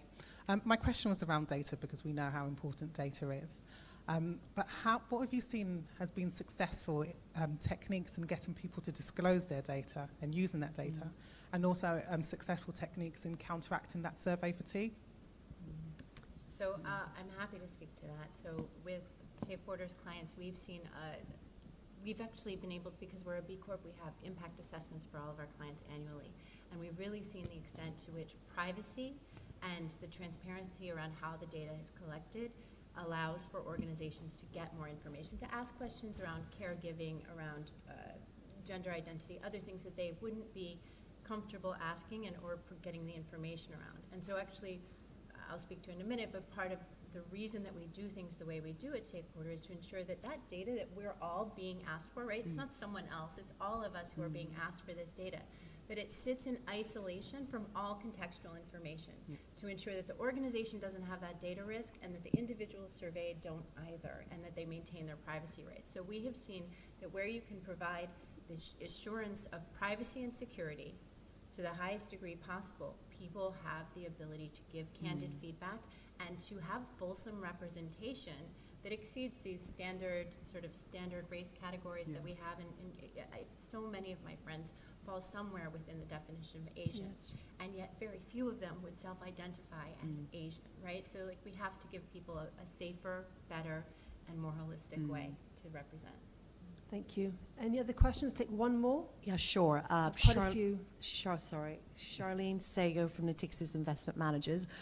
I especially enjoyed Abisola's point around the management piece, because I think for us to do a better job of making sure that individuals that preside over people's careers, we probably need to look at the career progression opportunities within companies, because quite often people are very much of the impression, rightly so, that for me to progress, I need to be a manager. And no point do we say there are other opportunities for you, because actually, I respect people when they put their hand up and say, actually, you know what, that's not for me. Because I kid you not, you all are well aware of the fact that it takes a lot of personal time and investment to make sure you create a culture for people that you're managing where they can speak up. There's the psychological safety piece to create. I mean, it's a lot of work, and you have to be really invested in doing that.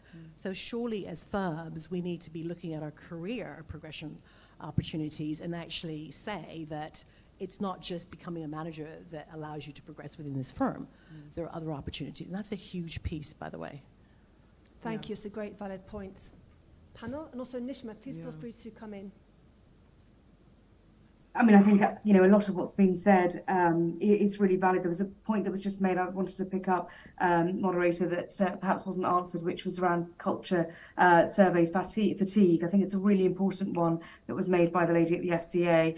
I think there are ways of getting around that. So there are 2 or 3 questions that can go out every week, which doesn't really feel like a survey. It can be done on the mobile phone on the way home. And I think establishing that regular contact and rapport with the employee is a really important part of the system. So if you can call it a sort of pulse check as opposed to a long sort of 60-minute survey, often you find employees are very happy to oblige and to fill those out. And that really gives you the data that you need to be able to make the interventions that are absolutely necessary. Abisola? Thank you. I just wanted to touch on your point. I think you're absolutely right. It's about looking at career progression and opportunities within an organization, but it's also looking about the structure of the organization and what it seeks, because you can have senior leaders that are individual contributors, that are not managers, and they are specialists in and what they do, but they do not necessarily need to be a manager in that role. And so it's about looking at your business structure also and identifying what the business looks like currently and the business of the future needs to look like. And actually, are there opportunities and roles that you don't need to be a manager to be in that space, but you need to obviously have a certain skill set, perspective, and mindset, and you can be an individual contributor to be in that space. So it's actually kind of then the marriage between career progression opportunities and the future state of the workplace and of the business you want to be running. And so looking at opportunities to change that and make it better for other people. Shoshana, yeah. I will say when we talk about culture and belonging, I have reservations, very respectfully, but I have reservations around the notion that corrective action for an individual manager is not going to make just as many problems, whether it's for the manager or the individual, where sometimes, of course, it's needed. that notion that I'm a new employee and I'm supposed to give you feedback, and now you're going to give that feedback back to my man. It's a circle. So I always want you to look at the balance there between the holistic, which I think is the right way to approach inclusion, and maybe training all managers based on the action. So, so you sort of all, if it's suffering, if you're already on board, you're suffering together, and if you're learning together. So just to keep that balance in mind. Thank you so much. I saw quite a few hands go up. I can't take any more questions, unfortunately, but please do feel free to reach out to the panelists over lunch. And I'd like to thank them, actually, for a wonderful session. Nishma, Abisola, Mary, and Shoshana, thank you so much. Thank you.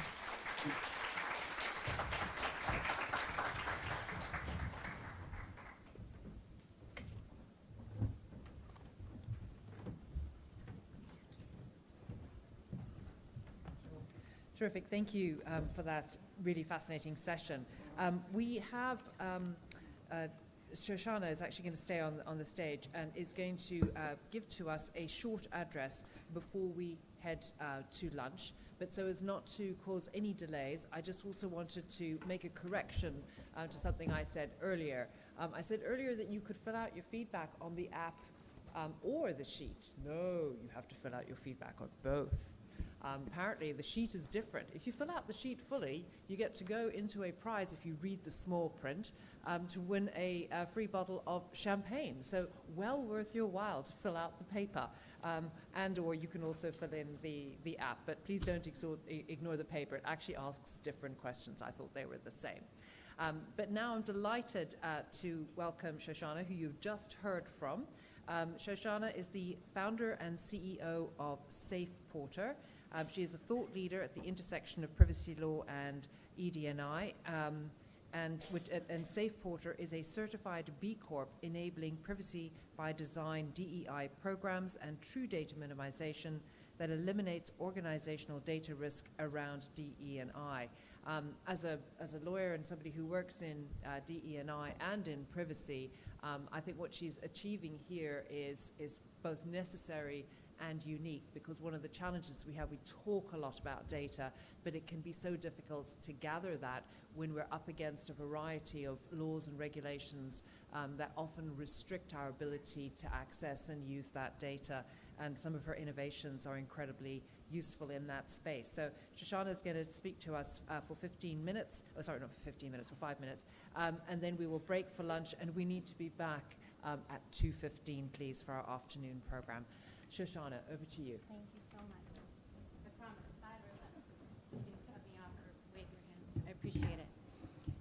So I just wanted a chance to address you here for a second. I am here in part because of the FCA consultation paper. Bless you. I'm here because of the work that needs to be done that we're all here to talk about doing, and because of the horizon of regulatory requirements around reporting in the finance industry in the UK. I believe you're looking for us. So as I told you, I'm a privacy attorney. I'm very passionate about privacy by design and inclusion by design. And I built SafePorter in 2018 to solve the inherent privacy, trust, and risk to marginalized individuals issues that run alongside the collection of diversity data. I identified this as an issue in my practice as a privacy attorney for large organizations.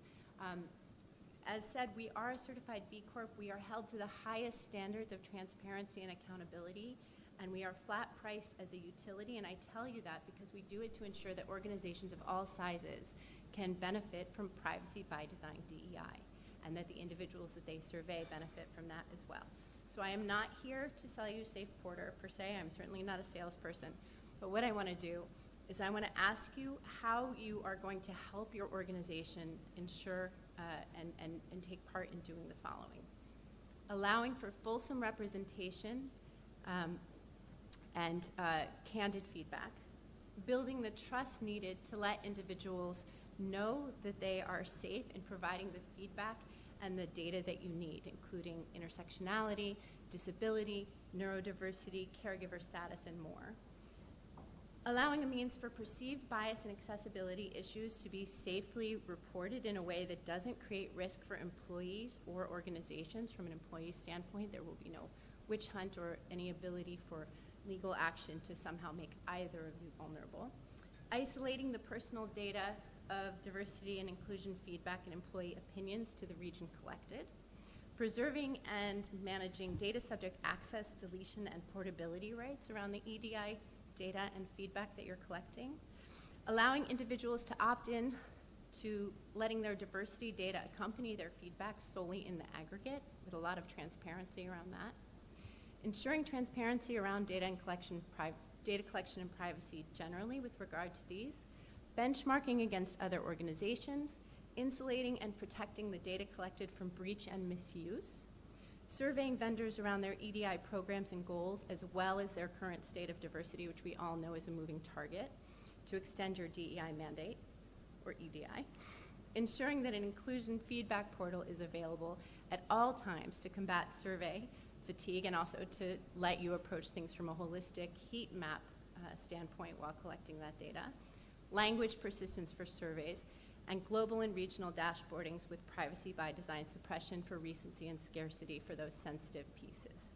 So I will tell you that Data Protected is here for you and poised to help support you in refining your programs and making sure that you have the data and the trust that you need to do so.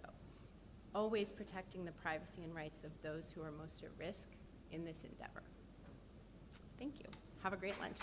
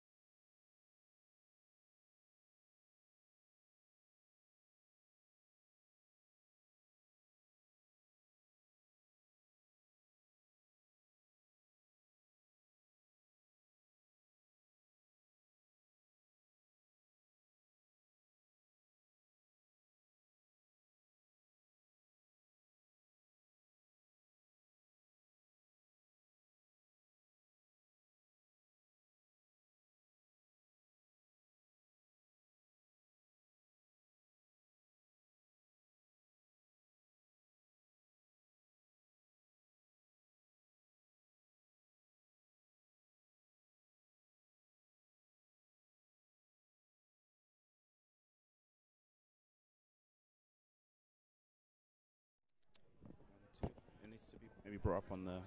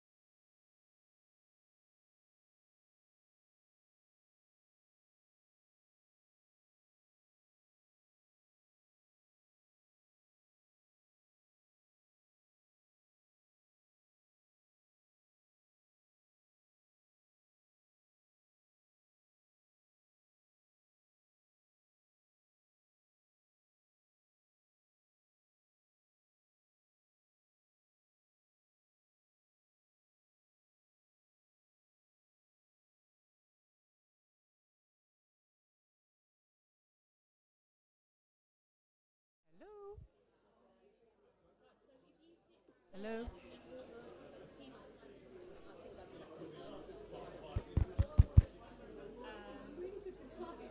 Hello?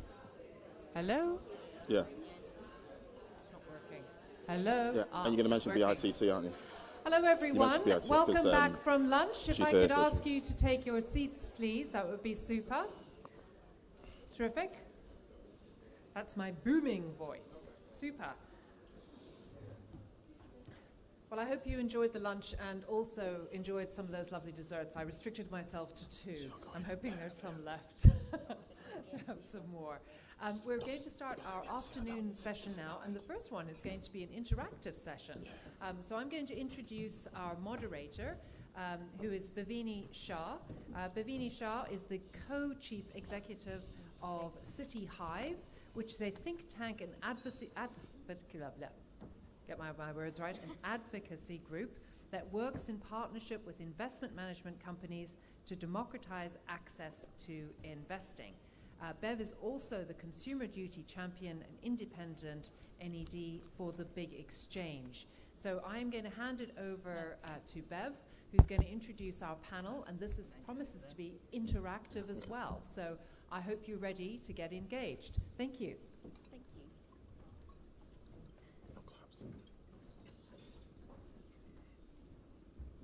Thank you for that lovely introduction. It means I don't have to do it.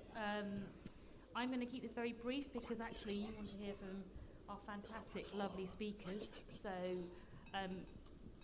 the way this was going to work is all 3 of them are going to do a roughly 15-minute talk, and then we'll have 15 minutes for some questions. So if you can hold back till the end, please do ask questions, because I don't want to have to do all the talking, although I do love talking. So I'll just do a brief intro for you on all 3 of our amazing speakers. We've got Justin Anukasi, who will be up first. He is the incoming CIO at St James's Place, co-founder of Talk About Black and the InCircle mentoring circles.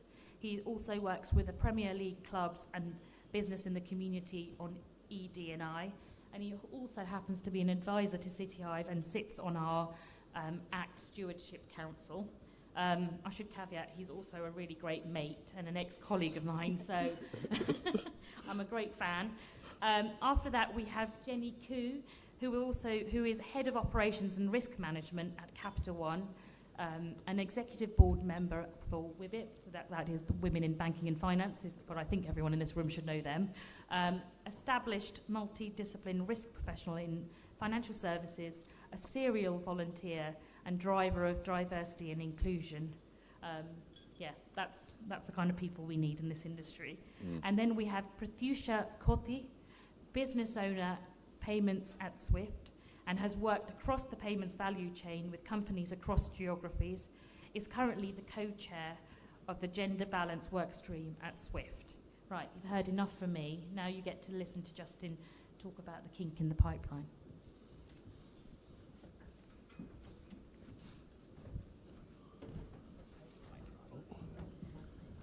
Thank you, Bev.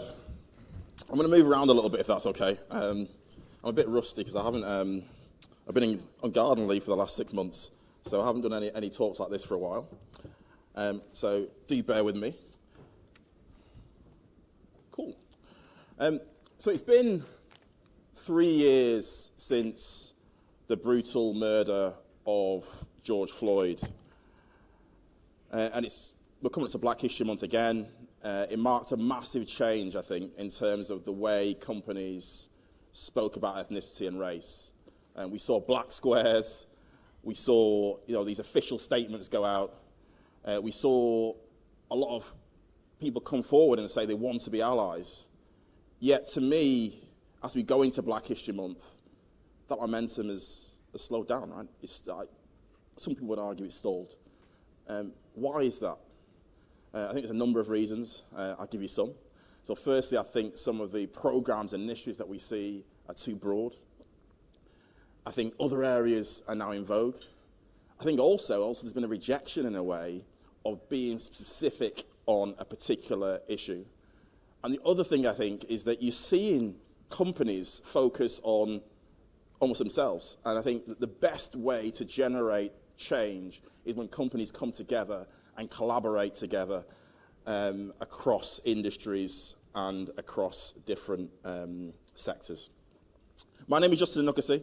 I am the incoming Chief Investment Officer of St James's Place, as Bev said, and the co-founder of Talk About Black and Encircle. I won't go into too much detail about Talk About Black and Encircle, apart from saying that Talk About Black is really trying to grow the number of black leaders in the investment and savings industry and financial services.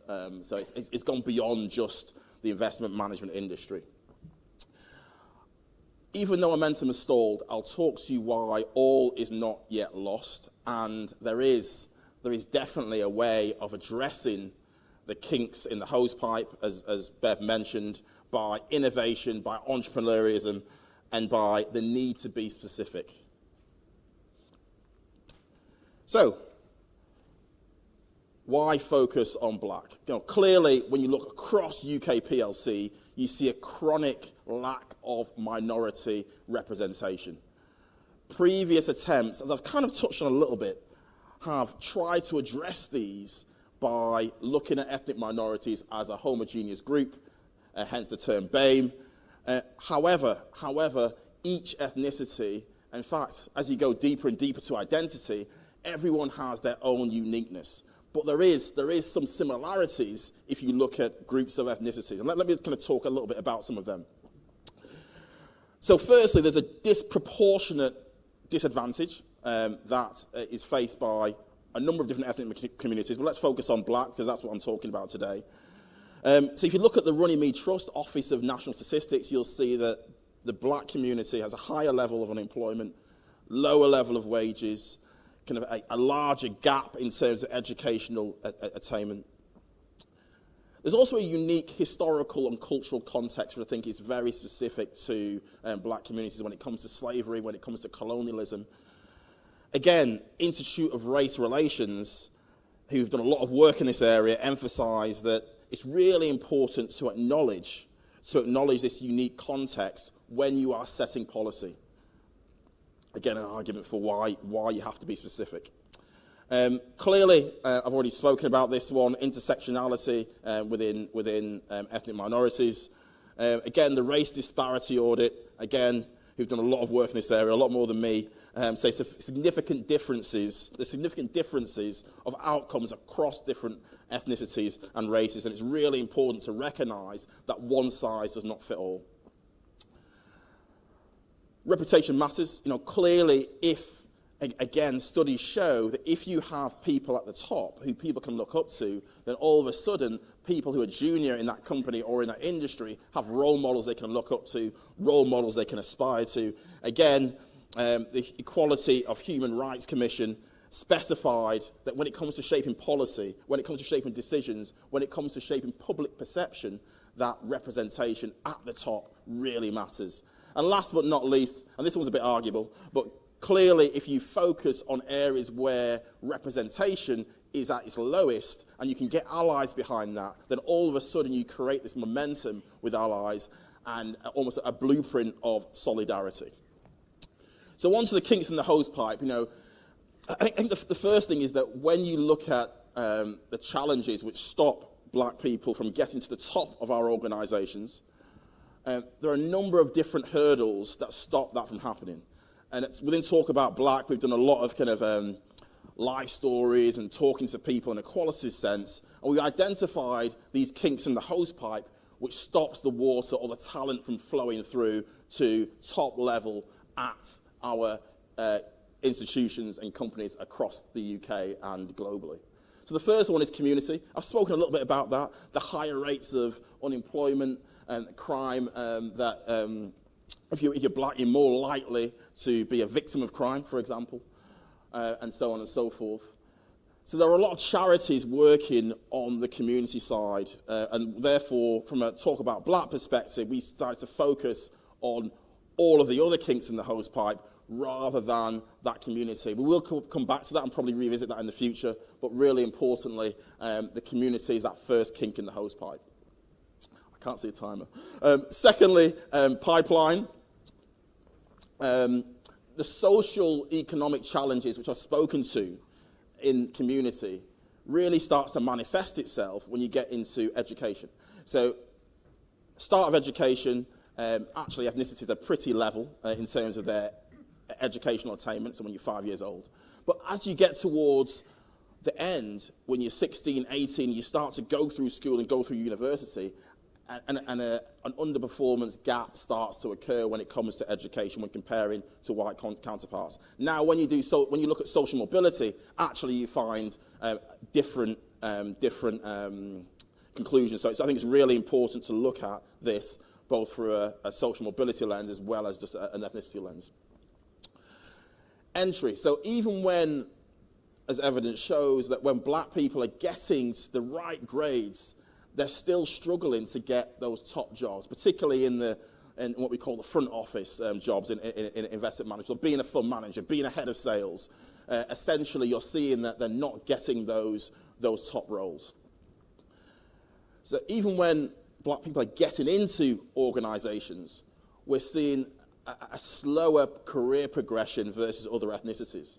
So we're seeing higher rates of attrition, so people are leaving quicker, but we're also seeing a very slow path to those senior levels. And last but not least, slightly changed with with George Floyd, but this was originally done a few years ago. The last kink in the hosepipe is that people weren't talking about ethnicity, weren't talking about race. And actually, it's only over the past few years that people have started to do that. And I still think people are very scared of talking about it for fear of offending people or just not having a true and clear understanding. So, what have we done within Talk About Black to try and address this? So, firstly, we realised that after sitting in a room a number of times and trying to go, okay, how do we get better black representation? And we identified the kinks in the hosepipe. Actually, rather than just saying, right, we're going to come up with a group policy on how to deal with all these kinks, what we said, we're going to outsource these initiatives to black leaders, effectively, to run these initiatives. So not only do you get that entrepreneurialism and the innovativism within those initiatives, but also you get a demonstration of leadership, which is vitally important. So what are these kinks? What are these solutions to unkinking the hosepipe?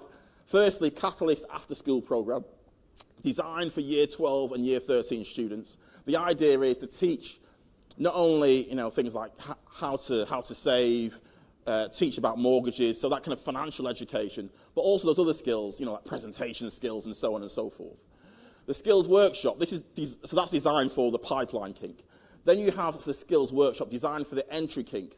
And what we're doing here is we're working with students who are coming out of university or coming out of college who want to get into the industry. And we're saying, how do you write a CV? How do you turn up for interviews? How do you turn up for assessment centres? And again, we've got 60 different businesses across the industry all participating and volunteering their services to help students to try and get into the industry. Then we come on to capture all of these three as mentoring. So Encircle, the mentoring scheme that we designed over the last couple of years with City Hive, and also the Investment Association. So let me talk a little bit about these. So firstly, Encircle. Encircle is the one that I founded and I'm very close to. And the idea is here, when people first get into the workplace, people think they've achieved, they think, oh, I've got that job. And they realise all of a sudden that actually navigating the workplace is really hard.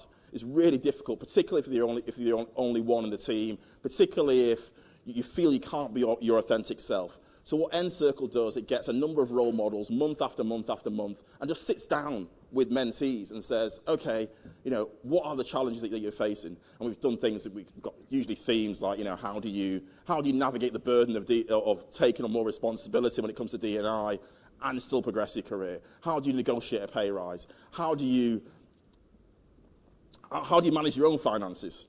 The partnership with City Hive over the last few years, Bev can talk probably more about that, to be honest with you. Again, it's a partnership here, really trying to think about that mid-level. So after you get past that initial navigation of the company, we're seeing that people are getting stuck at that kind of glass ceiling level, kind of mid-manager level. And then finally, the Black Leadership Programme really focused on people who are C-suite -1, C-suite -2. I kind of helped found that with the Investment Association as well. But the idea here is to kind of pull people up from that kind of C-suite -1, C-suite -2, up to the C-suite, because that's where we're seeing you've got a dearth of talent. And also there's a reverse mentoring aspect of that as well, which is vitally important for CEOs and CIOs who are doing the mentoring to then bring back into their own companies.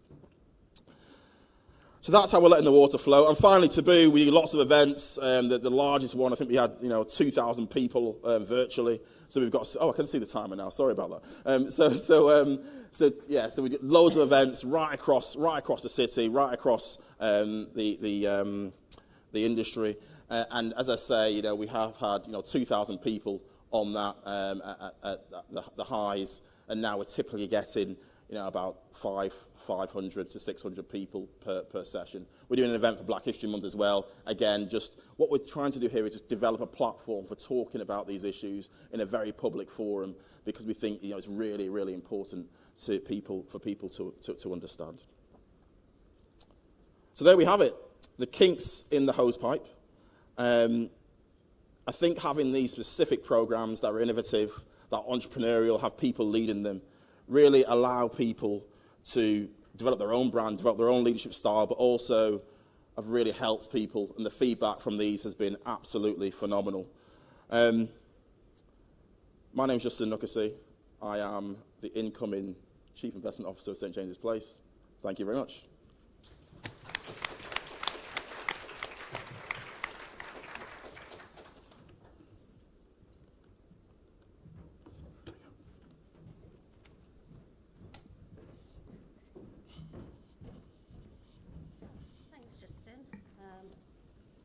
Really know how I'm going to follow that, because one, I don't have a presentation, and two, I'm not a walker.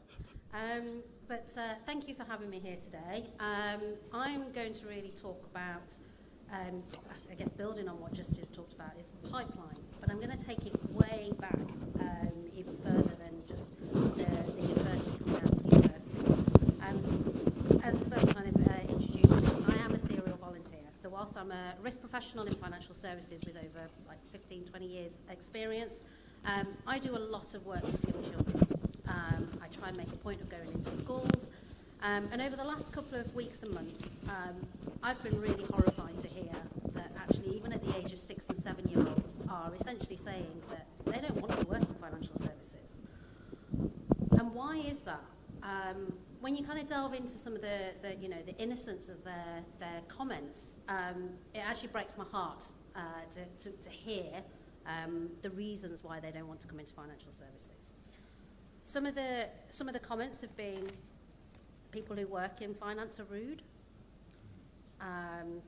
All they want to do is drive flash cars.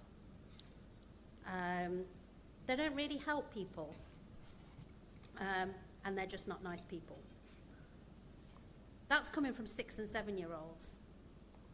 Where are they hearing that from? You have to ask yourself, is that what we've done as an industry that's been able to influence 6 and 7-year-olds already to kind of say, actually, I'm not going to go work in financial services. Granted, they may not necessarily know the types of roles that are there, but ultimately, and I think back to the importance of some of the treating customers fairly, for instance, as one of our key regulations that's now turned into consumer duty. Is this because of the way that we are treating their parents? Is this what they're seeing through social media and society? And then in terms of, like Layla talked about it earlier on one of the panels with regards to role modelling, it isn't just about role models, it's about having real role models that, people that they can actually see. So quite frankly, when I'm asked the question, in terms of how far have we come, in terms of ethnic diversity in financial services, we haven't come very far at all. And we still have a lot to do, as Justin mentioned, as some of the examples that he's kind of championed and set up. But it still shocks me to hear that people don't find it shocking, that's a double negative there, to hear that there's less than 1% black investment managers, and I'm taking that from one of Sheldon Mills' speeches from the FCA. And we just seem to accept it. And why do we accept it? Is data part of the problem? The black population makes up about 3 or 4% of the UK population. So actually, when you look at the 1%, you probably think, yeah, that's all right. 1 in 3, 1 in 4, it's doable. But actually, majority of those roles are in London, one of the most diverse cities in the UK, and actually, the black population makes up about 13, 14%. So that takes that ratio up to 1 to 13. Not acceptable. And we keep on seeing organisations publicise their data as an organisational whole. And I'm going to be completely transparent here again. I'm based in the Midlands. I am not London-based. I have worked in London for several years. And my lived experience has always been that if you're outside of the M25, we're probably not going to look at you. You're probably not that talented. And yet, my ethnic minority is probably better represented than the black ethnic minority. So again, when we look at reporting stats, we should be thinking about a regional perspective. Like, is it really okay when you've got national companies, UK-wide companies, reporting that their ethnic minority stats are, say, 1 in 3, when reality is majority of those roles are actually held in the cities with the most diverse population? So we need to think about reporting progress and action against geographic locations. If organisations are based all over the UK, it should be proportionate to the diversity of those cities and those locations. And when we look at underrepresentation in financial services, it's a constant reminder that we're not only failing the sector, we're failing our future as well. And I'm going to take it back to those young children, those young people that are essentially the pipeline of all industries and all sectors. And they're looking at us as if to say, I don't want to work there. How are we going to thrive as a sector if we can't represent the people that we are trying to serve? So I say, location is a huge important factor. And when I look at location even now, like pre-COVID, we were in the office 5 days a week, made it pretty difficult. COVID hit, we all spent our time at home. Businesses didn't really fail from a financial services perspective. We just did things on Zoom, Teams, Google Meet. And as time has gone on, I look at the job pages, I open LinkedIn, roles have started to say hybrid, which is great, because actually, it's nice to be in the office and be with people. But those roles, majority of the roles, are still London-based. So how do you attract those people individuals that cannot afford to live in London, they have low social mobility, and we're still demanding that travel into London, into the major cities, which costs a lot. And then I think again about consumer duty, about in terms of creating barriers. Why do we not have a regulation that essentially looks at the barriers about entering financial services? We have the Race at Work Charter, which is fantastic. It highlights the problems and the gaps that we have in the industries and the action that needs to be taken. But nobody, and this will be probably very controversial, but nobody actually gets slapped over the wrist for not doing the right thing. Yet, if we don't treat our customers fairly and we don't give them the right service and support, there are consequences. Yet actually those customers are our future. They are the reason why we have a business, and the children of those customers should be the pipeline for our industry. And maybe I'm looking at this in a completely inappropriate way, but I always think back to every time I walk into a classroom to talk about my job and what I do to young children, the first question they say to me is, how many other people are like you when you in your workplace? And it's difficult sometimes. You don't want to lie to them, but quite often you're standing there going, okay, yeah, it's all right. There are other women in my workplace, but then when I break it down to ethnicity, I can't say the same thing, and that's hard. So how do you encourage those children to say it's all right to be different? Now, last week, I was absolutely delighted to have been invited to a school that actually has their own internal diversity team made up of students. So these are all 7, 8, 9-year-olds who are trying to make a difference within their own schools. And the first thing that they said to me when I walked into the room was, "Why is there only one of you?" Right, okay. I had been picked to go to the school for the diversity aspect, I get that. I wasn't expecting the children to realise the same reason why I'd been picked. Like, the kids are getting smarter, which means we need to get smarter. So the reasons that we may think that children want to get into financial services, you know, we know that financial services is one of the higher paid sectors. They're already talking about nice cars. That isn't what they're interested in anymore. They want to know that they are giving something back to the community, that they are doing something good for the people. And they also want to hear positive stories about, you know, when you work for a bank, they know that you are either lending money or you're helping families to buy a house. You know, they're getting quite savvy in that. But if those experiences that we're giving to our customers, and that may be some bias in terms of, you know, the colour of people's skin, that is now starting to filter down to the young children. And that means that we are breaking that opportunity for individuals and young people to want to come through to financial services.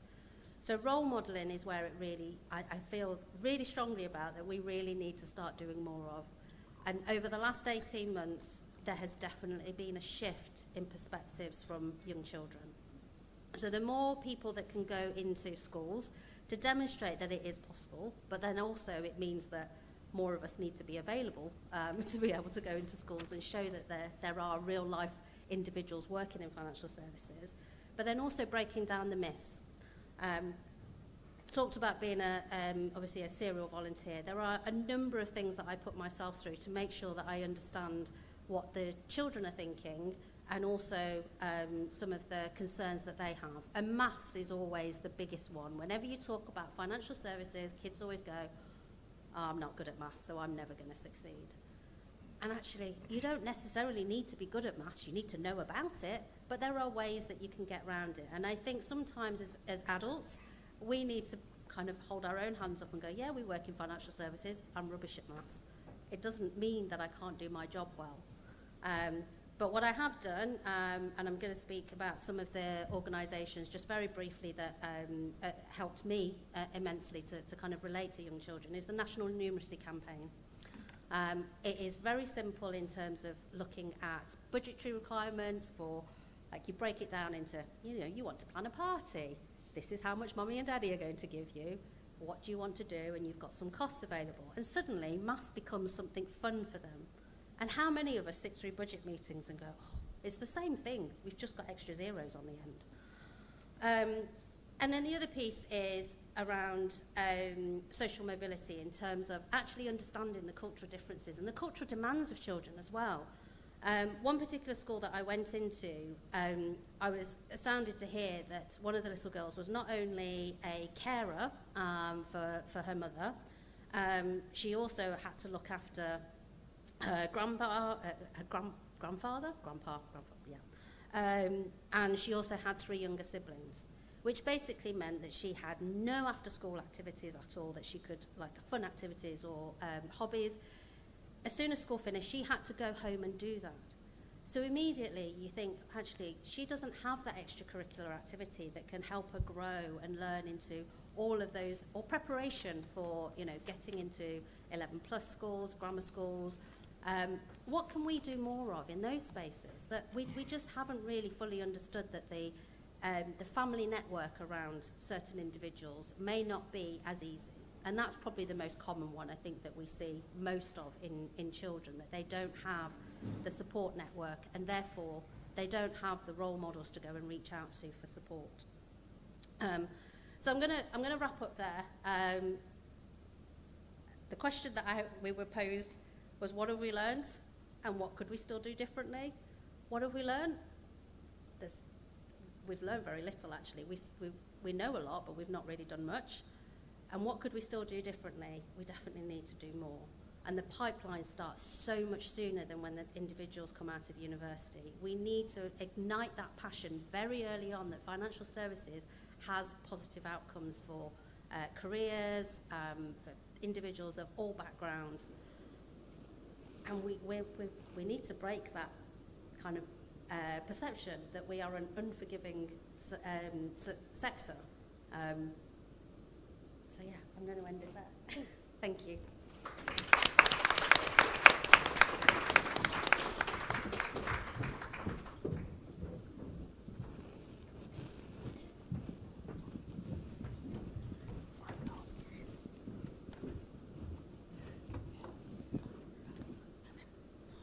Hi all. Am I audible? Yeah. Is it better now? No? Is it better? Yeah? Thank you. Good afternoon. That was a good sound check. And I think I would first like to begin with thanking you all for taking that extra effort to commit to a larger cause, which is perhaps imperative for the successes or the success of the businesses that we are all involved with. I'm Pratyusha Kothi, an Indian, probably not too difficult to guess. But what's interesting is that I have only very recently moved into London with my family. And super excited to experience the rich culture that the city has to offer, and perhaps the weather, which is the most talked about across the globe. I am the business owner for payments at Swift, and the other area that I'm quite passionate about is the various aspects of DEI, and I co-chair one of the gender balance work streams at Swift. It was really enriching and great to listen to Justin and Jenny both, and they covered on two different aspects, which is around a specific community or ethnicity, and then about having role models. And what I'll try to do is do some justice on kind of giving a kind of a collective and a broader picture and an understanding of having spent some time in the financial services industry, along with my experience in working. So before even we get deep into the topic, I think it's also equally important for us to take a step back to understand why is it important. I know we've all kind of been convinced enough to gather and be at a place, but that it's equally important and to speak about certain areas, and there's certain very interesting aspects that have come out of these studies that have happened. So diversity, and especially racial and ethnic diversity, is just not about the purpose.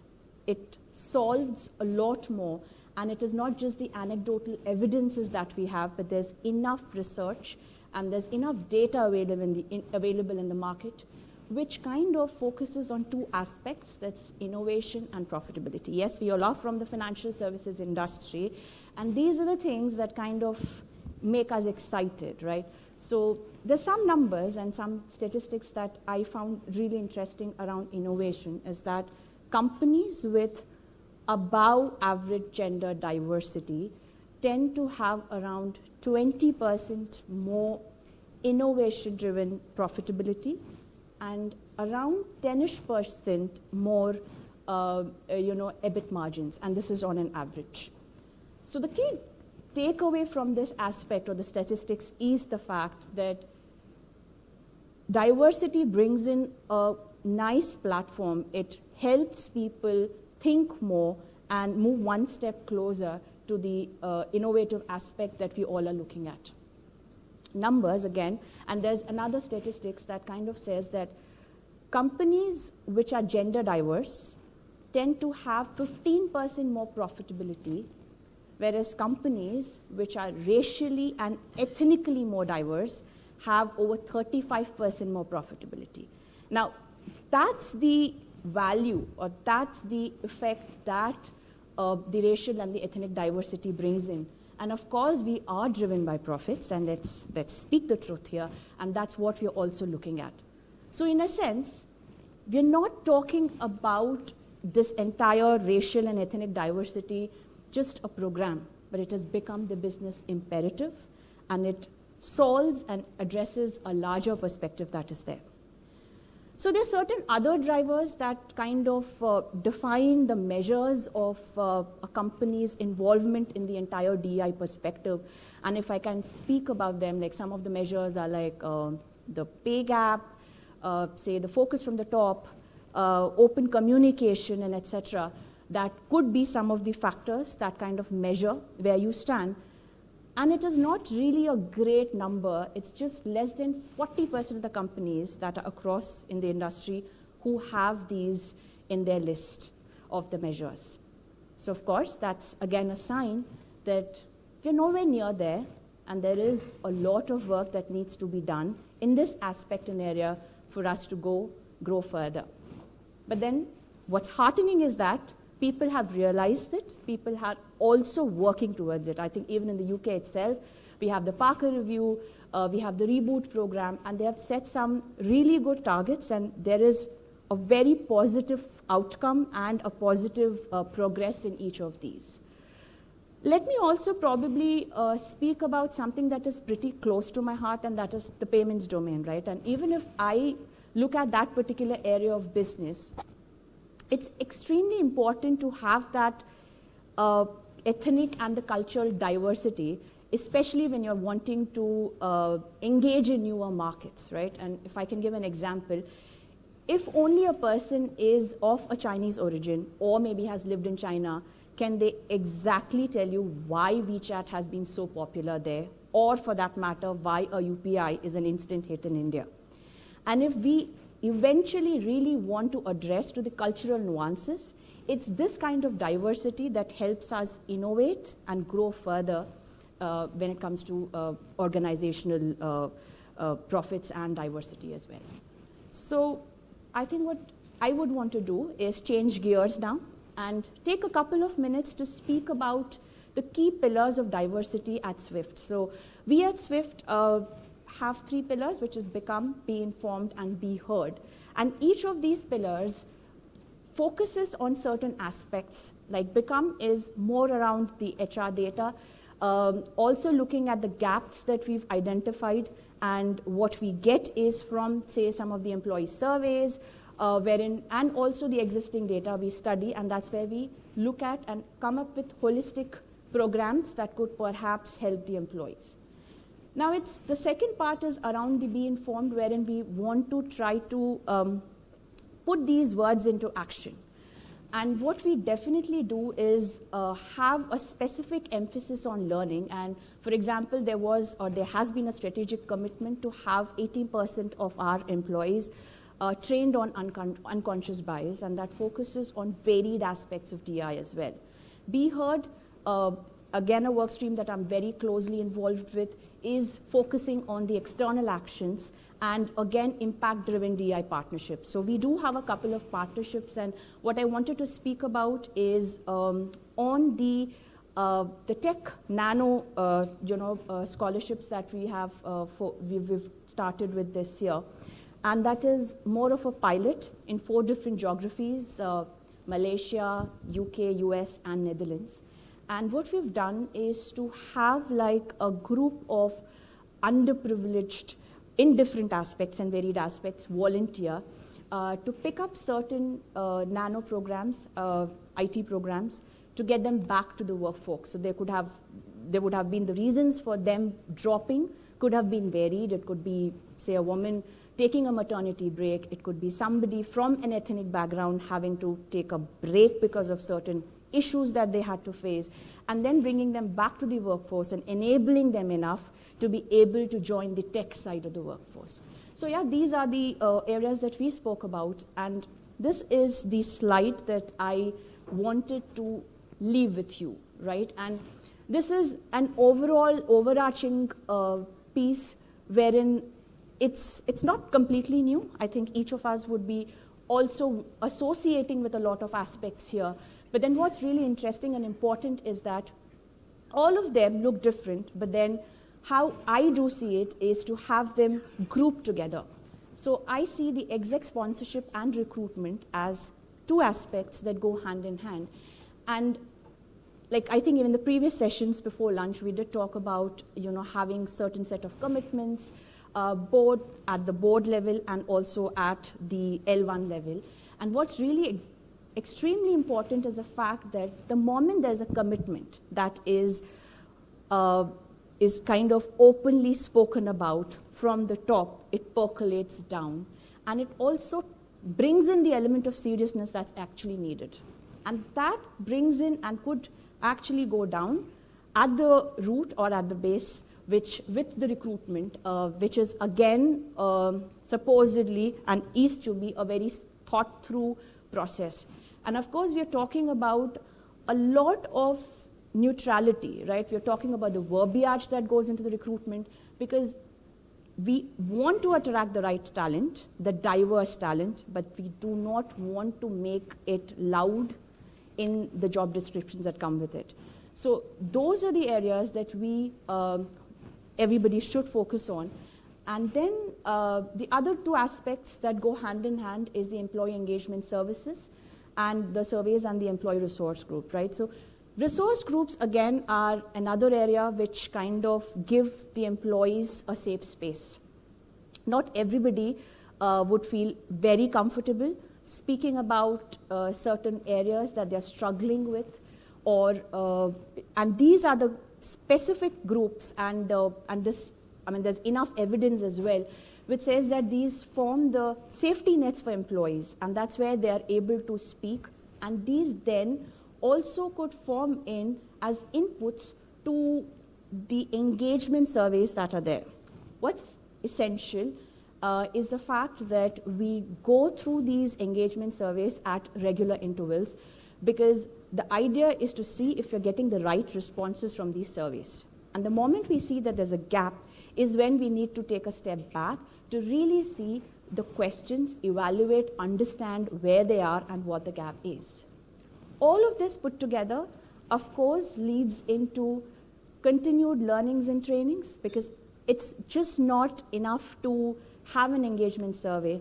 But I think I was just having a chat over the lunch with some of the colleagues here.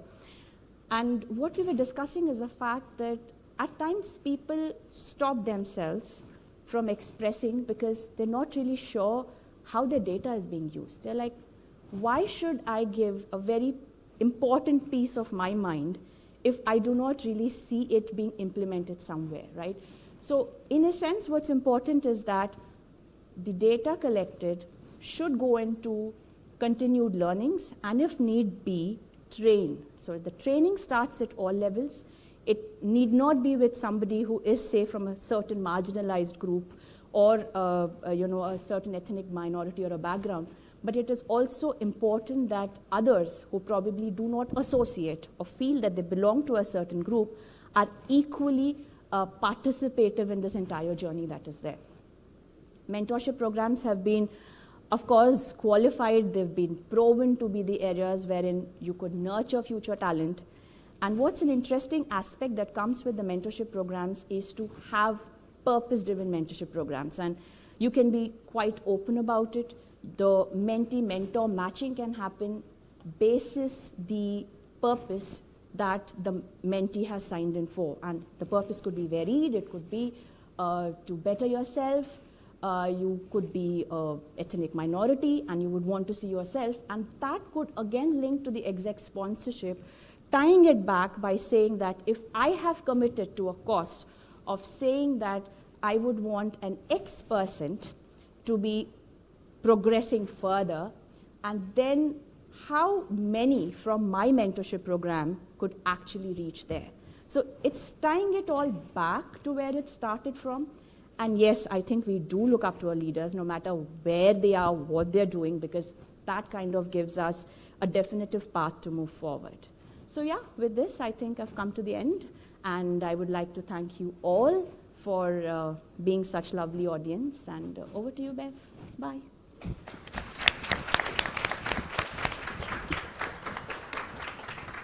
So hopefully, are these mics going to be, they're on now. So I'm going to channel my inner Fiona Bruce and try and keep this this discussion going on. And I think I've got moderators' rights to ask the first question before we hand over to any roving mics. So I've just got a starting question for you guys in terms of, in light of actually the FCA's consultation on DE&I, which is very newsworthy, seeing as it was out earlier than expected. It was expected, on Friday, but came out this week. How can regulators play a part in pushing ethnic diversity for an industry that is globally integrated? I'm happy to kind of answer that. So there are already a number of, I guess, regulation and initiatives that the sector has to abide by.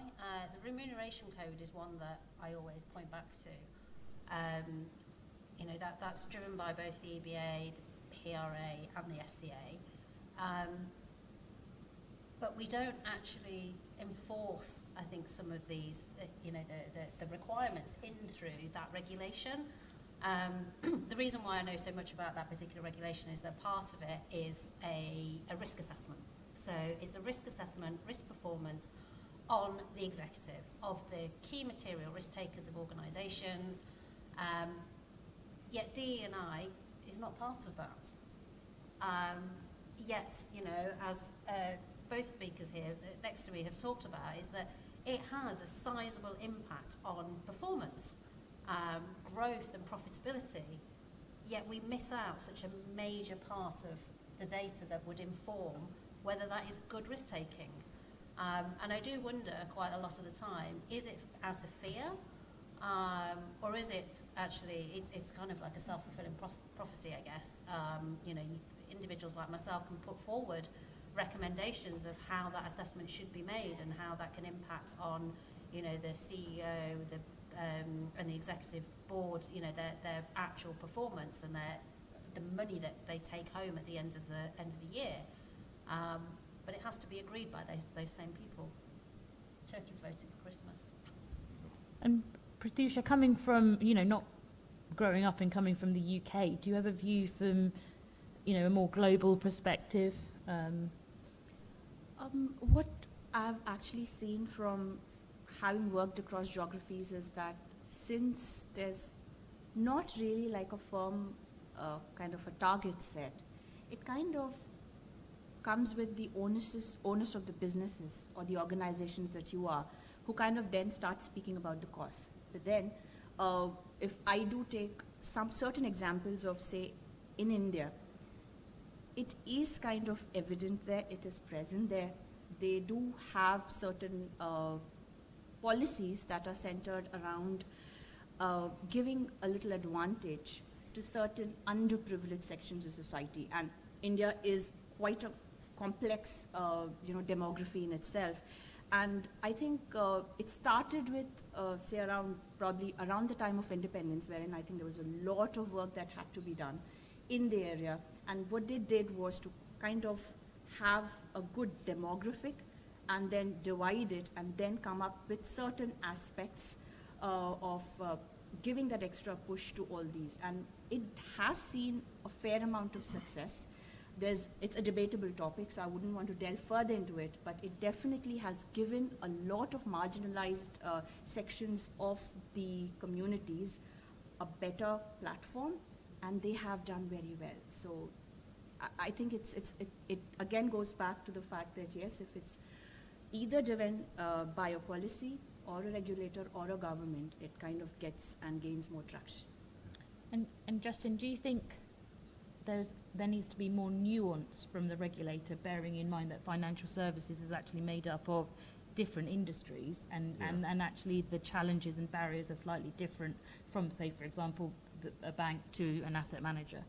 I think there have to be nuances, but I think taking a general perspective, if you think about the business models across financial services, essentially what D&I is doing and the drive for greater representation is disrupting those businesses.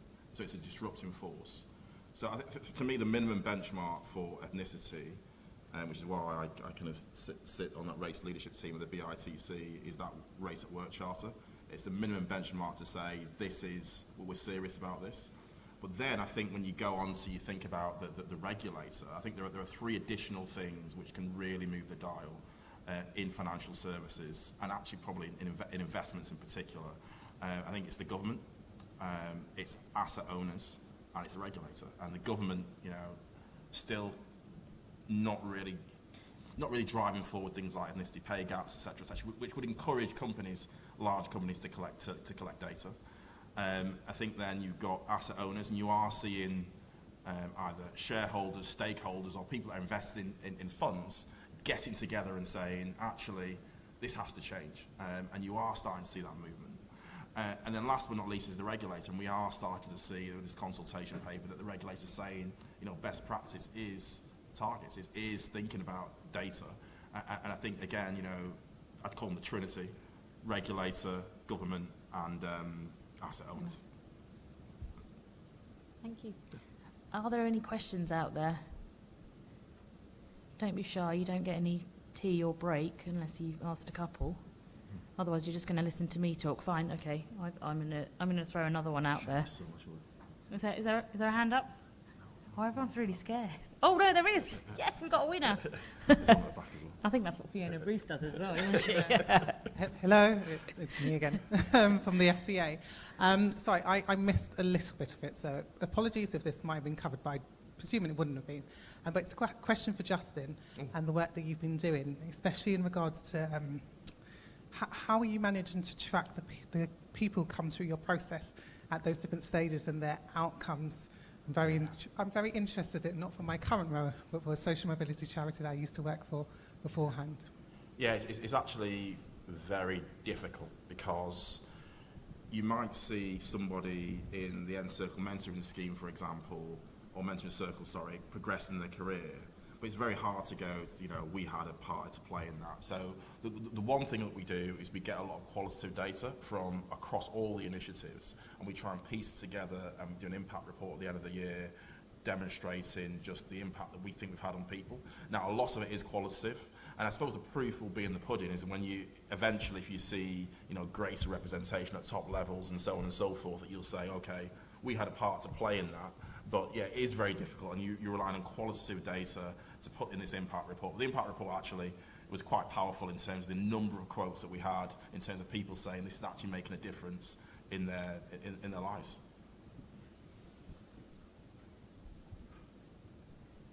Okay. Oh, we've got another one. Hello, Yvonne Brown from the ABI. This is a question for Jenny.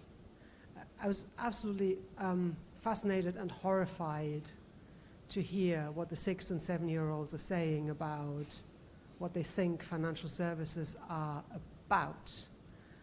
Could you unpack that a bit more? And also, by the way, I'd love to see the research on it, because that seems to me to go to the heart of some of the issues that our sector has, right across the piece about attraction. I don't just mean diverse groups, but actually, is it still an attractive industry to work in? Does it have a social purpose? Is it socially useful? Yeah, no, thank you for that question. So research-wise, I can't comment on that because this is lived experience in terms of my voluntary work out, but also my fellow volunteers, I guess, is the feedback that I'm hearing. And also, I guess to also caveat that, these are schools outside of London. So we are talking, mainly in the Midlands area. I have done some schools in Manchester and Leeds as well. They are very similar feedback. And I think obviously the schools that I go into are generally in those low socioeconomic areas. And yeah, as you said, it is absolutely heartbreaking when you walk into a room and you're introduced to somebody from financial services, and you can just see the disengaged faces straight away. And then you try and engage them, and you talk to them about what financial services does for the country, for life as general. And then the feedback you get is obviously, I guess I'm interpreting it as what they're hearing from their parents or what they're seeing out on social media. And it's hard to break that. And I was talking to Sandra earlier, just on lunch, and I think the kind of the social media bit is probably the bit that I haven't clocked enough. And it's so easy to share a bad experience, and there's no censorship on any of that. and they can read. So, you know, the minute that they see something and their friends share it and say, oh, actually, you know, that particular, you know, friend of ours, their parents have been badly treated, you know, by the bank, or they're just seeing that there are so many barriers to, you know, get loans for businesses, to start up, you know, be an entrepreneur, you know, even just get a mortgage for a house when clearly they're paying out way more than in rent than they would be for a mortgage. How is it that they've been turned down for a mortgage? And I think that's the bit that we need to try and break down with individuals. It's you know, our services that we provide is no longer just that direct customer. It's the impact and the trickle-down effect I think it's having on the youth that are coming through. Does that answer your question? Can I add something? That's okay. And maybe I've only got a couple of experiences, but I'm originally from Manchester. And I've been a number of times to my school and spoke to them about financial services. And to me, they just feel so far removed from the City of London. It's just so far away from them to think that actually could they ever get there, even if they are really good at maths, as you put it, or even if they are, you know, really clued up. It just seems so far away and such a hard slog for them to go from inner city Manchester to the city. So I think role models, as you mentioned, become very important in that. And then the last thing is that when it comes to media, the media do have a responsibility as well not to always show financial services in a negative light, and just even the TV programs that I watch on financial services, whether it's Billions or I don't know, what's the other, Wolf and Wall Street or whatever, you just look at them and you're like, you know, that's the way we're being portrayed by the media. And then to add to it, social media, businesses in financial services are so scared of it. They don't want to engage with it, don't want to put stuff on it. So actually, you're not engaging with the audience, that younger audience anyway. There's another interesting perspective that I have, and this exactly comes from the part of the world that I come from. And I think banking started post-independence, and it was like a government-led initiative. To work in a bank in India, like even say 30 years ago, was a very prestigious thing to do. And that kind of brought in a sense of aspiration to a lot of people, even if you're not really in the literacy bracket that you're supposed to be. And if you would randomly ask anybody, I think there were 2 or 3 areas that they would allude their interests, professional aspirations to, and banking would be one of them. So, I mean, again, it's the ethnicity and the part of the world that you come from, kind of, you know, the thought and the processes that, you know, that you have in your head is completely dependent on that aspect as well. I think we've got time for one final question. Well, God, no, we've got 2 people now. I can't pick. All right, maybe we can do both really quickly. We'll just stick to one answer then. Okay, you go first, and then we'll go. Oh, we've got 3. Oh. 3. All right, fine. You got the mic first. I won't do any takeaways, so you go on. We'll give all the time. This will be a really quick question. Hi, I'm Hannah.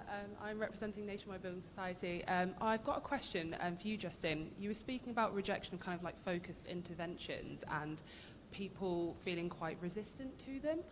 I do think this is like one of the key things that we need to do to move forward the diversity and inclusion agenda, but people are quite resistant to this, including kind of breaking down ethnicity into different categories, because it's not homogenous groups. How can we kind of, you know, break down that resistance so that we can get focused interventions? Because this will help not just for ethnicity, but all of the different characteristics. It's really difficult, right? Because resources are limited, and therefore it's very easy for people to go, well, let's just do one initiative rather than actually initiatives for specific groups. I think the only way is via education and just really trying to articulate with data as well that this one size fits all simply doesn't work. So if you're serious about moving the dial, then you almost have to look under the bonnet and look at the specifics. So I think it's data and I think it's education. But to be honest, it's really hard. It's really hard. I might grab you afterwards and we'll talk a bit more about some of the resources that you could use. Yeah, look, there's the mic's there already. Hi, Angie. I'll be very quick. There was earlier today at the very beginning talked about different stakeholders, government, regulators, investors, and then wider society. employees and customers. So what we have is what's mimicking that is DEI heads, volunteer society, these organizations, ERGs. How do you make it through a systems approach rather than a siloed approach to achieve the best outcomes? Because it's not that we're working at cross purposes, but there are so many people working towards the same, sometimes in isolation of each other. One line each. I mean, I think things like the diversity projects are quite helpful because they try and bring together companies that have the same kind of mission to get together. I think breaking down those cross-company barriers is really important. You might have heard me say this a few weeks ago, but I do think that companies have to be honest with themselves as well, and not say, you know, oh, our D&I process is fantastic, look at how great we are at D&I. I think basically we have to put our hands up and say the majority of people, the majority of companies are failing at this, and therefore, let's be honest and open and say, actually, we need to change the way we're doing things. Yeah, similar. I think through the work that we do at Women in Banking and Finance, we have a number of corporate members who, are vulnerable, and they will own up to kind of say, actually, we've got a problem here, and the role that we kind of play in that is to host those corporate breakfasts and those conversations so that they can learn from each other. And it's important, I think, to make sure that, we've talked about safe spaces quite a lot, that organisations get that safe space. And to be able to talk to like-minded individuals, to be able to say, actually, we've tried this, it hasn't worked, what are we doing wrong? That's one way that I certainly work in terms of trying to get it across different organisations. I think how I look at it is to kind of find a common objective and define it, and then it becomes a common goal that we all are chasing, and then the commitment becomes same and not siloed in any form. So that's how I think we can remove the silos there. That's a really good question, actually. I think it's really Sorry, I'm really sorry. We're out of time. Credits are rolling, and it's the next show about to start. So thank you very much. Thank you to all of our speakers who've been absolutely fantastic. And you've been a great audience. So. I love the fact that you said brilliant, because I was literally like, please say brilliant. Thank you so much. That was a super discussion. I'm going to introduce our next speaker. So Mary, if you could make your way up.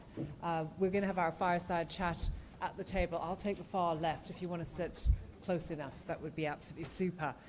So we're going to talk about how can inclusion transform lives and help communities to thrive. Mary McLeod, I think, is known to many of you. She's the Chief Executive of Business in the Community and Chair of the Women's Business Council. She's had an incredibly varied and diverse career, from consultant to banker to policy advisor to politician to campaigner and to headhunter. She's also been a strategic advisor to Her Majesty Queen Elizabeth II, and as I said, an MP in London and a member of the No. 10 Policy Board, which launched the new Jane Austen £10 note with the Governor of the Bank of England. Thank you, Mary. Much appreciated. Just a quick note, if you want to read the full bios of each of our speakers, it's actually on the app. You just click on their picture, and then you can see the full bio. I'm just giving you little snippets as we go along. So I'm going to hike over there and say hello to Mary.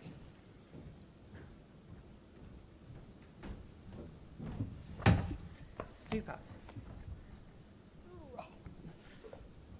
So I've been encouraging everyone to go digital all day, but of course I'm walking along with all of my papers, and I see you have them as well, which is great. So thank you very much. Thank you very much for joining us today. I'm going to just jump right in there and start with a question, because we've only got sort of 15, 20 minutes. So Business in the Community has been working with business leaders to address inequalities throughout the UK for over 40 years. So you've been around for a while. Can you give us an idea how this work began and what has been achieved to date? Yes, we started about 40 years ago, founded much by the King, who saw the need for businesses and business leaders to take a real role in helping transform lives and to help communities thrive. And so the work on generally that we do, and it's about helping every organisation become more and more responsible, whether that is on inclusion or whether that's on well-being or whether that is on net zero, but helping organisations to think about where they're at and where they need to go. And then also then working out in the communities to make a real difference and hands-on difference to deliver sustainable change within communities. And I think just now, the world that we live in, which is, you know, uncertain, disruptive, volatile, there are lots of challenges going on in the world. I think business leaders can be that real voice of hope and show that they have solutions to some of the problems that are out there. And we don't necessarily need to wait for government to do these things, or politicians. Business leaders can take that up and actually inspire communities and individuals to think, yeah, I can and be there. And so it's all about helping everyone to thrive is the simple part of it. It's a fairer, greener society. So how do we actually take every single person and say, how can we lift you up? How can we give you that confidence, the skills, the abilities to really, you know, be the best you possibly can be, give you every opportunity that you possibly can get so that you can have the fulfilling life that you want. So on the RACE campaign, I mean, it was started back in 1995. And that was led again by the King launching that, and that evolved into and that started, and then over the years, in about 2013, we have these Seeing is Believing visits where we take mainly CEOs out into the community, show them real life as it is, usually the most deprived places around the country, and let them see just real life.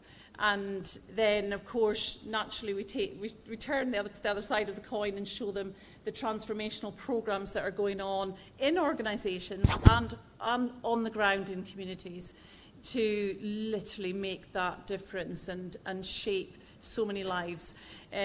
And so we started following that sort of mentoring circles, piloted mentoring circles, and worked with the Department for Work and Pensions and job centres to actually roll that out. And some of that is still happening today. So some of the solutions for some of those things to lift people out of poverty and to give them every chance are not necessarily rocket science.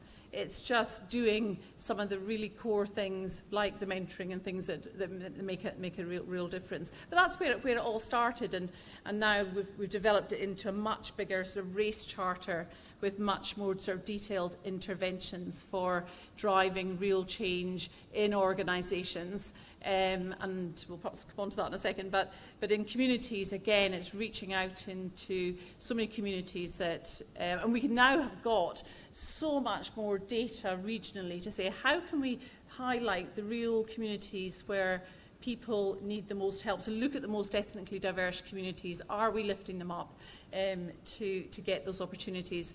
And that is supported by our regional leadership teams, which we have in every region across the nation, that literally drive that change. But we work with them hand in hand with my brilliant RACE director, Sandra Kerr, who you'll hear from shortly. That's fantastic. Thank you. I wasn't aware of business in the community until a few years ago, and I was really surprised how long it's been around. Again, it's one of those incredible initiatives set up by the King so many years ago, and has been doing so much of the groundwork that we are now seeing the fruits of today, and has given us some of those solid foundations on which to build, particularly in the ethnic diversity space.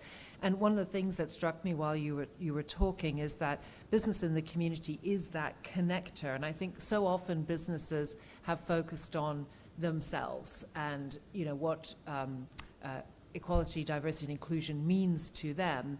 But with the advent of ESG, they're now looking outward and recognizing what impact they're having on society, which is, I mean, that's what you've been doing for so long, is getting businesses to see their impact on society. And yet I think businesses are coming along more slowly.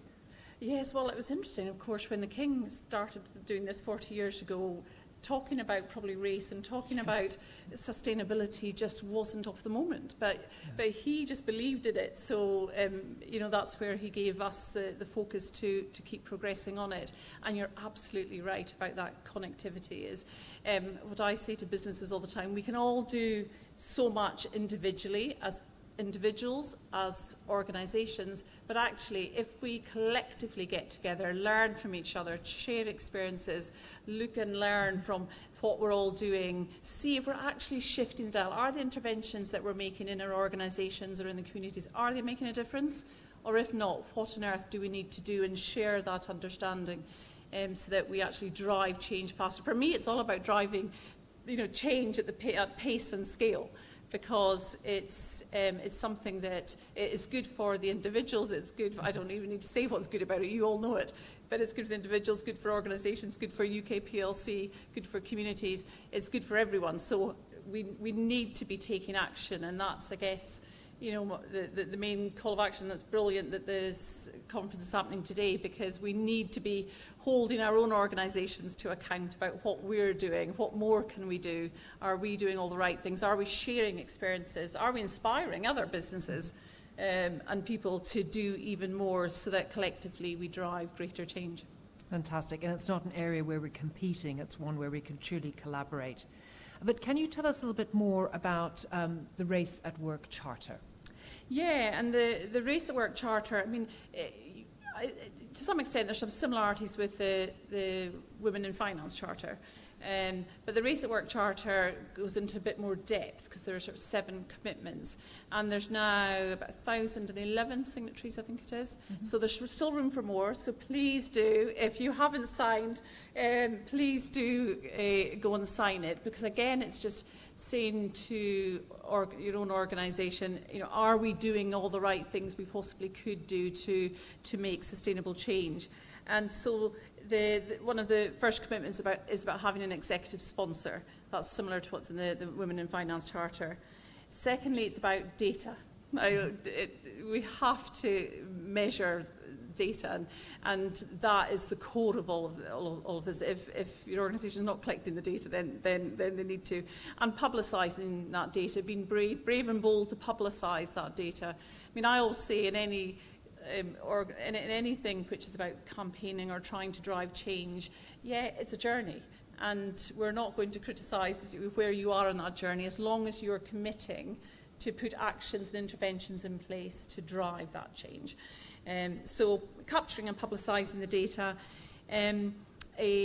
Thirdly, it's about committing at the most senior levels that there'll be really zero tolerance on bullying and harassment in the workplace, which hopefully you would all expect as part of that. And fourthly, it's about driving it and embedding it throughout the organisation. So making sure that that equality, diversity, inclusion is actually at the heart and the core of everything that line managers and leaders do. So they're held to account in it as well. I do also think our other commitment is about career progression. Unless we proactively look at career progression, then it won't probably just happen organically. So, and there's some nice programmes, whether it's on gender or ethnicity, where some organisations have taken some really proactive steps, saying who are our ethnically diverse colleagues, where can we find opportunities for them, really positive action about saying let's give them every opportunity and the chance to develop, chance to grow, and the chance to show their potential. So that's taking action on career progression. And then sixthly is about allies, so really making sure that supporting race inclusion allies throughout the organisation, encouraging those allies throughout the organisation. And then the last one is about supply chains. We can't forget about supply chains. It's including ethnically diverse enterprise owners as part of supply chains is an important part of it. So those are our sort of 7 commitments as part of the Race Charter. And in and of themselves, they're not complex, they're quite straightforward.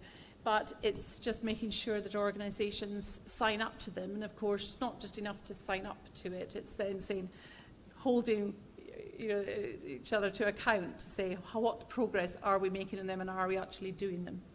Fantastic. Just a couple of comments on that. You mentioned the zero tolerance with regard to bullying and harassment.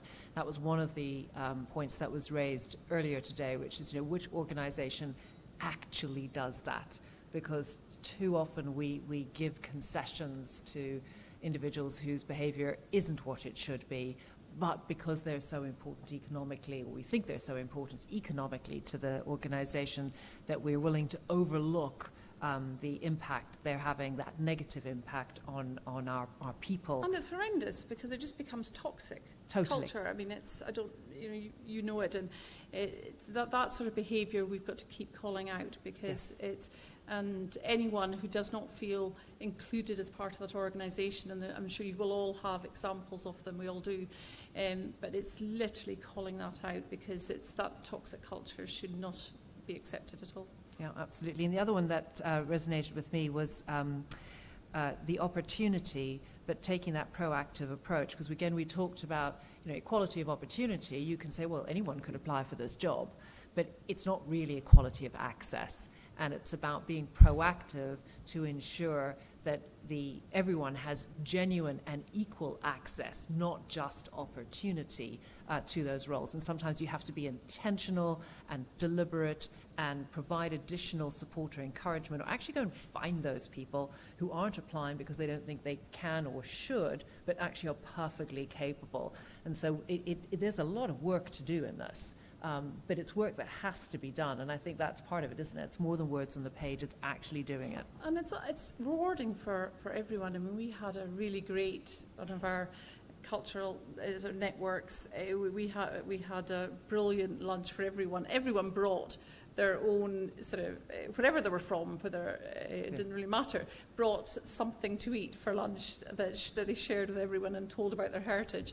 And just really simple things, but everyone just told their story. And it was really, I got so much out of it. I got to know my colleagues and staff really well. And, but it's making sure you're creating these really brilliant, safe places for people to open up, feel valued and feel included. So I'm going to finish on your call to action.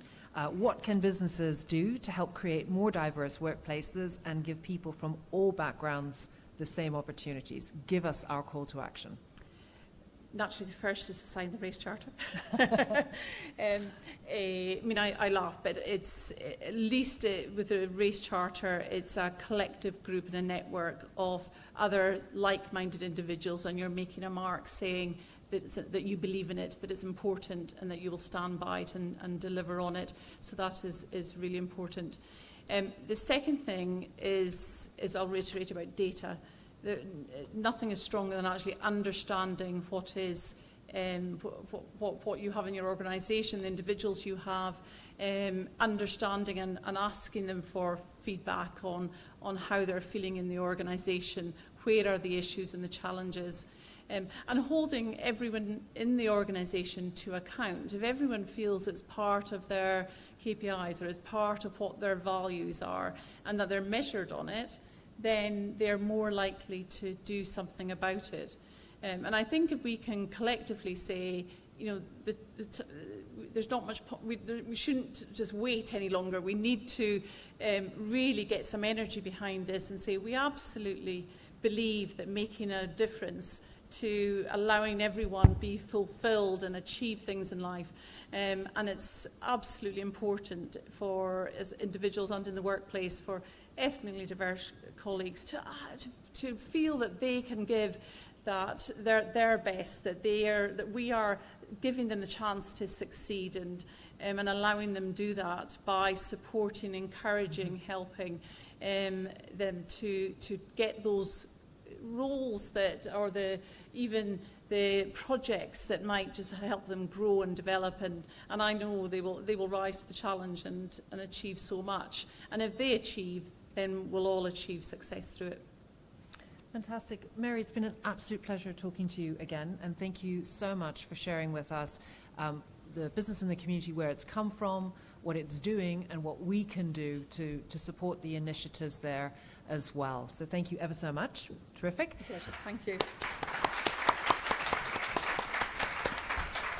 We're going to break now for networking and some tea. Can I ask you to be back at 4 p.m., please? We have 2 further sessions today, both of which are super duper. So I look forward to seeing you back here promptly at 4.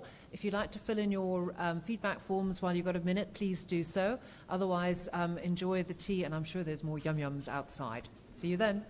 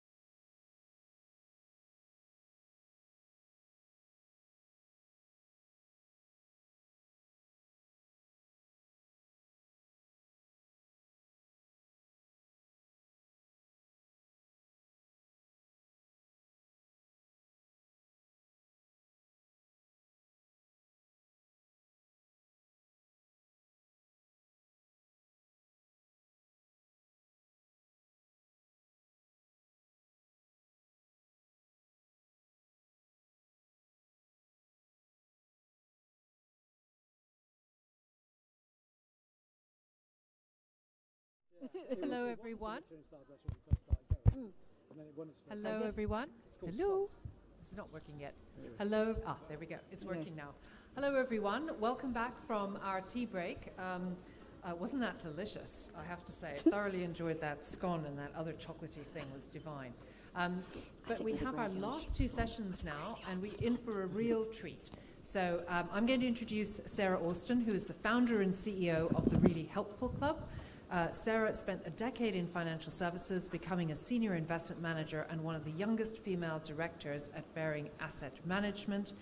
Sarah also chairs Merton Chamber of Commerce and is an active fundraiser for NSPCC Childline. And Sarah is going to be interviewing Professor Binna Kandola, who we've had before and who I think many of you know. Certainly his reputation precedes him. So Sarah, I'm going to hand over to you because we want to maximize our time together. Super. Vivian, thank you very much. And thank you very much to all of you for welcoming us. And Binna and I have just been saying we think we might have got the graveyard slot, but hopefully that sort of injection of chocolate might have got everyone fired up. So many of you, I'm sure, will be familiar with Binna, but just for the interest of people who don't, I'd like to take this opportunity to introduce him. So this is Binna Kandola, who's OBE, and delighted to introduce you. Binna is a business psychologist. He's the author of Racism at Work, The Danger of Indifference, and a senior partner and the co-founder of his business, which is called Pern Kandola. And Binna is particularly interested in the study of gender bias and unconscious bias in organizations. And he's the author of 3 critically acclaimed books on these subjects.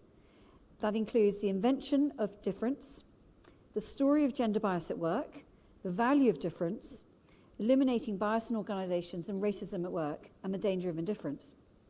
His most recent book, Free to Soar, Race and Wellbeing in Organizations, explores the relationship between race and wellbeing in the workplace. And he's currently a visiting professor at Leeds University Business School and at Aston University Business School, and he was awarded an OBE in 2008 for his services to disadvantaged people and diversity, and he's also on the Asian Power List 2020. So our session we've called Moving the Dial on Ethnic Diversity, Getting the Conversation Started. So Binna, welcome. Thank you. That's an amazing and I think somewhat impressive list of achievements and accolades. And I always think to start these things off, it is interesting to hear someone where they've come from and what drives them as the destination itself. So tell us and tell our audience a little bit more about you, your background, and what motivates you. Yeah, thank you. I think for a lot of people, there's a triggering moment. There's a moment that occurs. You kind of think, you know what, it just kind of changes the direction you're going in. I did well at school. I was the first member of my family to go to university. I did well at university. I left university without a job. In fact, I left university having applied to 70 organisations. I didn't even get a second interview.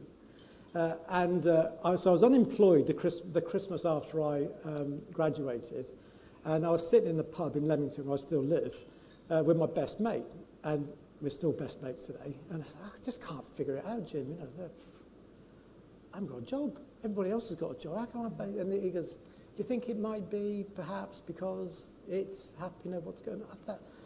My reaction to him saying that was blinking heck. No, that can't be right. And that was a real moment for me, actually, just to realise that I'm being judged before I walk into the room. I did have a first interview with Hoover, somebody from Hoover, and his first words to me were, "You're not going to get a job here." These are his first words. "You're not going to get a job here, but I will give you some advice on how to improve your interview technique." And my response to him was, "What a lovely bloke." It was only later, like months later, I thought, how could he give me tips on my interview technique when he hasn't interviewed me? So it was just kind of a moment where I thought, oh, hang on a minute. There's things to look at and things to focus on. And then subsequent to that, my PhD was looking at I'm a psychologist, and we're a firm of business psychologists. That was looking at selection tests and bias in selection tests. and we've kind of had, as a business, we've had equal opportunity as it was in the 80s. There's diversity, inclusion, now it's diversity, equity, inclusion. It's always been at the core of our business, and our mission is to make the world fairer. So that was the moment where things kind of just took a different direction for me. It's very interesting, isn't it? And it's your own personal experience, I think, that has obviously, you know, set the tone for your career, which is, you know, so very interesting. So there's been a lot of conversation today about George Floyd and this being seen as a watershed moment in history, and yet here we are, almost 4 years on, and, you know, has actually, you know, very much changed. And I know through your business you've done various pieces of research, you know, before George Floyd, post George Floyd. You know, for the benefit of everybody here, perhaps you could share, you know, kind of, I guess, the background behind the research, why you did it, what you were hoping to achieve, and then to share some of the key findings and, you know, what you found out from it. Yeah, and so I wrote a book in 2009, which I still think is the first book to be written about unconscious bias at work, called The Value of Difference. And then my wife and I co-wrote a book on gender bias in the workplace. And I thought, actually, I was just playing around with another book to write. And it just kind of emerged, actually, I need to write something about race.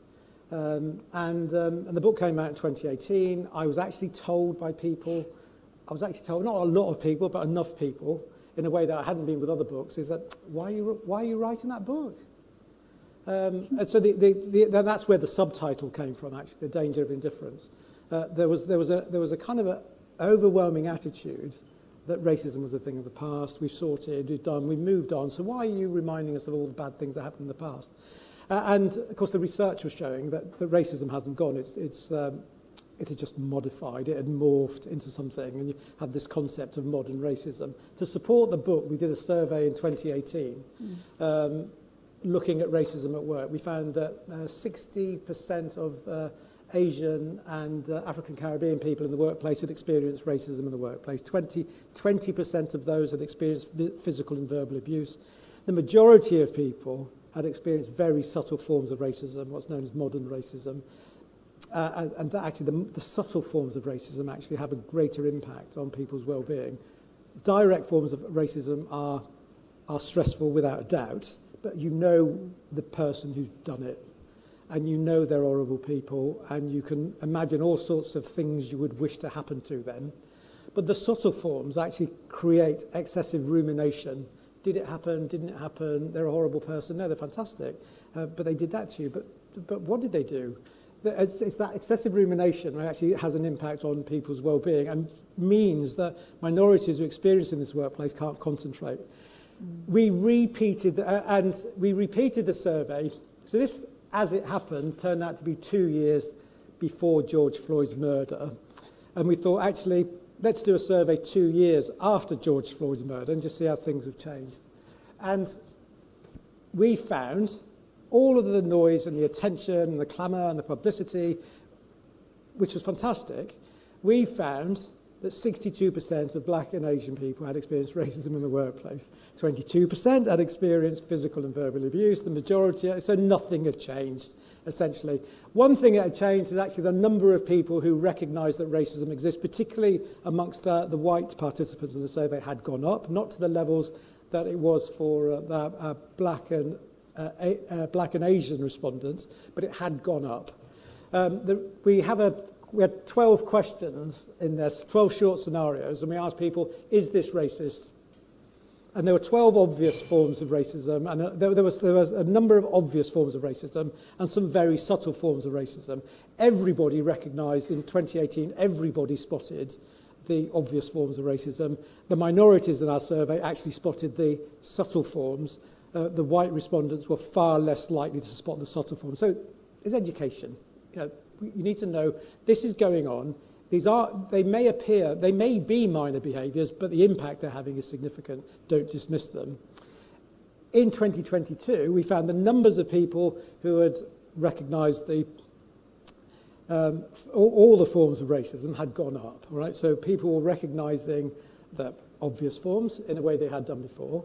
They were recognising the subtle forms as they'd done before, but there's a caveat here, is that we also had 4 items where there was no racism.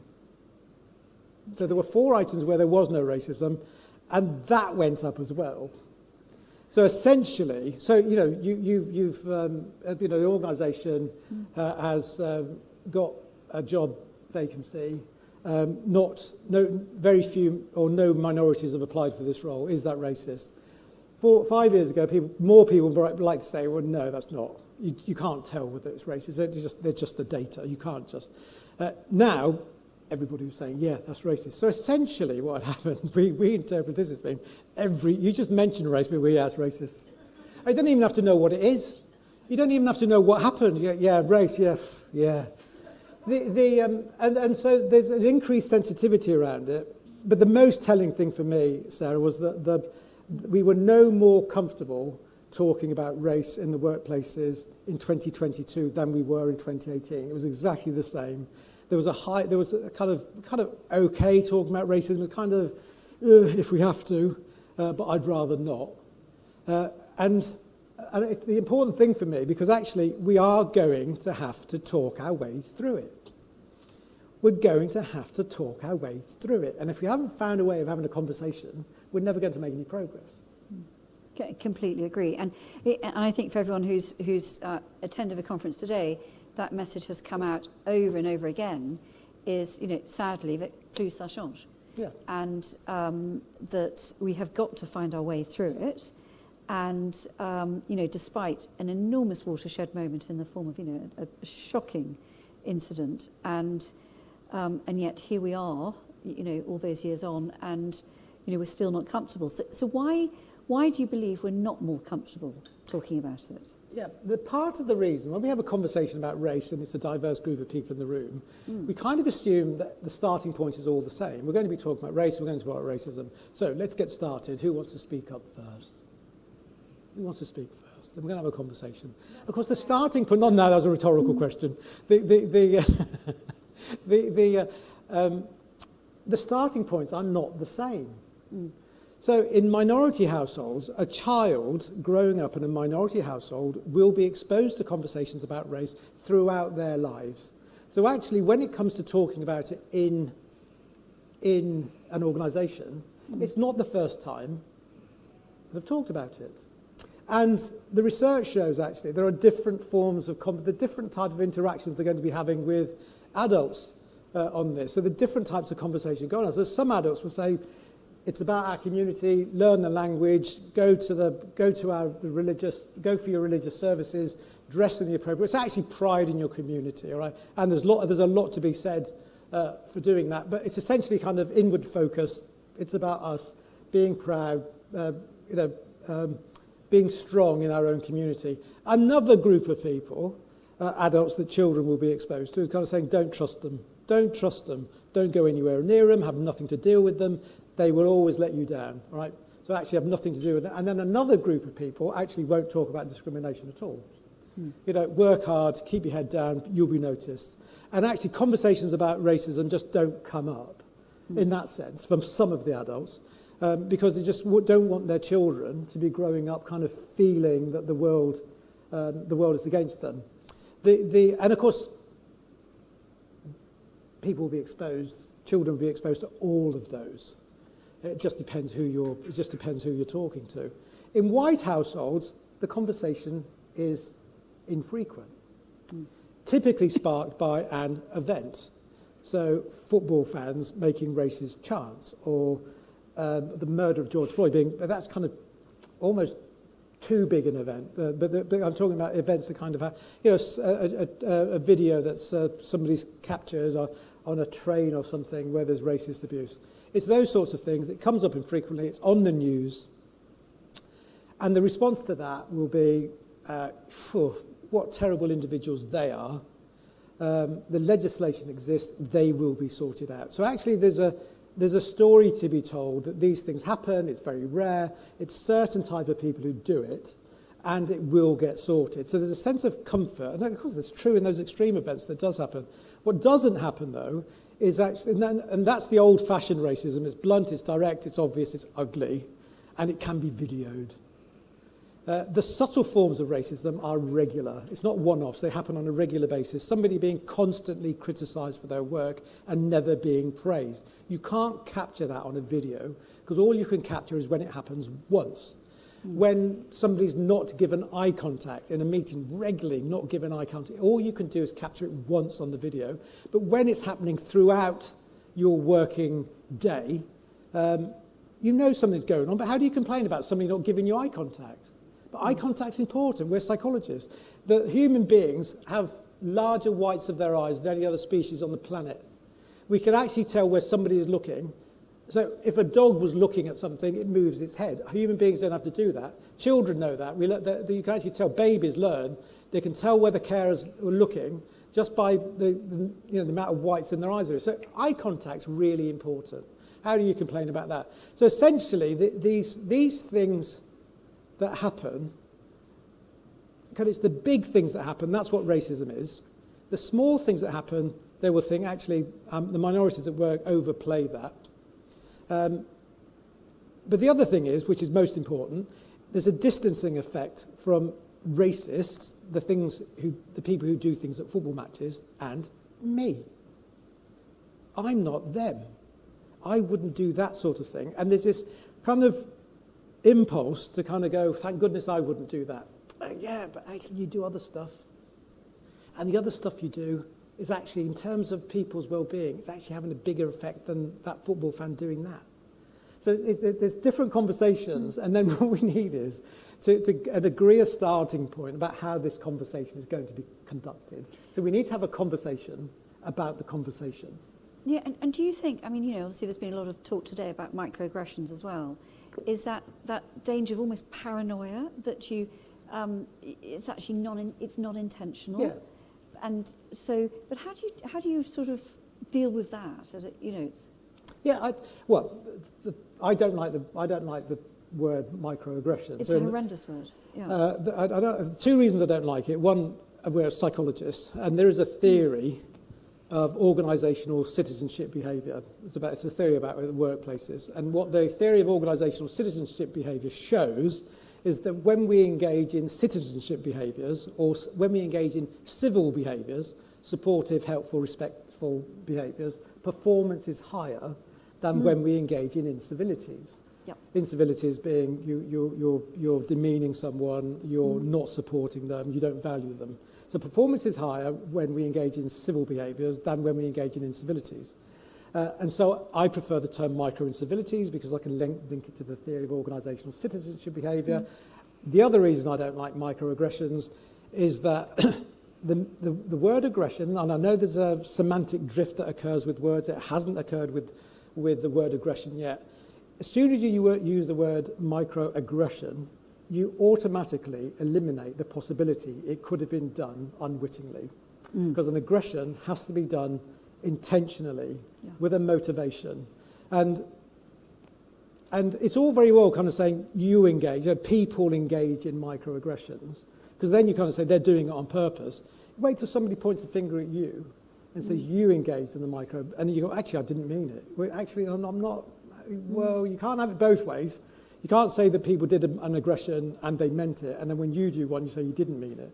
And so there's two reasons why I prefer the term micro-incivilities. Very interesting. And there's been a bit of talk today about regulation and the role that the regulator is going to play. And I think it's a really, again, a triggering moment to, for a shift potentially at corporate level. But what do you think can be done by government, by corporates, by us at society level that means we can really shift the dial on this and get more engaged in the conversation? Yeah, well, government's just an interesting case, actually. This is the most diverse cabinet in terms of ethnicity that we've ever had.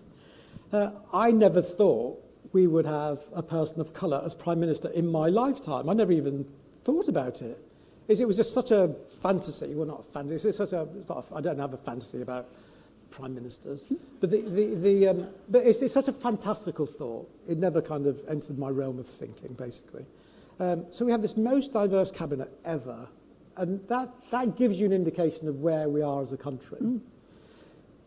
And then we have some of those politicians of colour saying the most dreadful things. So on the one hand, there's this monumental achievement, and then you get some of those people in those most senior positions saying the most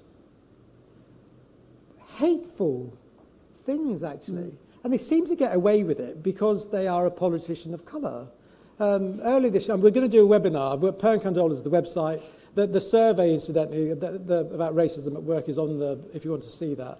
But we're going to have a webinar soon, just pulling apart, teasing apart as psychologists, why would a British Indian Buddhist woman say that there's a problem with British Pakistani Muslim? She didn't say Muslim, but Pakistani men are Muslim. But why would she say there's a problem with British Pakistani Muslim men? And so we're going to tease that apart. And we've taken our time about it, because I thought she says the most dreadful things. And I thought, you know what, I'm just fed up to my back teeth with it. And as a psychologist, we just need to kind of, say, how could you explain that? So on the one hand, you've got this incredible achievement, and on the other hand, you've got some of those politicians of colour who occupy the most senior roles behaving in the most dreadful ways, reinforcing the prejudices of some people in the country. So I think government kind of said. So in organisations, I think we need to find a way of talking about this. I think that the other thing that leaders can do in organisation, we've done some research. We have an inclusive leader tool on our digital platform, and one of the things that feedback that leaders get in terms of their own feedback from their teams and from their bosses actually, and from their peers, is that they do not acknowledge they have unconscious bias. And if they don't acknowledge it, they then don't take any action about it. And the point about raising awareness about unconscious bias, which is fine, is that we have the biggest bias of all actually is known as a self-serving bias, which is where we think we are better than everybody else. 80% of people in Britain think they are above average drivers. I did some work with a bank, 200 leaders in a bank, senior leaders. We asked them before they started the programme, on inclusive leadership, when you compare yourself to your 199 other peers, on inclusive leadership, do you think you're below average, average, or above average? Below average, average, above average. 100% said they were above average.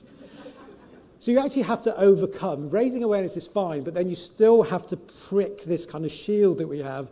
Is, yeah, unconscious bias, totally get it. I'm really glad you're talking to everybody else. In fact, I could teach them a thing or two. I'm that good. So, but also, we need to invest in minorities in our own organisations and to identify the talent that exists. So in a genuine way, and that's a lot of the work that we do actually. And you'll find with the if you assess your minorities properly, put them through a proper development centre like we put them through, you will actually find a much higher proportion of your minorities are ready to be promoted now compared to the general population in your workforce. It's a pool of talent that exists. Now, we're getting a bit short on time, but I'm going to exercise a prerogative and buy 5 extra minutes because we've got a couple of really, really important questions here. Well, one of the important topics I think that's really sort of been raised during the course of the day is the importance of role models, education. And I would make a parallel here between my own background, having spent 10 years in financial services at the beginning of my career, and just how underrepresented women were, and they continue to be so. And I think we've got exactly the same issue, sort of playing out with women and, obviously, with people in ethnic minorities in the workplace, and particularly in financial services. So what do you think can be done to reach people in schools, in universities, the recruitment process, to attract people and then to retain them and to make them feel they belong? Yeah, well, that's a huge question, actually. Well, in the schools, actually, you need to be able to demonstrate and show people, and people are doing this. I don't know you'll be doing this sort of work. You go into schools, actually just kind of show this is the place. You can come and, whoever you are, there's a job for you in these organisations. Some of the most effective things I find that organisations do is that if you're trying to attract minorities, you don't talk about race. Don't talk about race, just kind of show pictures, show images. So it's show, don't tell. to show don't tell, actually just to talk about people. And I remember there was a motor manufacturer who doing visits to schools. This was many years ago. And they found that they got, if they asked one of their minority employees to go and talk about their job as an engineer, so not talking about being a minority, just talking about their job as an engineer, more minorities apply to the organisation. You don't have to talk about it because you're showing it. And you don't have to kind of, underline the point. When it comes to advertisements and that sort of thing, we actually know that by changing the words on the advertisement, just like it works on gender, actually, there are certain types of words which, if it's kind of fitting in and you get great personality, you'll find that's not precise. My colleague is the expert on this, actually. But you look at the wording that's being used, and the research has shown that by changing the words and looking at people's competencies and the extent to which they're prepared to work hard, so you're using different language that increases the amount of minorities who will apply. You train. This is something that's not happening in organisations. That you train your interviewers and your shortlisters. So it's a lot of small things that you do along the way, and you tweak them. There's not one magic bullet, but you do these things and you tweak them. You make sure that everything's working as smoothly as possible, and you will end up with more minorities in your new joiners. And then in organisations, it's harder, but it's creating that environment where people feel safe to contribute, they feel safe to participate. And going back to our work with leaders, that is micro behaviours. They have the biggest impact on people. They may be micro, but they are visible. They can be seen. So for organisations, pay attention to what's going on around you. And when we talk about role models, I mean, we talk about, trying to attract minorities, and then we need minorities as role models. Actually, anybody could be a role model.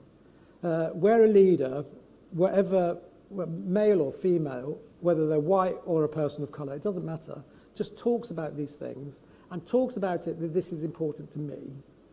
That is role modelling the behaviour to everybody in the organisation, not just the minorities. That once a leader says making sure that we're being fair to everybody, making the most of our talent, is something that's very dear to my heart. In fact, lots of leaders will say this. That's sending a message to everybody. All right, fair enough. That's the direction he's headed in. I'd better join in. And for the minorities, thank goodness somebody's talking about it.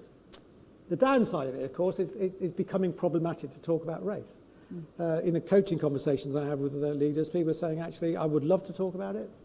I can see the benefits of talking about it. I can also see the downsides of me saying, using an outmoded term, for example. I'm just going to be criticised. So actually, I think I'm better off not doing it. So there's that kind of level of anxiety we need to work with leaders in to help them kind of be more comfortable being more authentic. Absolutely, thank you. Yeah, authenticity. Well, again, in everything in life, authenticity is, will prevail, won't it? And really drive change. So my last question for you, and is really to ask you what you want everyone today to take away from today. And here we are. We've had the shocking murder of George Floyd talked about several times during the day, and here we are, 3 years on from it. As you look forward, and we're sitting down in another 3-5 years' time, what do you think we'll look back on through the rear mirror? Do we have cause to be optimistic? And what do you think we would have talked about, and what will, if you could look at your crystal ball, would have happened in the next 3 to 5 years?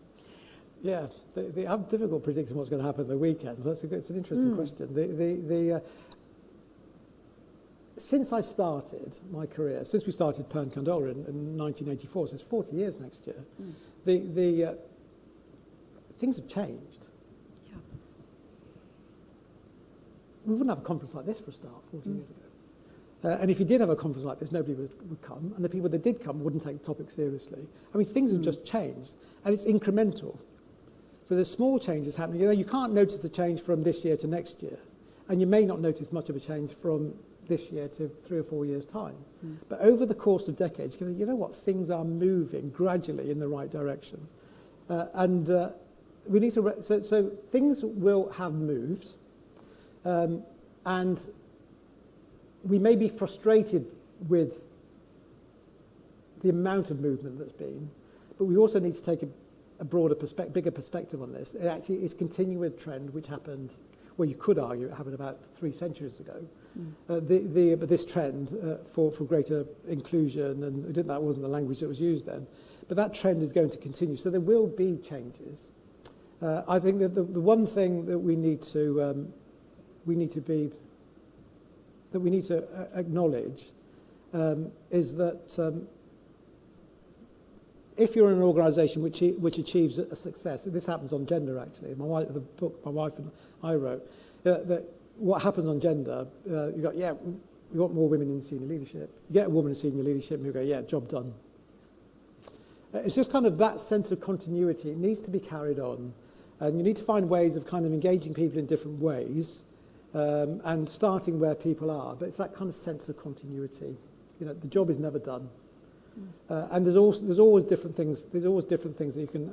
There's always different ways of addressing, this topic. We have a new piece of research coming out in November, which we think is the largest ever piece of research, like ever anywhere, on the topic of religious expression in the workplace, and that impacts ethnicity and authenticity because a higher proportion of minorities follow a faith than people in the majority. So there's all sorts of intersections and intercorrelations here. So it's just kind of being aware of all of these things and the different ways of bringing the topic up. Thank you very much. And I think that it's been a really insightful session, short, but I think really impactful and a message of hope, which is really important to take away from today. So before I invite you to join me in thanking Binna, I just want to leave you with that incredibly important message that we do need to talk our way through this, and we have to learn how to hold that conversation. Binna, thank you very much. Thank you. Thank you.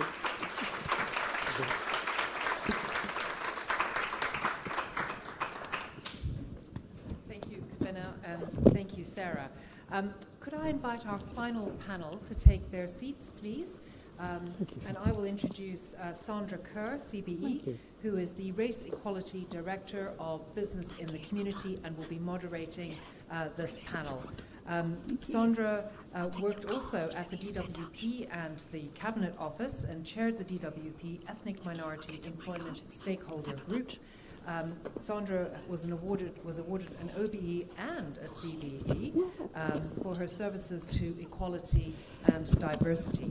And in 2020, Sandra published the Race at Work Black Voices and the Race at Work Charter Report, which provided the evidence to establish the Race at Work Charter, which has recently expanded and now has more than 800 employer signatories. So thank you very much, Sandra. I'm going to hand over to you. Thank you very much for that kind introduction. So, if the preceding session was the graveyard shift, this must be the resurrection shift, because where do you go from death, right? So hopefully we'll be able to come to life. Ages. So I haven't seen anybody for ages. Because this area is so challenging. We're looking at, sorry, Darren. the next generation. I actually have.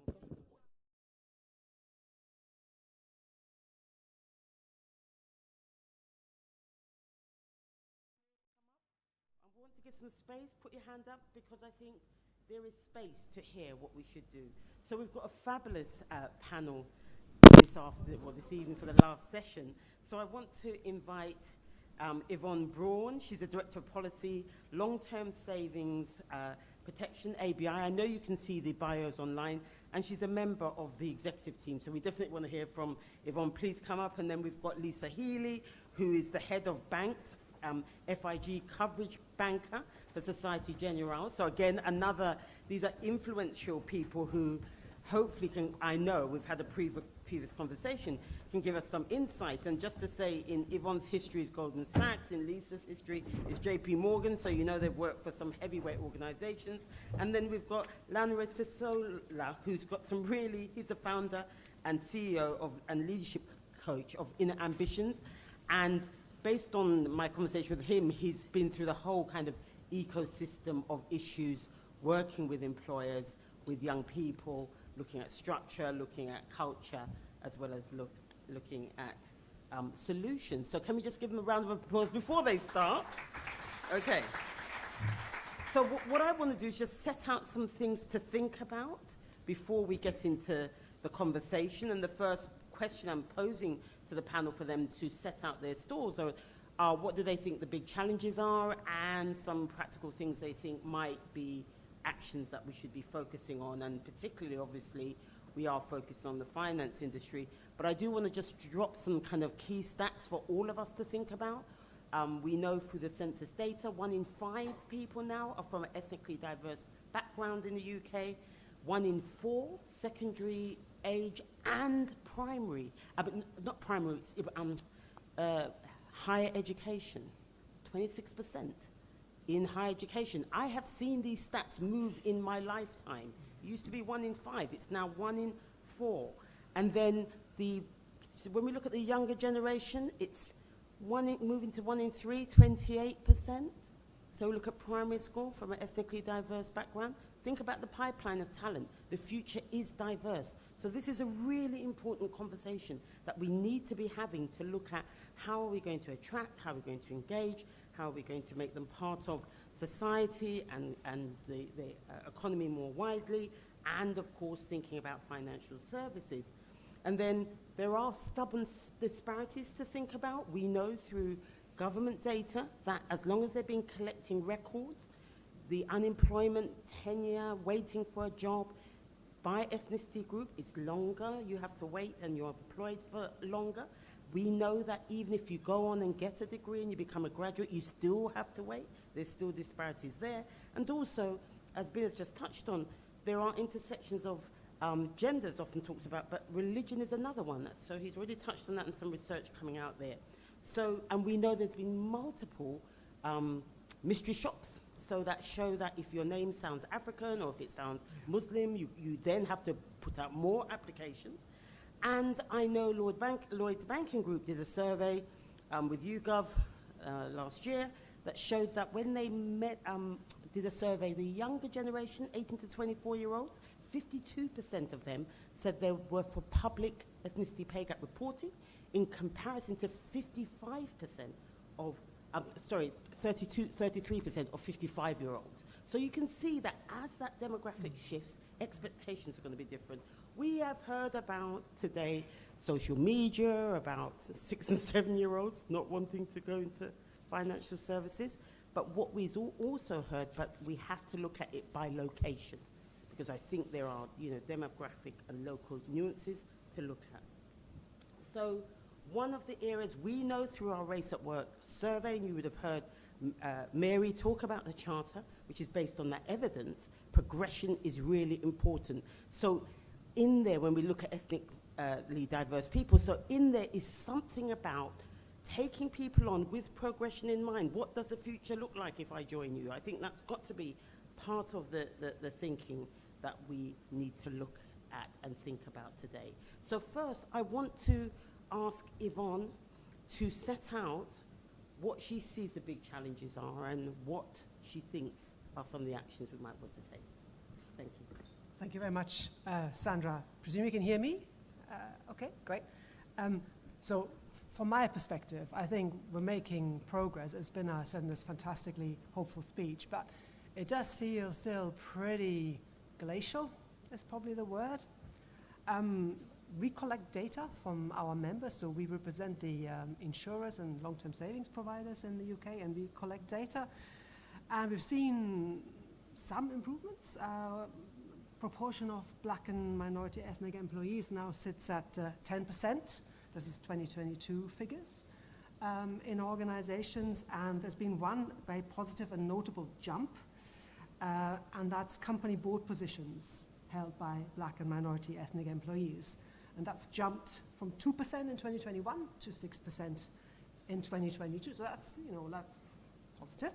But I mean, as you were saying, Sandra, if you compare it to the census data, it's pretty modest, really. And we have challenges, I think, it's very clear right across the board, with attraction as well as retention, with promotions into the top level of organizations. And I think, as you've already talked about today, it gets a lot more complex once you disentangle different groups. So I looked at some McKinsey report earlier this year from June, and they looked specifically at Black, Bangladeshi and Pakistani groups in the UK and found they were actually the furthest away in terms of pay and labour force participation from kind of all groups, and earned 15 to 16% less than white British workers. But if you then look at Chinese and Indian workers, they earn 16 to 23% more. So again, you have to really, really disentangle it. Of course, once you overlay that with gender, it gets worse still. And I don't know whether you've been following the sort of work of the City of London Corporation. I was involved in that on socioeconomic diversity. That then gets really depressing in financial services, because it's starker still than in other areas of the UK economy. Basically, there's a stranglehold essentially on senior jobs by people from professional backgrounds. 9 out of 10. That's more than in other areas of the economy, but it's 3 out of 10. So it's really quite a stark picture, kind of right across the board. Now, a bit on sort of solutions, because it's very easy to get depressed, right? It was talked about earlier. I really quite liked it. This sort of the power of the collective. That's what we do. I mean, we basically convene members. We try and work with members to adopt things together. And we published a blueprint last year, which actually, in Justin's words, I would actually call a blueprint of solidarity, actually, for our members, with our members. It was developed with our members. And that sounds very highfalutin, but it's actually a work program. It's a proper work program for us that goes this year, 2024, 2025, and then 2026 and beyond. And what it looks at is 3 themes. So it approaches it, if you like, thematically. It looks at attract, grow, and advance. So attract is about an approach to recruitment that's welcoming and accessible to people from all backgrounds, diverse range of entry points, not just at the beginning of a career, showcasing the many different jobs that are actually available for many different skill sets. Grow is about sector-wide culture, allowing everyone to reach their full potential, including where people have changing circumstances or experience significant life events, and basically embedding that really, really diverse talent of leaders. And then finally, advance is about building consistent metrics so that we actually understand how effective our DEI actions are, that we're transparent about it, and that we work together to help employees feel comfortable about sharing data, because that is, of course, one of the other things. It's all very well to ask for data, but if the culture is such that people don't disclose it, well, you're not getting particularly far. And we'll be talking about that brief commercial break at our DEI Summit on the 10th of October. We will also be publishing a progress report of what we've already done in the last year. Now, and by the way, we'll be covering neurodiversity and disability and older workers and apprenticeships, so it should be really, really interesting. But a bit more widely in terms of what the ABI do, I think what we do enable is to actually talk our way through this, because we have and create a safe space for our members. So we have a subgroup of the ABI board that meets regularly and seeks to make progress. We also have a DEI network, so that enables a lot of sharing of good practice, and I think that's really, really quite critical. And then finally, I'm actually really cheered by the FCA intervention, or the FCA and PRA intervention, because ultimately, if people look at nothing else and are not moved by anything else, they will be moved by ultimately where the regulators go. And recognizing the link between DEI and better customer outcomes strikes me as really critical. What we were talking about earlier, people don't actually like the sector, people are getting bad outcomes, especially true for minority ethnic groups as well. That has that, there's a really strong link there. And then this sort of requirement to collect DEI data, establish a strategy, implement the strategy, set targets, I think that will be very powerful, as well as recognizing that non-financial misconduct is actually relevant and is misconduct. And, you know, it's brought down home to us, I think, every single day, you know, if you look at what's going on with surgeons in the NHS. So I think I'm quite hopeful, because I can see a desire in the industry to work together to move this on, surely maybe not quickly enough, but I can also see regulatory action that will force that shift. Thank you, Yvonne, and you know, some really good points. The attract, grow and advance. Interesting what I heard talked about earlier is the tension of, you know, fix the system, not the people, but I'm like, fix the system and inform the people. There is something about not knowing about what the routes look like, how transparent, how to navigate, and I think there's more employers can do to just switch the light on so that individuals who don't maybe have all the family networks or friends who can show them the way can actually see the way forward. Lisa, we had some good discussions previously. Please share your thoughts. I think one of our research years ago talked about the finance sector being attractive but not transparent. And we've heard some things to contest that, even with some of the younger generation. But Lisa, what's your kind of what do you see as the big challenges, and what might we do with some solutions? I think one of the issues that the banking sector has at the moment is just attracting talent full stop into the sector. I think since the 2008 global financial crisis, we've just struggled to get the younger generation coming out from university or A-levels into financial sector, regardless to gender or ethnicity. And there's a lot of work that our HR and individuals have had to do, workshops, university, road shows and that kind of stuff. So there's definitely a change in mindset with the younger generation coming into the financial industry. And also it seems like fintechs and techs and startups and innovative ideas seem to be the route that they want to go down, as opposed to coming into the industry. So it's a lot of work that we've had to do over the few years, but we still don't see the pickup as we did maybe 10 years ago or 15 years. So there's still a lot of more work to do to attract them in. Any solutions, anything coming to mind, Lisa, on this? Because it's a big one around attraction. I think in the UK, there's probably not as much emphasis on STEM type subjects at grassroots level. So probably primary school, senior school and university. I think we don't have as much emphasis on those subjects as other ethnically diverse countries do, where we have people coming in here and applying for those roles. So I think maybe if there's more work done at those grassroots levels into those subjects, people may be more interested in applying to the financial industry. And yeah, I think I think that was touched on earlier about needing to do the outreach even earlier to try and stimulate younger minds. Lanre, what do you see as the biggest challenges, and what are some of the solutions you're thinking about on this?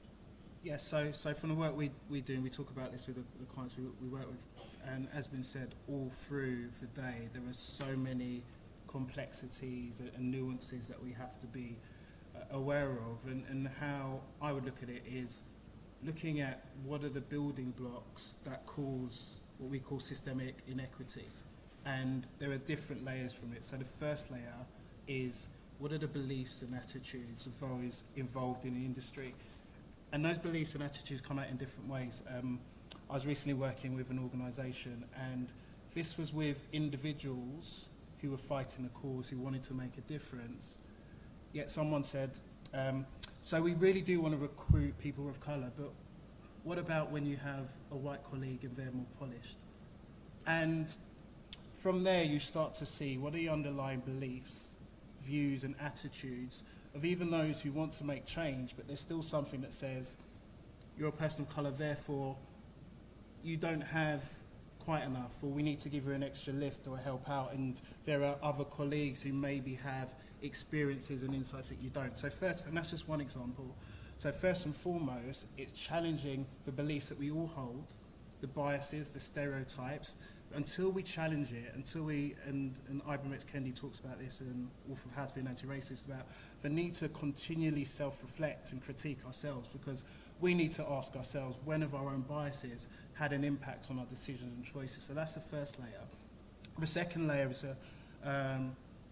in the last talk, talking about incivilities and the issue of those subtle expressions, sometimes with positive intention, however the impact is holding back certain groups and individuals.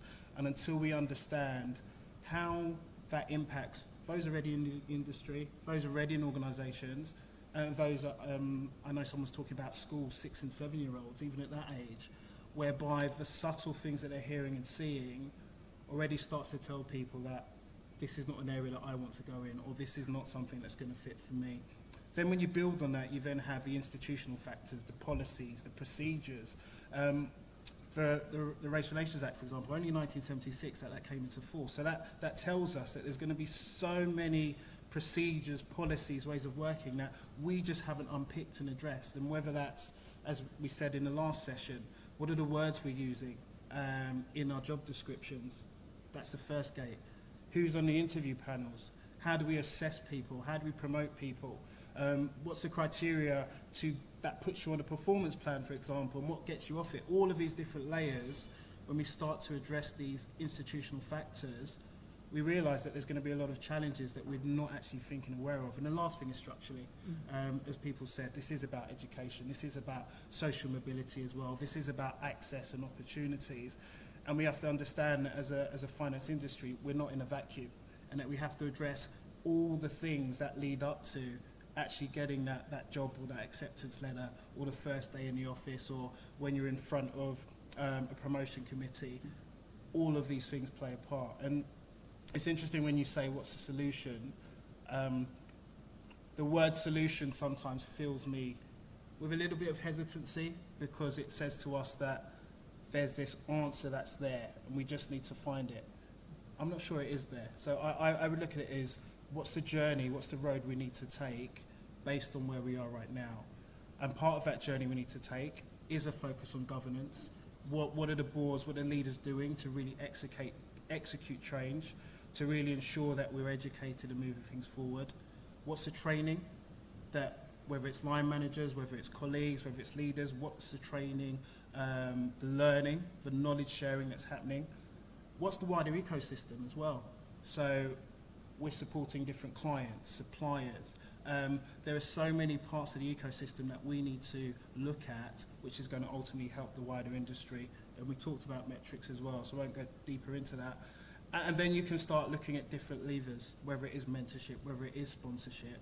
But ultimately it's knowing that there's not going to be a silver bullet, and that we need to look at all of these different nuances, complexities and intricacies, and realise that it's going to take a lot of time. And I know that people I'm working with at the moment have said, well, we've been doing this for the past few years.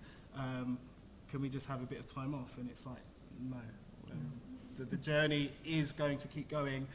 And the truth is, we might not be here to see it, but can we pass a baton on to the generations coming up so they're in a better position and keep on moving it forward? So thank you very much for that, Lanre. And I do hear you when I talk about solutions. I mean, if there's a silver bullet, I'm sure I'd have found it and be very rich, because I would have sold it to everybody by now. But I know it's a step-by-step, and it is a road. But we do, was it a journey of 1,000 miles begins with a single step or multiple steps? And I want us to, you to be thinking, because I'm going to open up, when we're going to go through another round of kind of commentary, but I want you to think about, we've heard a lot, there's been some great conversation, are there things that collectively, if the industry, if everyone says we're going to do these, just simple things, and everyone's signed up to them, that would make a change? Question, because I think when we think about, yes, we know all the industry organizations are different, but there needs to be some coherency, I think, in messages that young people hear. We're open for business, we want you here, we value the difference that you bring, the insight, your fresh insight, yes, please, bring your eyes, new eyes to our products and our initiatives, and we'll take them on board. I think there are some consistent messages that if we could get those, that would stop people saying, well, they're over there, they hate me, and they seem to want me, and I'm not sure. So I'm just saying, particularly when we think about social media and everyone out there listening to the noise on this, I want to talk about some of the bigger areas. So we talked about let's talk about the intersection. So we know that, everybody we're multiple kind of parts, and what has been touched on is location, the intersection of ethnicity and social background and capital, which sometimes kind of almost dismissed and thought, no, social, you know, that's about white working class boys or whatever. No, there's an intersection there. Gender and religion, really important with the increase in diverse young people coming through the pipeline. So any wisdom, and I'm throwing it to the panel rather than putting anybody on the spot, on particular things that you have found or seen that you feel are helpful, or what more do we need to have? I personally think there's an opportunity with all the your consultation and with the regulators to look at how can the data you're collecting be kind of played back to inform where the gaps are, so that you can think about plans maybe collectively as an industry to target talent or attract rather than individually. So any thoughts on intersections of race and ethnicity? And just say recently we worked with 2 professors, and they think one of the biggest challenges of intersection with race is social background and social capital. So over to the, so let's go with you, Yvonne.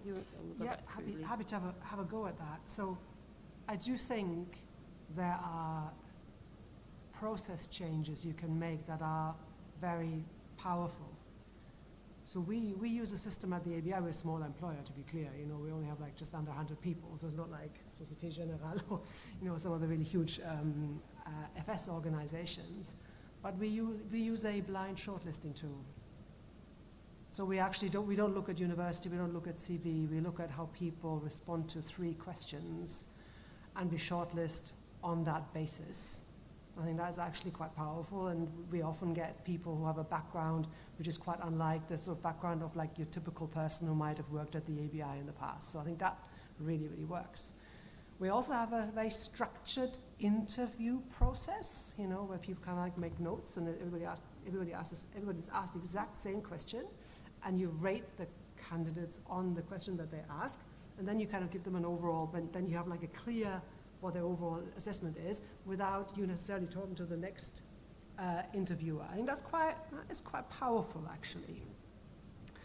What is also well known as powerful, although was more studied in relation to women, is some work that Behavioral Insights people did, which I always think is quite powerful because they actually know it actually works, right? It's not just what we think might work, but it actually works. And that is to have really radical transparency around promotion processes and pay bands so that people actually know how the system works. Because I think both for women, but also I think for people who are not from a professional background, let's say, it's quite difficult to work out how it actually functions if it's all kind of unspoken and done in the golf club, dare I say. So I think that is quite, all of these things are quite powerful. I personally am a strong believer in this sort of zero tolerance policy as well. I mean, we call it speak up policy at the ABI. It's a test. I saw the sign. It's a test. Okay. It's a test, so nobody panic, it's a test. Do you want me, can you? Oh, I saw the sign at the lift when I came in earlier this afternoon, so I think it's a test. 5 o'clock test. So I think that's quite important. Is it a test? Can we just clarify? It's a test? Okay. Good. What a relief. Yeah, I have not misled anybody. What a relief. Health and safety, you know. So I honestly, generally think that this sort of clarity about we're not tolerating abuse, and this is what you can do and who you can speak to, is incredibly important. We used to have this thing called whistleblowing policy, and everybody thought, oh, well, that's about, I don't know, Erin Brockovich and financial irregularities or whatever. It has nothing to do with actually what you experience in the workplace. And we changed it. And I think that's been quite powerful. And if all of that is too frightening, a very, very small step might just be to take some interns from 10,000 black interns. Because, I mean, we've done that. I'm a great fan of the initiative. They also do 10,000 ABLE interns and stuff like that. And, you know, it does wonders for the conversations and your workplace. So, yeah, just a few. Thank you. I mean, you know, I think there's some good points that Yvonne's just raised there. That actually just breaking away from academic only to break the whole social mobility challenge. Structured interviews and, yes, consistent questions and scoring and criteria. Hello. Discussing, you know, so you actually get people through the organisation, and transparency. I mean, I think she's nailed it. Happy to hear from any other of the panel, and also I want to open it for comments and questions. And if you've got a bright idea and you say, what about this as an idea, just, you know, bring it on, because this is a real tough question, and I think we need to think about answers so that the next generation can come and contribute and be part of society. So anybody want to add anything to what Yvonne said? And of course, zero tolerance on, you know, that kind of behavior, because people just run off if you don't treat them well. They'll find a way to leave. Any other comments on what? So actually at Stockton we'll probably do all those things you mentioned, so we're probably quite aligned there. I'd add one thing that we do, and I think we do it quite well, is working with ELBA, which is the East London Business Association. And we've been working with them for many, many years. And for those that don't know who they are, they're an organisation that works within Tower Hamlets, and specifically on this topic with the younger generation coming into the financial industries. We do a program once a year where we work with 3 underprivileged schools in Tower Hamlets and Newham. The teachers at the schools pre-select the students who put their hand up to it, or the teachers think that, you know, should be on the program. Within the organisation, people put their hands up and volunteer to take part in this program. It runs for 9 months, and it's a project-based, so all of the kids are divided into groups of 10. They're given a project to run with, innovative ideas around financial industries and associated stuff, and then they present it to the London CEO of SocGen, and they're given an award at the end. And at the end of this 9 months, there is a shortlisting of across the 3 schools and all the cohorts of kids. There is a shortlisting of I think it's around 20 children, and they're offered a place for a summer internship at SocGen during the summer for 8 weeks, and it's paid as well. And all of those children are from ethnic and social and gender backgrounds, so we're ticking, you know, is that a bad thing to say, ticking boxes? Probably not. I wouldn't worry about that, Lisa. I think, but the point is definitely working with partners. Local partners would be wherever you're located to help you to reach out as well. Just one thing I wanted to add to that as well. So these students are in the final year at A-levels. They then go on to hopefully university, and they are invited to come back in 2 years' time and apply to the graduate course that we do, program, as a early entrance. I like that. That's nice. That kind of circular. Now, 6 minutes for questions. Anybody got any? I was just going to add as well to that, what I've seen successful. Yeah, you first, and then we'll come to this gentleman at the front. It's just really clear actions for change. The organisation we work with who are really clear, this is what we want to do and this is how we're going to do it, and that to be clearly communicated. Because one of the issues is if we don't know what we really need to do or where we need to get to, we're just going to keep muddling around. So if that's around how do we address non-inclusive behaviours, what is acceptable, how do we have the conversation, what are the ways we're going to intervene, what are the repercussions of these interventions as well, and then we can start to have the programmes of work, the conversations, the employee resource groups and affinity groups having more impact and understanding the intersectionalities of all of the people in these different groups, and then finding out, okay, what is actually really needed, and working towards that over a period of time. So conscious of time, so No, thank you, but steps, absolutely, because that's always the how-to. You say this big strategy and people are like, so where do we start? So that's really, really important. You gentleman at the front here. Hello, thank you all. An excellent session. I'm Mark. I'm an employment lawyer from Fieldfisher. One kind of broader question, I guess. One of the challenges, but I moreover suspect that it's an excuse that people give, is that it's the clients themselves of the financial service industry that can be the problem, and their reactions and their expectations of the staff of the company that which they're acting with. Do any of the organisations that you've worked with, have you ever had to deal with that kind of accusation, I would say, and any advice on how to handle those conversations. And then one tiny follow-up is to Yvonne. What did you change your whistleblowing policy to? You mentioned you changed your whistleblowing policy. Did you give it a different name? I'd love to know what that was. I'll just touch on your first point. Interesting thing is we work with different clients in different industries. Funnily enough, they all say the same thing. So everyone's talking about their clients are going to be a challenge, but we're on the right track. So maybe if you just have a conversation, you realise, oh, we're on that journey as well. So I think getting past that, because in a way it can be an excuse, but then also, if we are going to be a leading industry, it's about really setting the stall and saying, this is the criteria, this is the expectations. And we were having this conversation at lunchtime, actually, around the need for leaders to really be bold now and to step up. And because until we are bold and until we start to set the standards and the expectations, it's very easy to fall back. And it even goes to that conversation around what about the superstars and their behaviours are wrong. Well, at some point, someone has to say, it's not acceptable anymore. And if you do it for that star, number two is going to look and say, well, if they're gone, I need to shape up as well. So it's about having these conversations, it's being open and honest, it's about collaboration and partnership, and then you'll start to see who's genuine and who's not. And then you have to ask yourself, if a client doesn't want to go that way, is that really a client you need?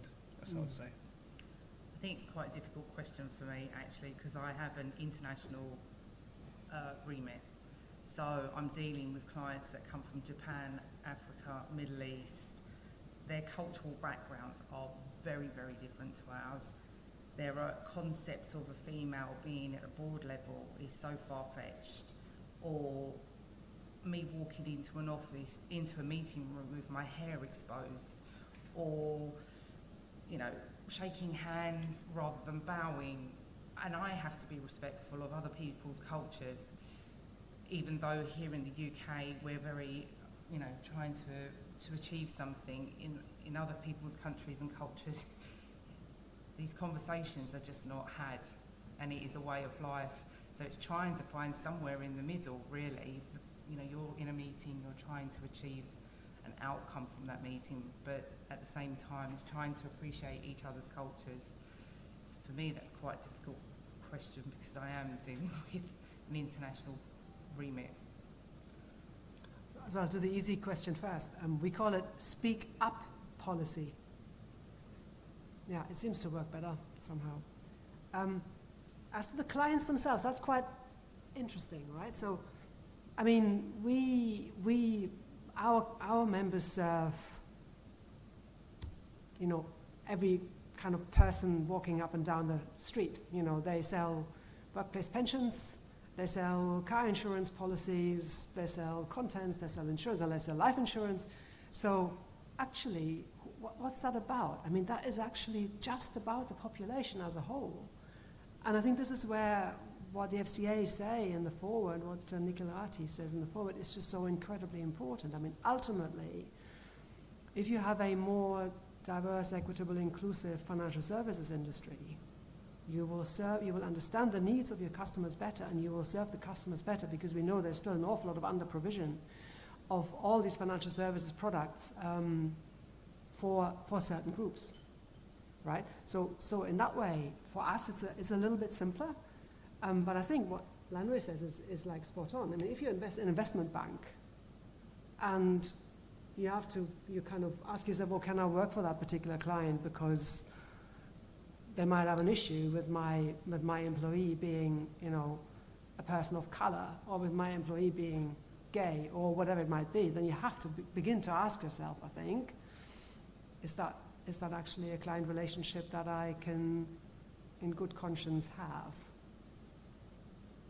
But it's not as directly relevant for us, because we're really about serving the mass market, if that makes sense. Now, I've been given no permission to extend this. It is 5:10. I just want to, and unfortunately we had one question, which is a tough one.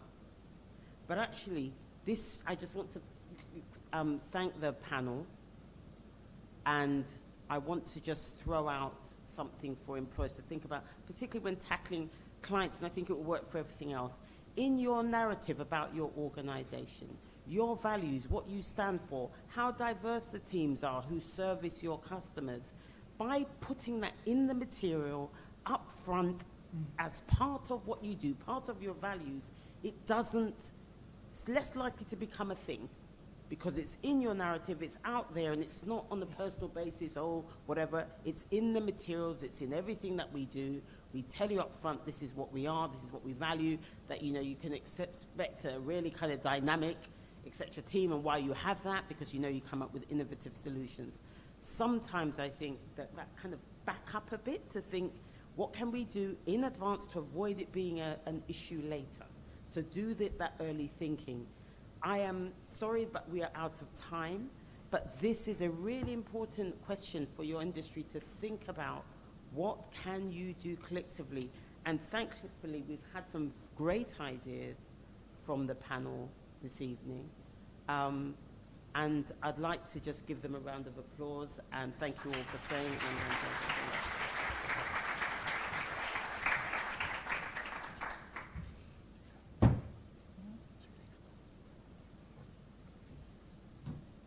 Thank you, Sandra, and your terrific panel. You've brought the close of our day with a lot of enthusiasm and some really good practical advice as well.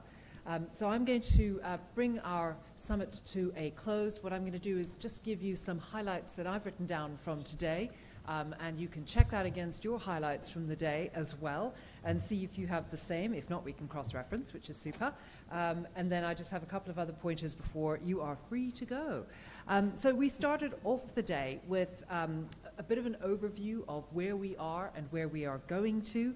We heard from Yasmin and some of the work that they'd been doing in relation to accelerating Black inclusion, and she talked about 5 key potential actions that we could be following.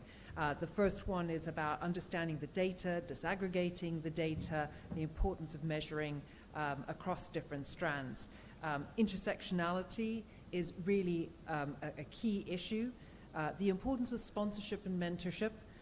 Nothing is going to move without those sponsors and mentors.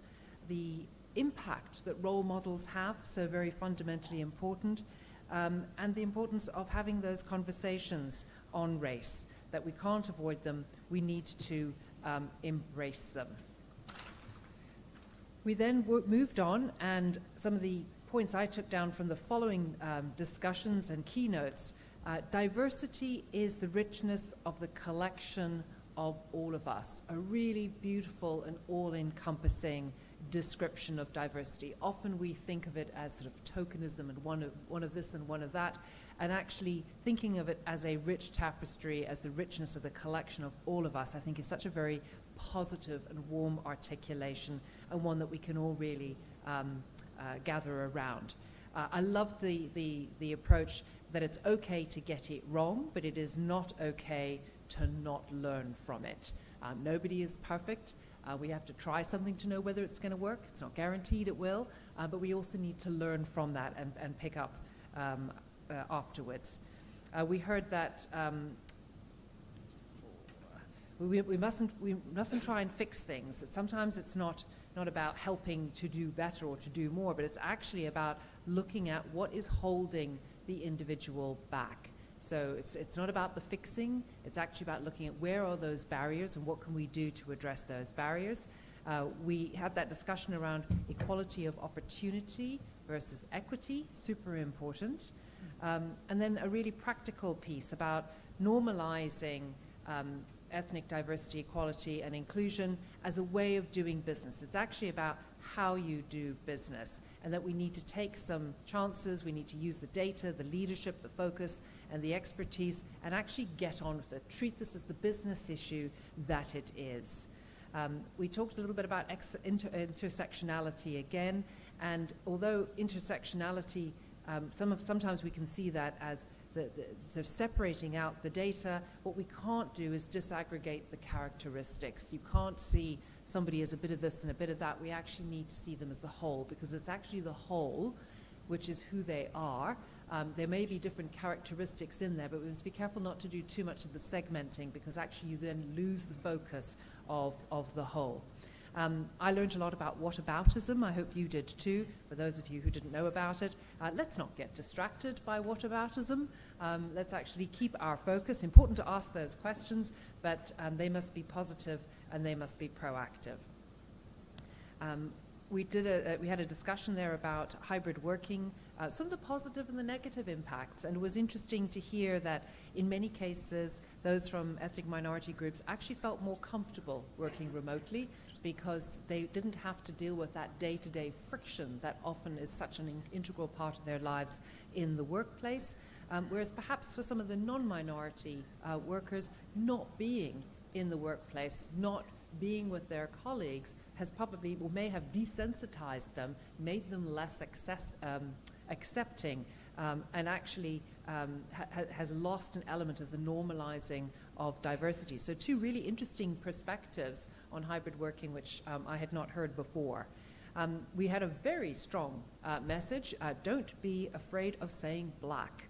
We can describe our black colleagues as being black or brown or Asian. Let's use the words, let's engage in the conversation and not be afraid of the language. We heard the importance of networking. We need to be more deliberate and diverse about it. So the importance of networking, not just for majority groups, but specifically for minority groups. It's recognizing how the workplace works, and actually those networks are super, super important. Stop fixing people and start fixing the processes. I'm a great believer in that. It's the processes that are not working. It's very much the structure, isn't it? We need to build a culture of inclusion in order to build trust and belonging. Again, a very clear approach there. And I think we heard that quite a bit today, which is when you build inclusive leadership, the diversity follows. Without the inclusion, you will never have the diversity. Actually, inclusion is the real driver, and diversity is the outcome. We also, again, heard that we need to be positive, proactive, and funded, properly funded with commercial outcomes in our endeavors to achieve ethnic minority inclusion. It is indeed a business case. And then we were reminded about supplier diversity. We should be engaging and working with those firms that reflect the values which we are espousing, because that's how you flow this down the chain and make sure that everyone is actually on the same page as well.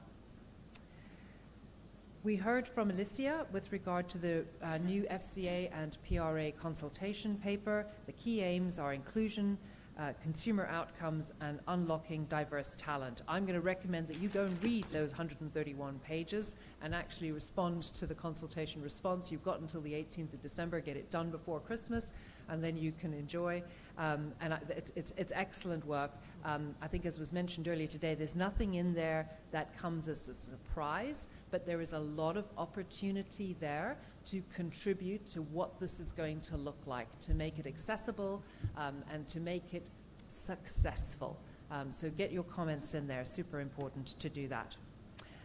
Following on our panels with this afternoon, we heard that talent is everywhere, but opportunity is not. Then we heard that actually diverse talent needs tailored development, not extra development. There's often a sense that although there is more to do to ensure that diverse talent has the opportunities to succeed, it's really about tailoring what we have. It's not a one-size-fits-all. One size never fits anybody. It's just a wrapper. And actually what we really need to do is focus on developing tailored talent to ensure that we're able to support the diverse talent which we're looking to include. Again, the message came through loud and clear. People is a business strategy, and treat it as such. It's not an add-on, it's not an extra, it's not a would-be nice to have. We heard a little bit about employee surveys. How do you get the information? And a strong message that actually annual surveys are old school and that we should be actually accessing feedback from people on a more regular basis.